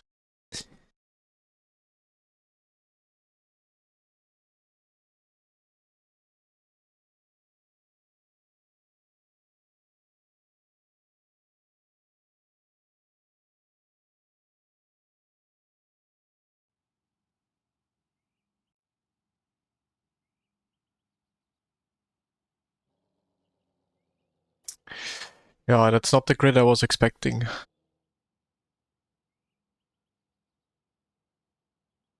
Sof, do we at least have 4K?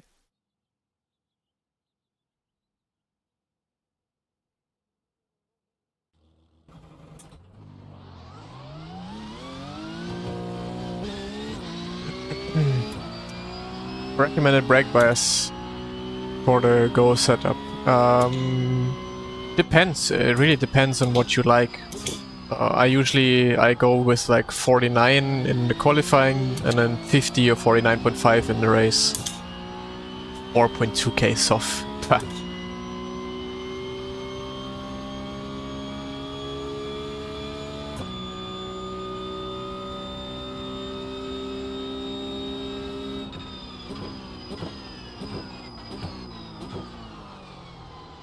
I mean, I guess at this point I can talk about it. All of our contracts just expired, except of Max's. Simple reason is that this year there's absolutely no esports going on.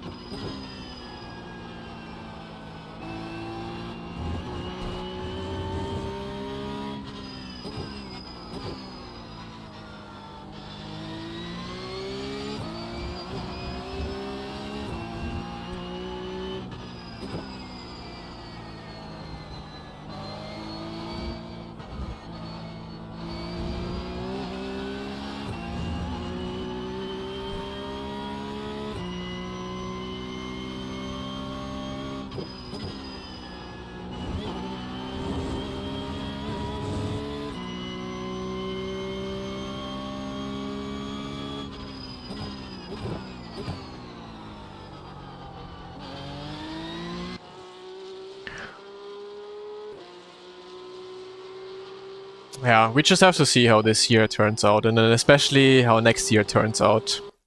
It can really just be that this year is just a off year, and then it goes good next year again. We will see. But like for Mouse, I can already like Mouse is a BMW team, for example. They do not care about PESC at all.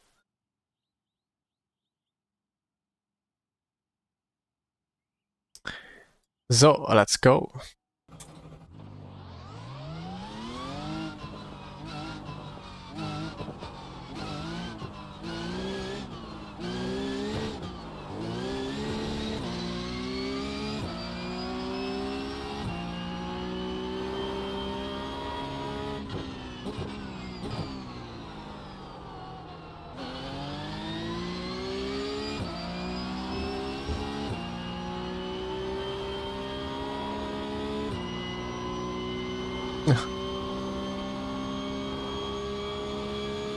Was it announced on Tuesday? Yesterday? Or am I tripping?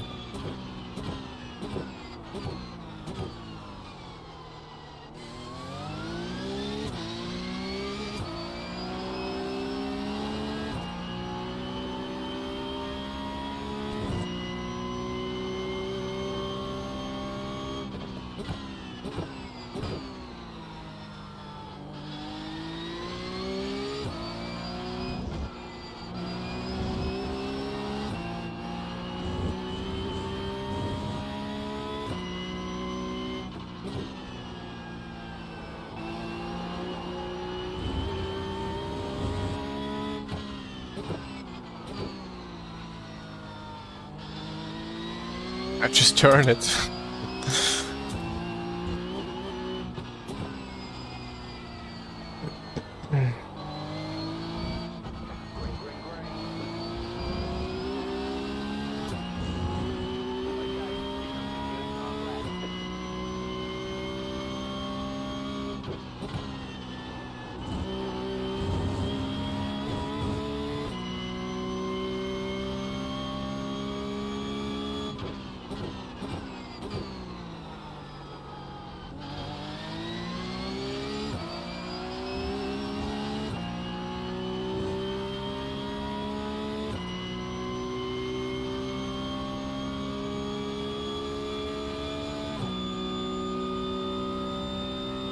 New York City.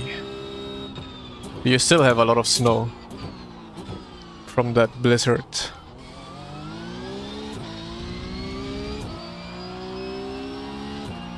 No, you should be using 900. That is correct.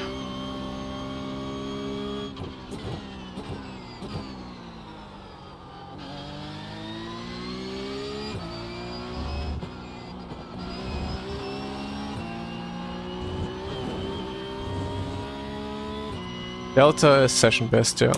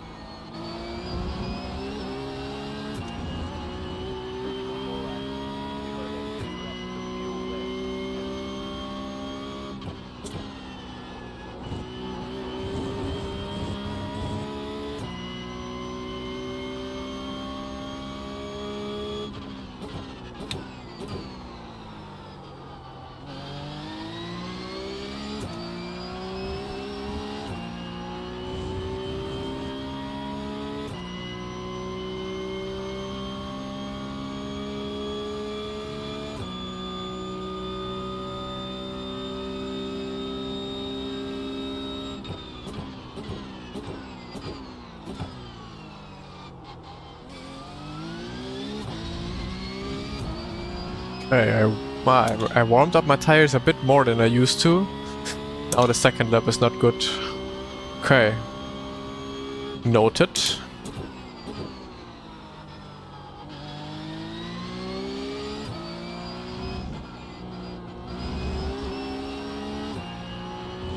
Ooh, that was a good corner.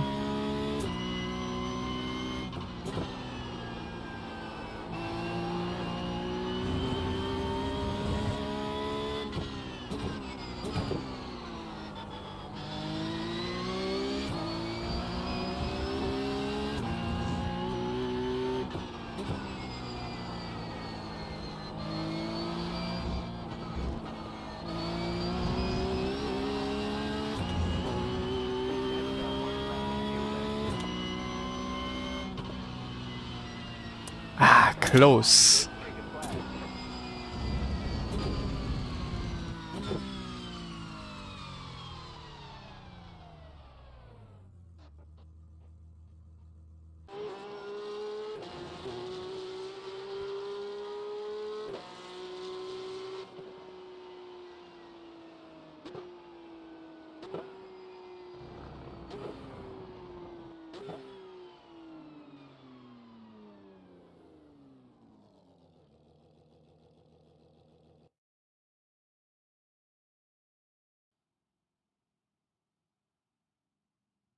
Hey, Paolo.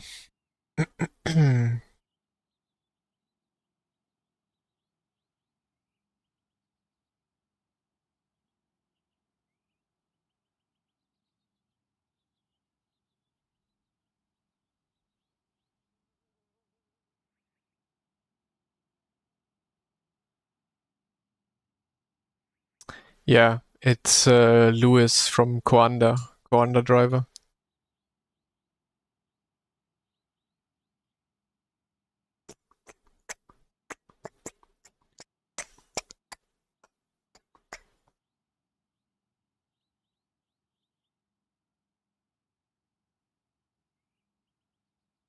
PESC is gonna be end of Q2. Well, no, the real PESC is probably gonna be end of this year, but the qualifying stuff is gonna start end of Q2.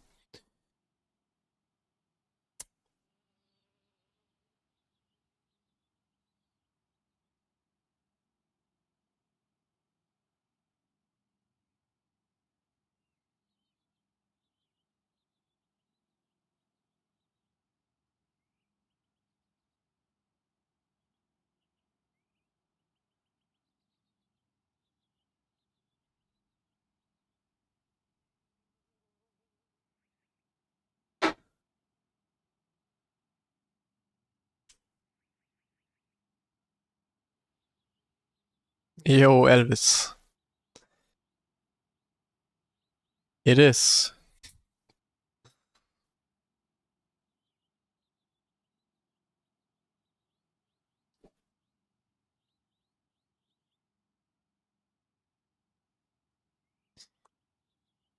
It is Louis the Smurfer.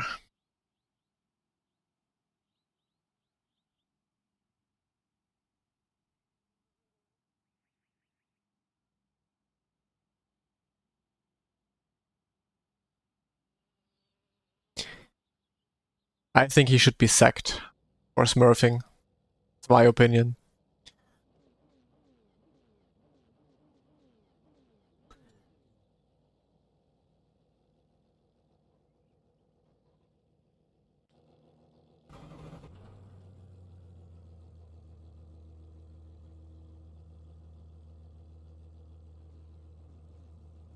The estimated strength of field is 4,267.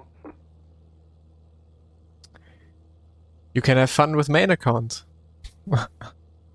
Easy.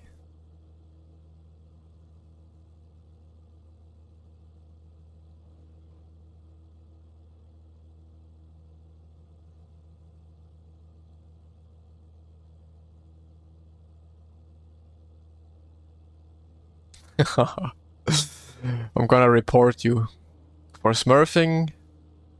Instaban.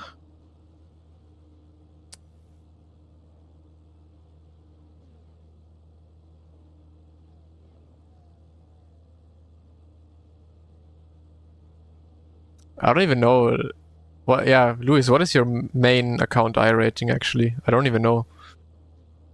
Because I only see you on your Smurf account.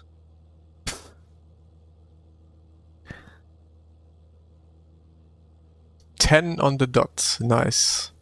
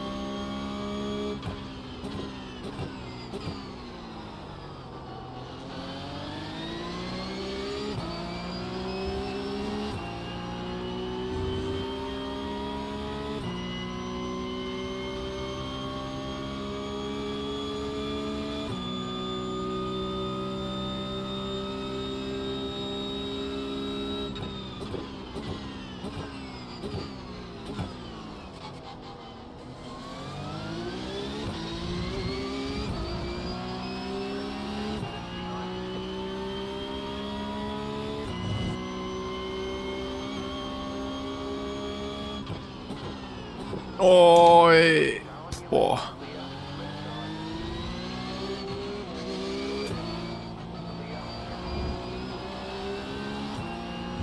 Why was I so late on the brakes, man? I was sleeping. Rip front tires.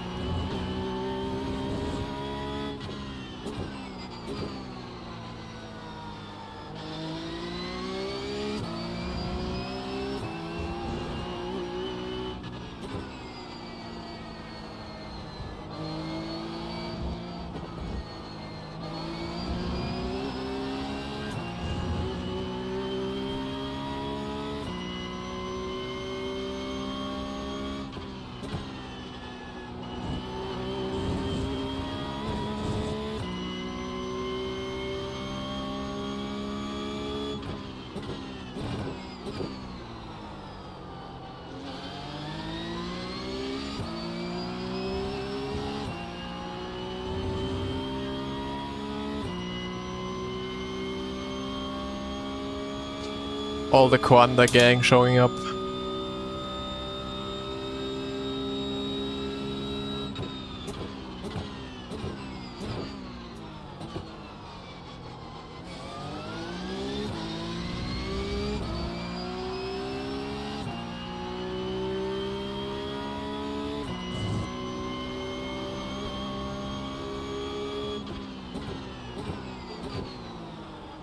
Bro, what am I doing?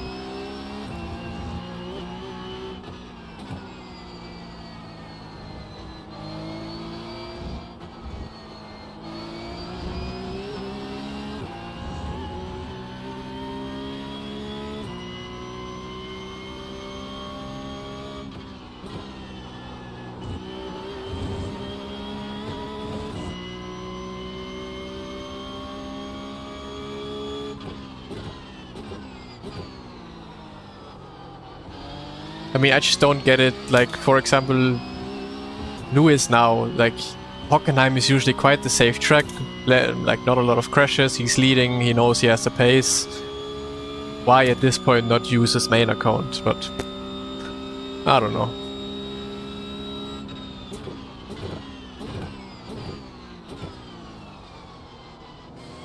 In the end, it doesn't even matter.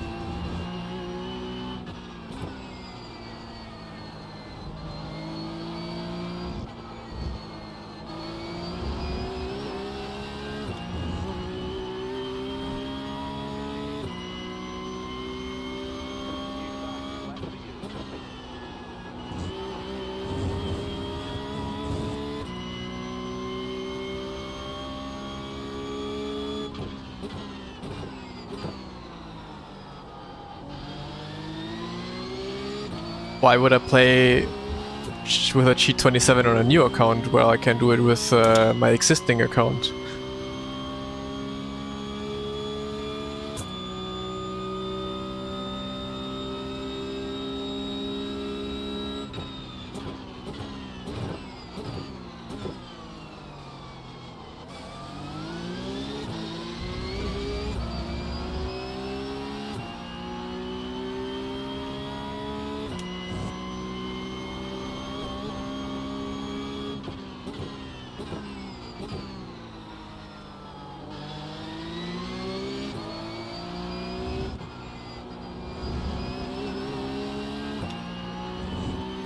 Okay, I think I have to try a new line that Lewis is doing the whole time right now. Going over the grass. To open up the corner more. Not gonna practice it or try it in the race now. But definitely something I'll try in the next practice session. Probably tomorrow then.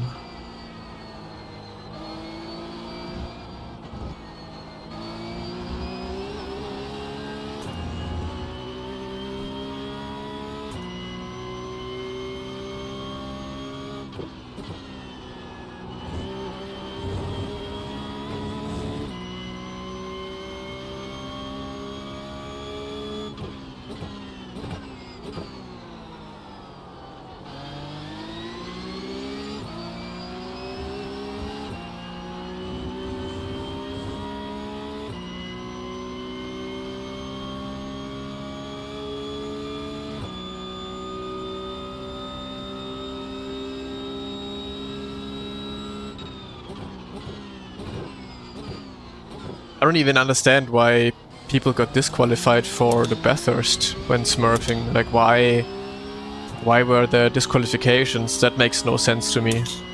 Because it's like not against any rules. And even in emails, they say that it's not against the rules to use smurf accounts. So why did people get disqualified in that race? That's what I don't understand, really.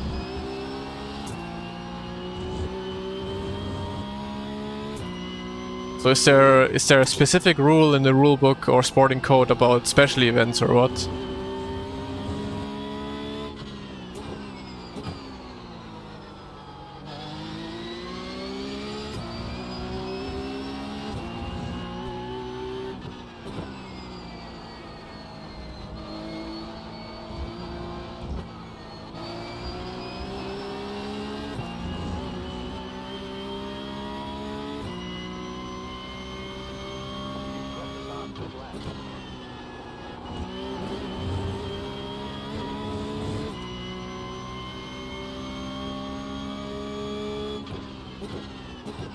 Yeah, but against against Smurfs in a normal race, which is exactly the same, why would it not be unsportsmanlike conduct in that sense? Like, that's so stupid and inconsistent. Like, no one should have been disqualified from the Bathurst 12 hours. If no one is gonna get disqualified from races like these.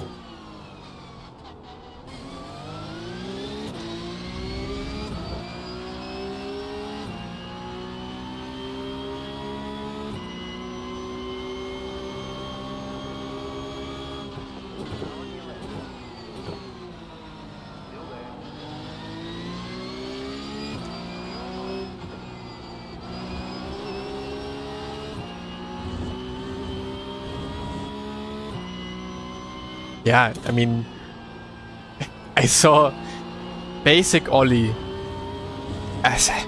He posted on Twitter, yeah, finally the team that smurfed in our split got a disqualification. Yeah, great, they got justice for it. Who cares about a disqualification after a race on iRacing? Like, you still keep your iRating, you cross the line and win. What does it matter that one day after the event you get disqualified from the event? Wow. Like, but he's like, yeah, finally justice. Like, what? Who gives a shit?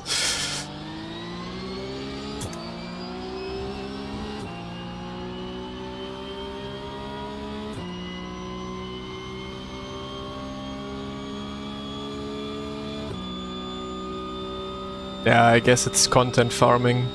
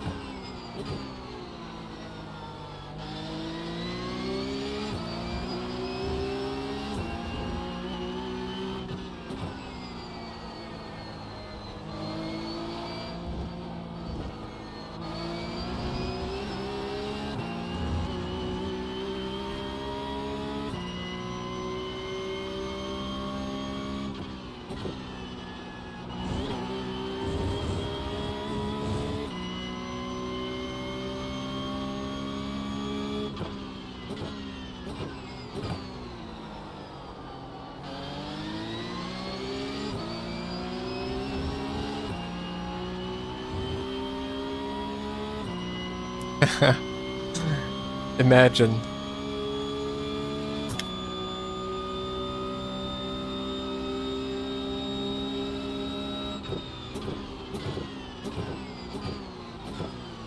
Just getting back like a couple €100, if not even thousands of euros.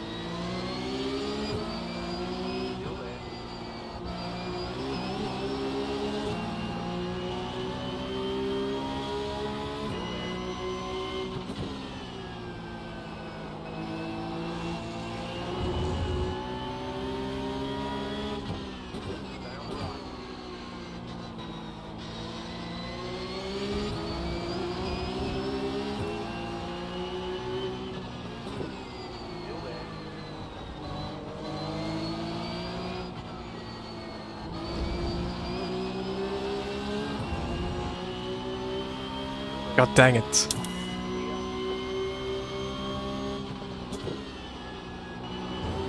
Opa!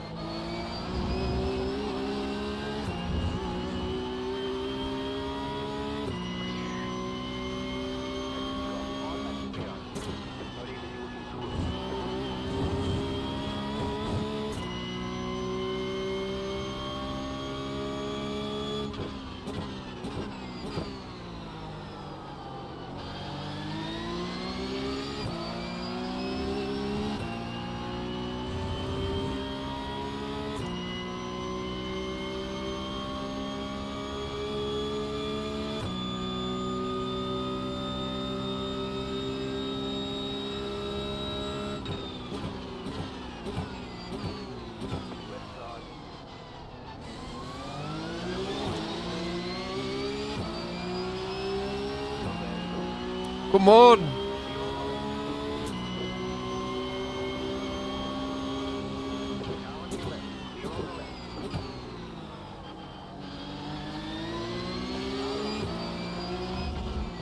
Oi, shit. Turned in too early. I wanted to make a switchback.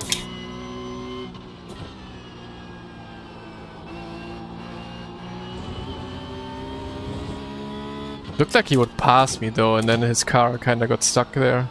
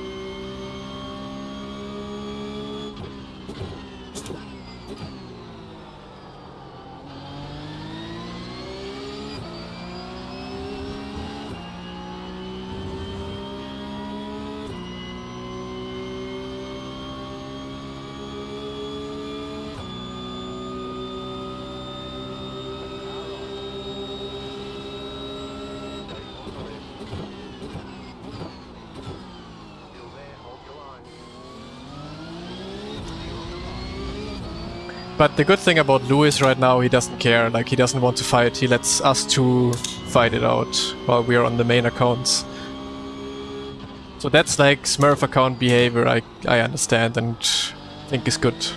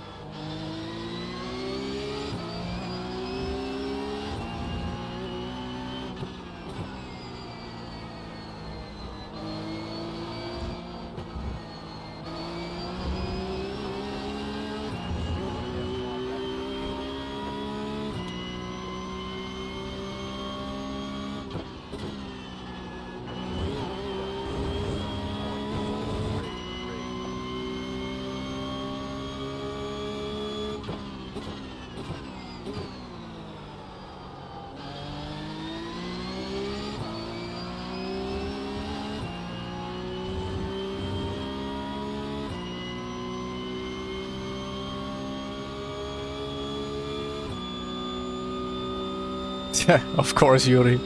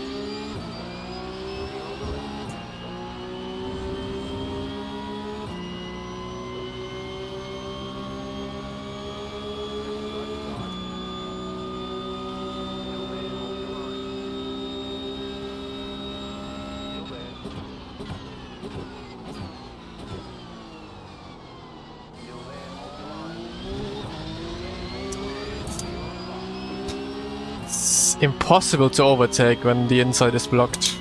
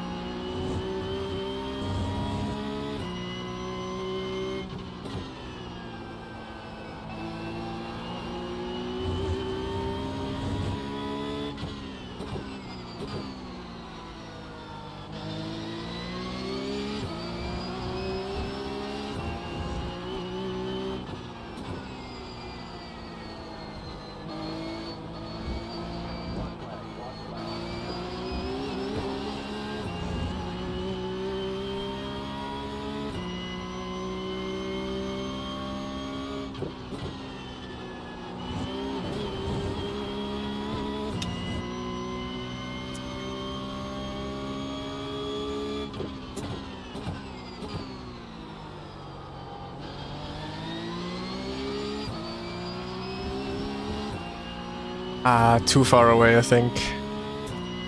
Can only be a monster dive.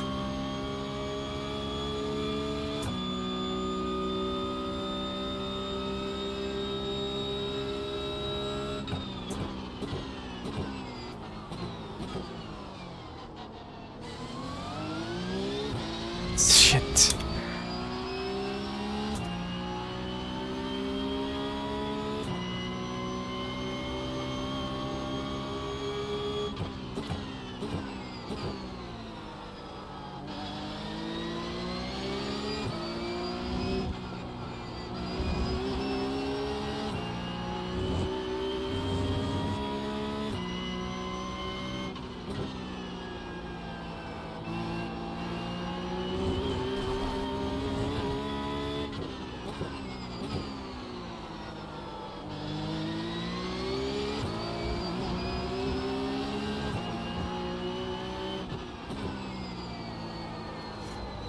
Good race, well defended. I tried my best.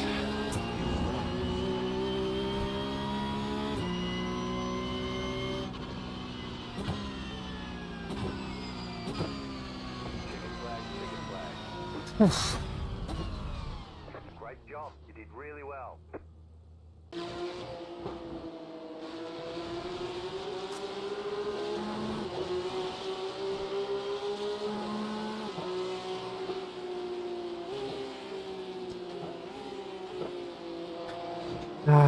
I don't know what I could have tried, maybe. I mean, maybe I could have tried and forced to be somewhere on the inside here, but he always closed the door. Incredibly hard to pull off. He also just did a really good job at holding the inside line here all the time.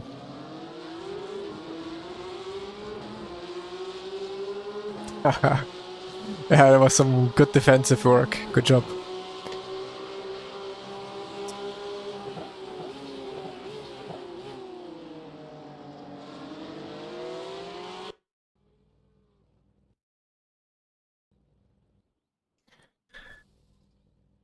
So, time to go for a run, I would say.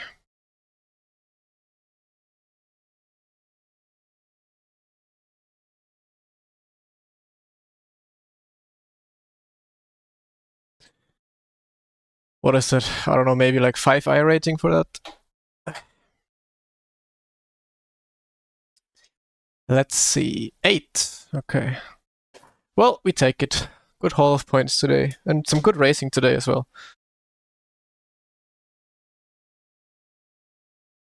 It was fun to watch. I can imagine from back there, yeah.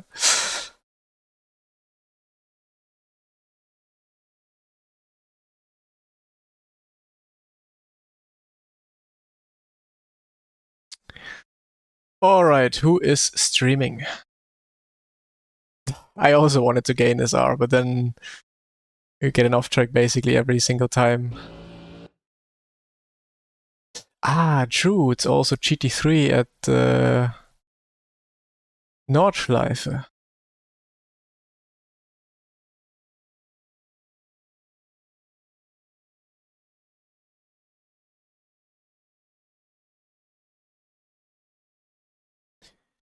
So yeah, I guess that's it for today. I will go for a run now, then I have coaching.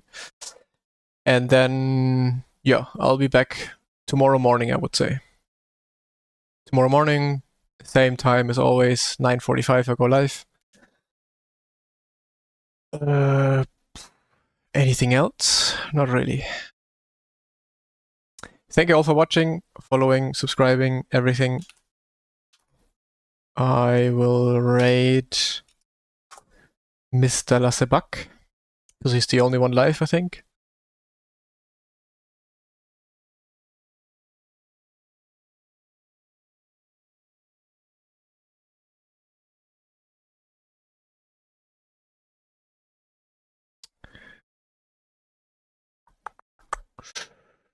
So.